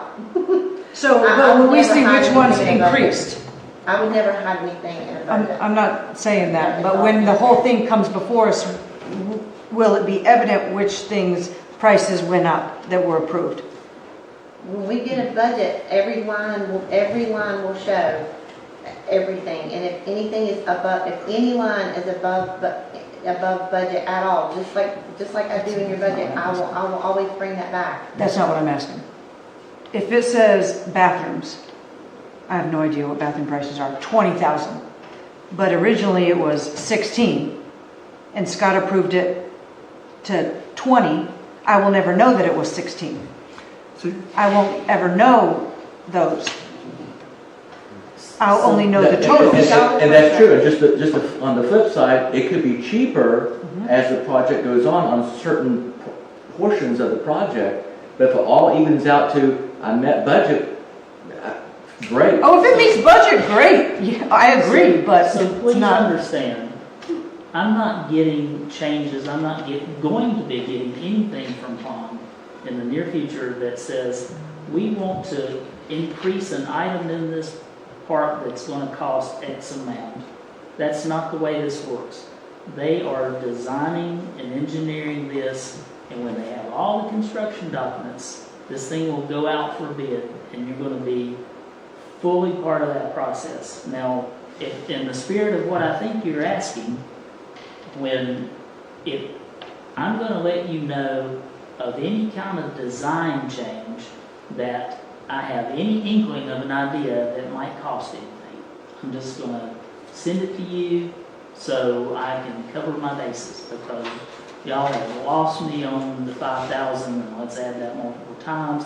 I don't have time for that, and I'm not going to worry about that. I'm going to send you everything, and I'm going to let you read the emails, and if you have questions, I am happy to try to answer them, and I'm happy to get the answers from Pond and Company. But right now, we're just talking about, hey, is the trail going to go right there, or do we need to move it over there, and what's the engineer say? Those things don't have a price tag yet, but Yes, they do, because you already have done two things like that increase the price. You're running example of trails, and you asked Beth about running on trails. You added something to part of the trails that already increased the price. What you're talking, do you want to get in the detail of this or not? I don't know if... Is what I said true? Is that right? No, it's not right. It's a mischaracterization. So, the original project called for, and I explained this when we talked about it earlier, it called for a future Piedmont Greenway. It's going to go right through here, but it had no practical application of it.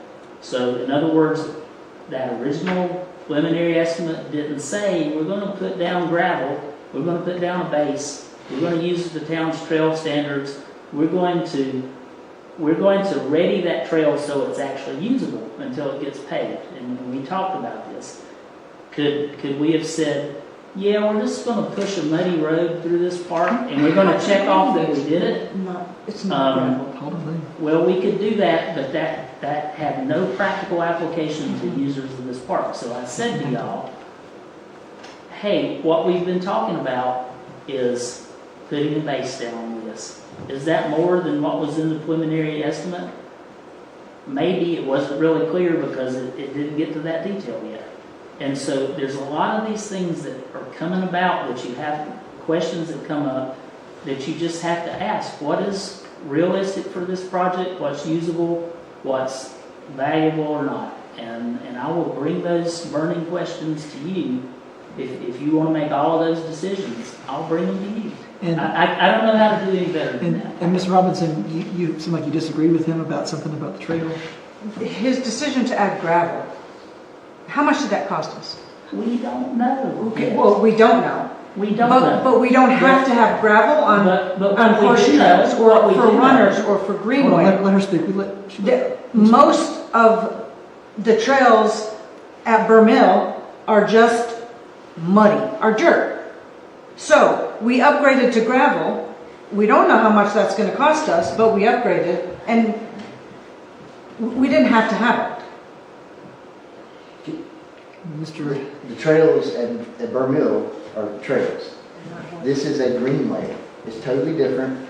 And Scott's point, correct me if I'm wrong, Scott's point was we need to do it now, put the stone down now versus come back in later, tear up what we've already put in to put the stone down. Why would we tear up muddy ground to put down stone? To get to it.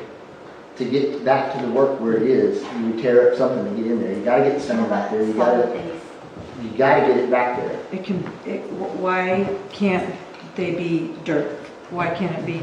My point is, it was dirt. He upgraded to gravel. We don't even know how much that's going to cost us yet. So even putting a $5,000 cap on it doesn't matter if he is going to approve things that we have no clue how much it's going to cost on a project that's over budget. Look, if this was under budget and we thought it was going to be on budget, fine, upgrade all you want. But when we're already over budget and we're approving extra costs, I have an issue with that. Mr. Doggett, you're saying that he had to do that.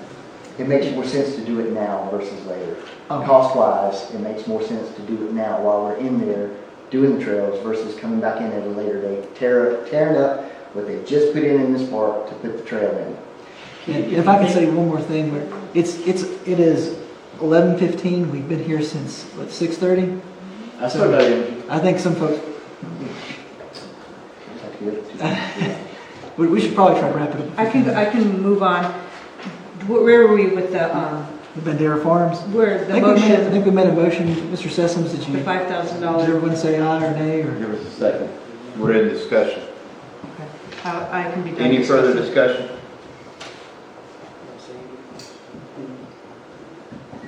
Sarah, can you give us that motion back? Hamilton motion for Luther to notify the council of any additional expenses or charges and every modification for the approval for the Bandera Farms project for council to review. Seconded by Janelle. Clay stated that he felt accountability should be given to the manager and suggested an amount threshold of $5,000. Hamilton accepted the amendment from Clay. And then Whitaker stated he'll send every email to you and answer any questions that you have. That's where it stands. I don't want every email. And so everyone having heard the motion, those in favor of the motion, please say aye. Aye. Okay, aye. I don't even know. Those opposed to the motion?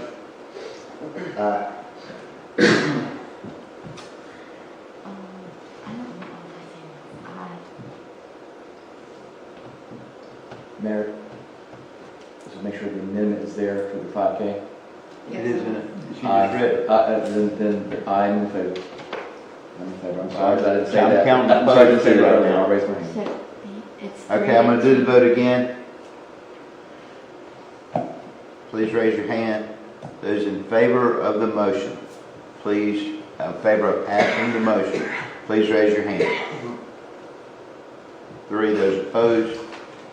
2, the ayes have it, and the motion passes.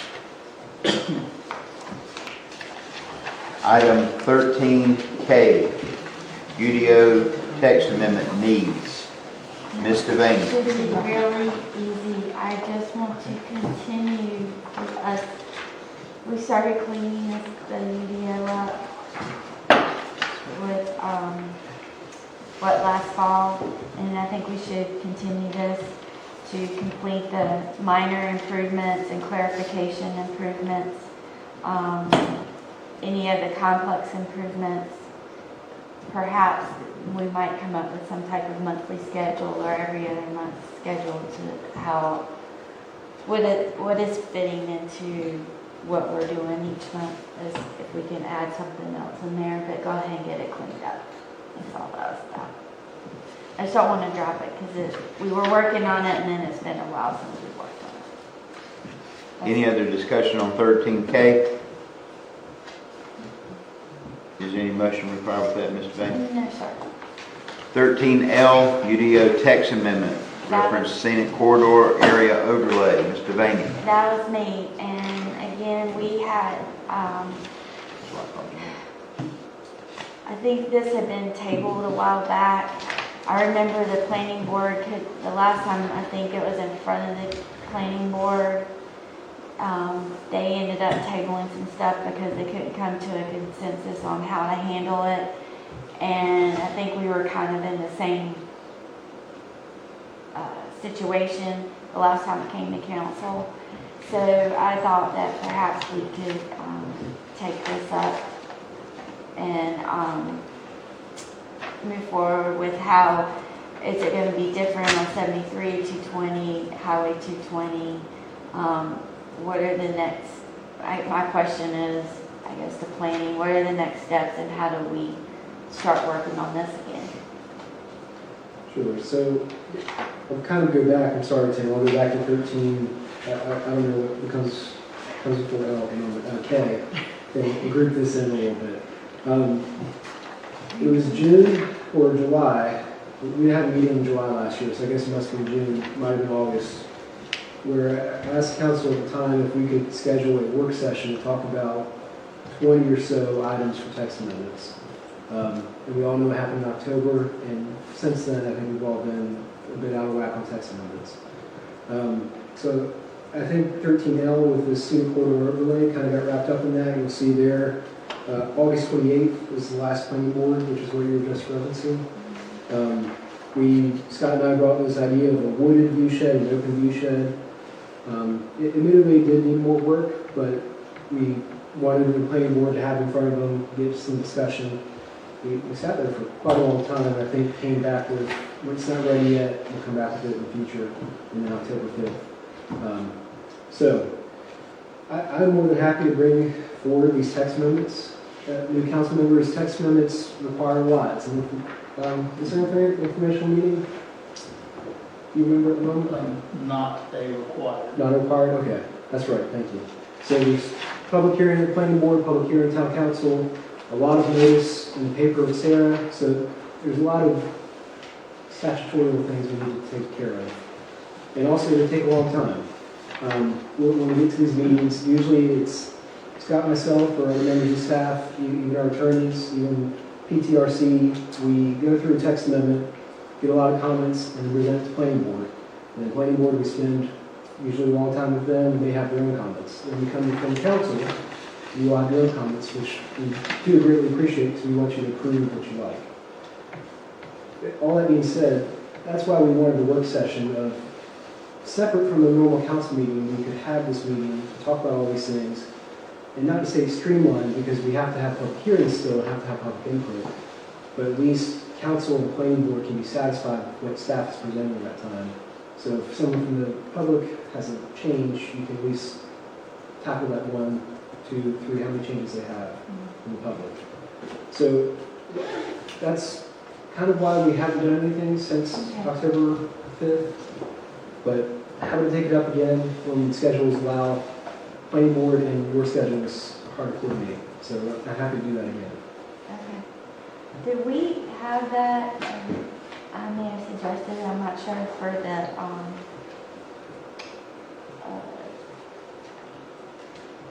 what are we doing on the retreat on the 27th? I think it's 27th. Yeah, I think I put Saturday that. is the 27th. I think I put that on there. Is that a time, or would it would be better to do it at another date, its own thing? I would say months from now, for me personally, that it starts that. Okay. So your roadmap for this is it until Q2? I'm not familiar with Q2. Quarter. Well, when does that start? I'm in the term. April 1st. April. That's actually third quarter for us. This, yeah. So we have 12 rezonings coming up next month. Okay. And then I'm talking with 3 or 4 other individuals, applicants that want to do rezonings too. So that could be a lot. And I don't usually like to schedule text amendments with rezonings, public hearings. It just takes a long night. But we can do what council likes. Okay. Well, let's wait. Let's get the 12 done first. I just didn't want it to disappear Yes. and we forget. Right. Okay. Is that it for item L? Yes, sir. Item 13M, Planning Tech Enforcement Officer position, Mr. Lane. I just wanted to make sure, I was going to get Scott to speak about that, just to make sure that the town knew. I had some, that we had hired this person, and they didn't realize that this person had been hired, and I just wanted Scott to make sure if he could speak to that, since he does the hiring of that position, and so that the community knows what's out there. Yes, so Daniel Bayer was hired in November. I don't have the exact date in front of me, but he was hired kind of mid-November, and you had asked about what he would be enforcing, and so I included in your packet this Planning Tech Enforcement Officer opportunity. This is the ad at the time, and so that gives the details of those bulleted items or his expected task. and glad to answer any question about it. Dee, is that your relative? It's my son. Is your son? And the reason somebody had mentioned that to me, so I wasn't aware of it. Because I had seen somewhere. I'm not a supervisor. No, but I'd seen somewhere where we shouldn't hire family folks. That's what someone was telling me about it, and so Yeah, I wasn't so sure. I'll be glad to address that. So I'm definitely not trying to pick. it's been brought Yeah, to me. it's not a violation of our personnel policy. What the policy says is that if you, that it's discouraged, and that if an immediate family member is desired, a manager to be hired, then the manager will make that known to council. And so I can give you a long, detailed list of that process. But did you make it known to council? Absolutely. I not only made it known, I had I really took a step beyond what the policy requires, and I had the majority approval of that. Not that you would normally be, not that you would ever be approving my hiring of anyone, but this was kind of a unique situation, and it was an immediate family member, and so I was very careful about the process. At first, he had a really good interview. But I just like to say I had nothing to do with that. I didn't even. That's true. I did not know. The only reason he even knew, he came to see me at work because his company closed, and he needed to fax something for unemployment. And he said, "What is that empty desk right there?" And I said, "Well, we've had an open position for 2 years." And he said, "Well, I'm going to apply for it." And I said, The position has been open for 2 years?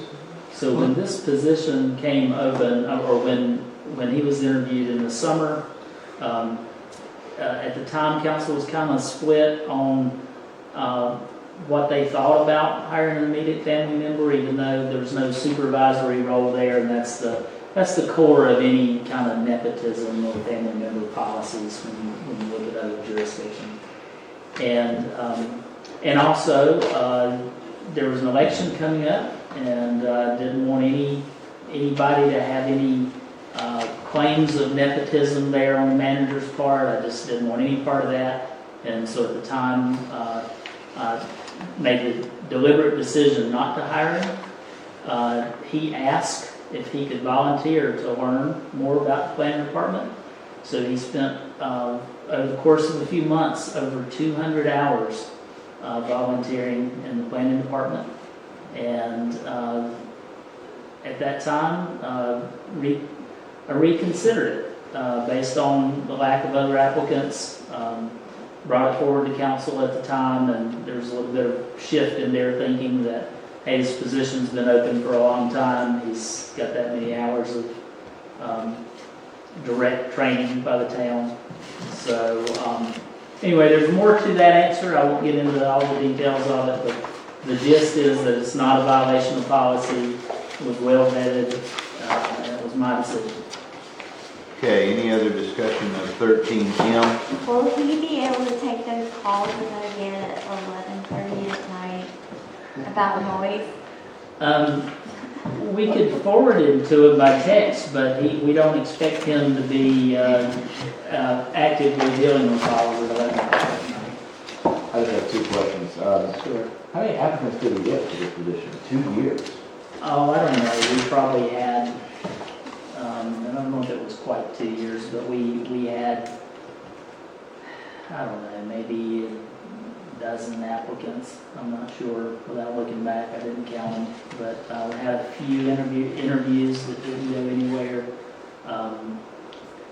Part of the challenge is from anybody out of state or out of town, being able to pay them at that salary range to be able to live in Summerfield. That's always a Well, yeah, but you don't have to live here, right? Because you don't live here, do you?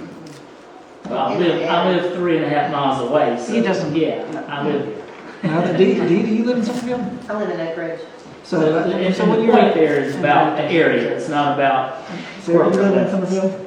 I think it's a little misleading to say that. Where do we post? We post in with the league. We advertise with them. We post on our website. We talk to share the ad with PTRC and try to get the word out. There's a shortage of And the planning. planning lists are. You Planning know, employees. you know, some of the big ones up like Indeed and all those other ones up there. No, we've not had good experiences with that. What happened with the contract one that we had before? How come we didn't do that again? We moved away from that because it just overall wasn't that effective. What we were, the money we were spending and paying their company for them to drive here out of town just wasn't really effective because we just couldn't get consistency of, okay, I'm going to come back out there. We didn't contract enough hours to make it worthwhile because, for instance, you have a complaint and they couldn't follow up on it in 3 days because they weren't coming back for 2 weeks. So, yeah, we moved past that sometime with. Any other discussion on item M of section 13? Move on to section 13, item N. Any reports, updates, or comments from anyone? I have some things, but I don't know if I need to bring up now or under other. Is it business or is it a report, update, or comment? Business, I guess. I would do other. Oh, other? Okay. You don't even know what I'm going to say. Oh, I'm in tune with you, Jamila. Any other reports, updates, or comments? If we get to the next section and you tell me it had to be under N, we're going back. Yours always next month. That's not the right answer for Janelle. As a comment, I would just say, I know that this might be new to some folks. I would encourage you to note here, we have a place here, item N, which appears on every agenda for reports, updates, or comments. And I'm no longer really working on the agenda. I'm consulted and I have input, but I see so many things coming on the agenda. But I would encourage you that if you're going to put something on the agenda, work with Scott, and so everyone has something besides a blank piece of paper to prepare, to know what's coming up, to be able to even call the person adding it and saying, hey, I'm just wondering what's up with that, what's going on. Otherwise, if you're not going to give anyone any input on it, just wait and bring it up under reports, updates, or comments. I would also encourage you, if you're going to ask for an update from any of the staff, you know, common courtesy would say just to drop them an email, give them a call and say, hey, you know, I'm going to be asking you about this in case you want to gather your information, get your stuff together. I'm going to ask you this at town council meeting, just so folks have opportunity and time to prepare. So I would just make that comment, suggestion. I think that's reasonable. And Mr. Whitaker, how much notice do you need before we put something on the agenda? Well, it depends. Good question. It depends on the topic. If it's something simple that's just going to take a little, here, include this document I'd like to talk about, item A, just by noon, the Monday before is the deadline. So for this, you know, if it hadn't been a holiday, it would have been last Monday by noon is the deadline for topics. But think about the complexity of what you want to be talking about. If it's something that's going to require staff to do a little digging or drafting of something, we need more heads up than that. So, does that help? Yes, sir. Thank you. Thanks Okay. for the comment. Appreciate that. Item number 14, other business. Mr. Robinson, do you have some other business? I had addressed something in email and I don't know that I ever really got an answer, but I would like to ask for updates from Brad and Scott, weekly updates on Fridays. I liked a couple times when we got the weekly manager updates. I thought that was really helpful. And I would also like to ask for that from Brad every Friday. What is that? So we would get an update. A couple times we got an email from Scott and it was just like an update on things. Manager's update. Manager's updates, like things that had happened that week, things he was working on that week. I thought it was really helpful to be in the loop and know what was happening. Well, I think we could ask for that from Mr. Whitaker. If we want any information from Mr. Rentz, need to ask Mr. Whitaker to provide that information. That's fine. So however it wants to happen, I would like a weekly update from Brad, via Brad or via Scott, I don't care, but I would like to know when rezoning applications are turned in,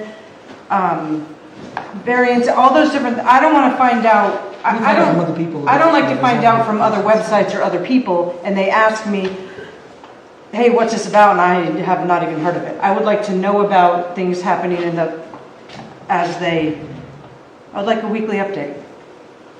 So if there's no business, you just want a weekly update, no applications received this week, is that? So it's rezoning, I mean, what else would we want, like anything that ends up going to a hearing or a sign, anything that the sign, like, because when a sign gets put out in public, then people start asking, and if I don't know about it, it's frustrating. So anything that a sign goes up for, or there's a meeting for. So variances you all won't hear, but you want notice of those? So we know about it when people ask us. Okay. So is that just variance, do signs only go up, or meetings for variances and rezonings? Variances, rezonings. And hearing, well. Special use permits. So anything where a sign goes up, I would like to know about it when it happens. And before it goes on the calendar. So, Can you guys just agree, Mr. Whitaker, can you agree to provide that? We can do that. Working with your staff?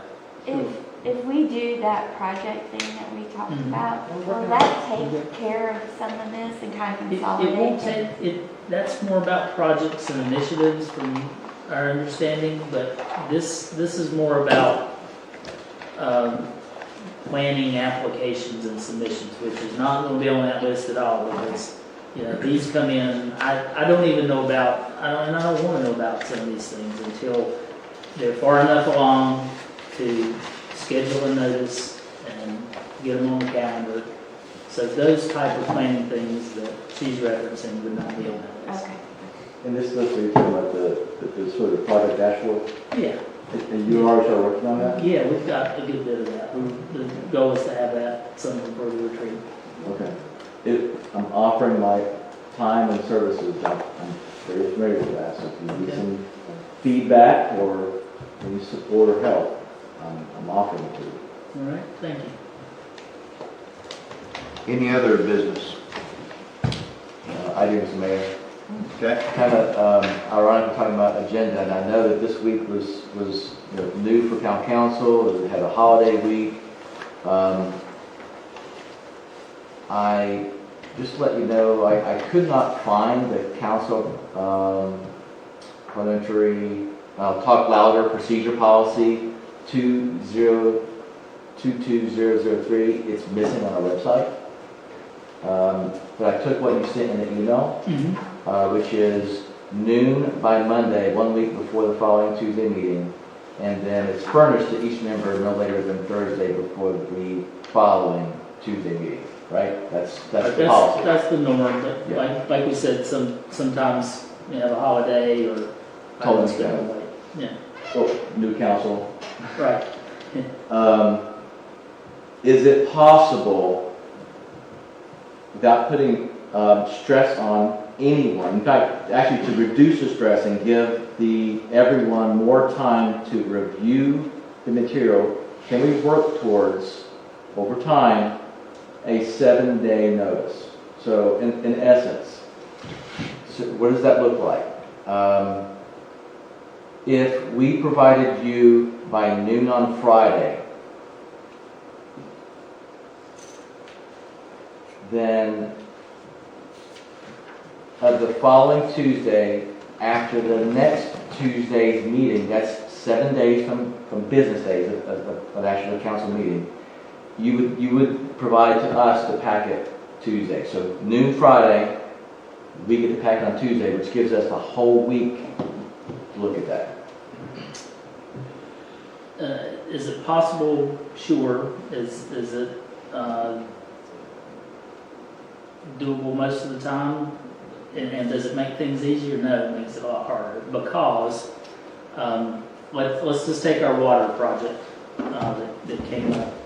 A lot of times some topics you can easily get ahead on. Other topics, you're getting things in, you're waiting on decisions, they come up, and the more you close that window or widen that window to a full week instead of Thursday evening till Tuesday, the more you're going to be adding things to the agenda that come in during that time frame. And is that, you look like you didn't follow that. Well, I think at first it may seem like that.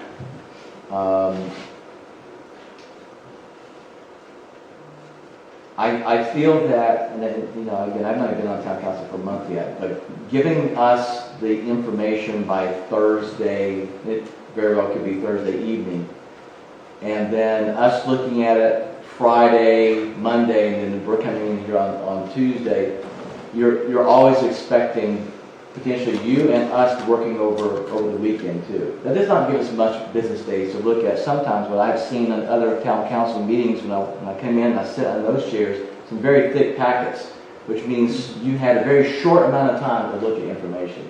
I don't think that's fair to the town council. I think it's fair to the citizens for us to read. And as you can tell today, I not only read my entire packet, but I went on all your policies and started reading the policies too. So I would like enough time to be able to review the material. And I think a few business days is not enough. So I would like for us to consider and talk through how can we get to having the town council having a full week to be able to review the material. And if it doesn't, if something happens after the time you give them the packet, they can either pick it up on the next time we meet, or if it's really urgent, like the mayor said, we'll add it to the other. Well, this is an idea that you could consider for your retreat. A lot of other towns have a separate work session, and they work through this stuff. They work through the agenda topics on a separate public meeting day, and they, in essence, discuss these items in the detail that they're comfortable with. And then when they come to the formal council meeting, for the most part, they're ready to make decisions and know how they're going to act on that. They call them agenda meetings. Right. And some call them work sessions, but that's a whole different concept and approach. Generally, those work sessions are less, they're not as, the public's not as involved. They're public meetings, they can be there, but usually it's more of a, hey, let's get up to speed on all these topics in this work session, and then have them come to the meeting and get the business done quicker. So that's just something other towns do, some other towns. And is that a topic you would like to talk about in at the end of January? I think that for me personally, and I cannot speak for everyone, I'd like to hear other people's opinion. I think that's two separate topics. And I think just get the agendas earlier if we can. If we're able to get the agendas earlier, see if you can. The only problem that might ever come in for me is the financial packet, because if we meet on the second Tuesday, sometimes that means that I would have to have the financial packet to you on the 1st, because the second Tuesday would be on the 8th, and that means I have less than one day to close out the month, reconcile all the bank statements, and then, because the financial packet that you receive is my closed out month. So Wednesday would be better. Well, I mean, it would be okay if you go ahead and get your council packet, and then I say, I'll get my financial packet to you when I finish it. Because also, I don't work every day. But you could have all the other things on there, because I know you stay up late at night pouring over the financials and study them. I'm being facetious. So I'm just saying, if you want to do that, then I would like the option to say, give me another day to get the financial packet in. I think it's a two-way street. I don't think it town council is saying that this is the way it's going to be and we're going to change the policy. I think you need to give us that input. What can you do to allow us additional time that we need?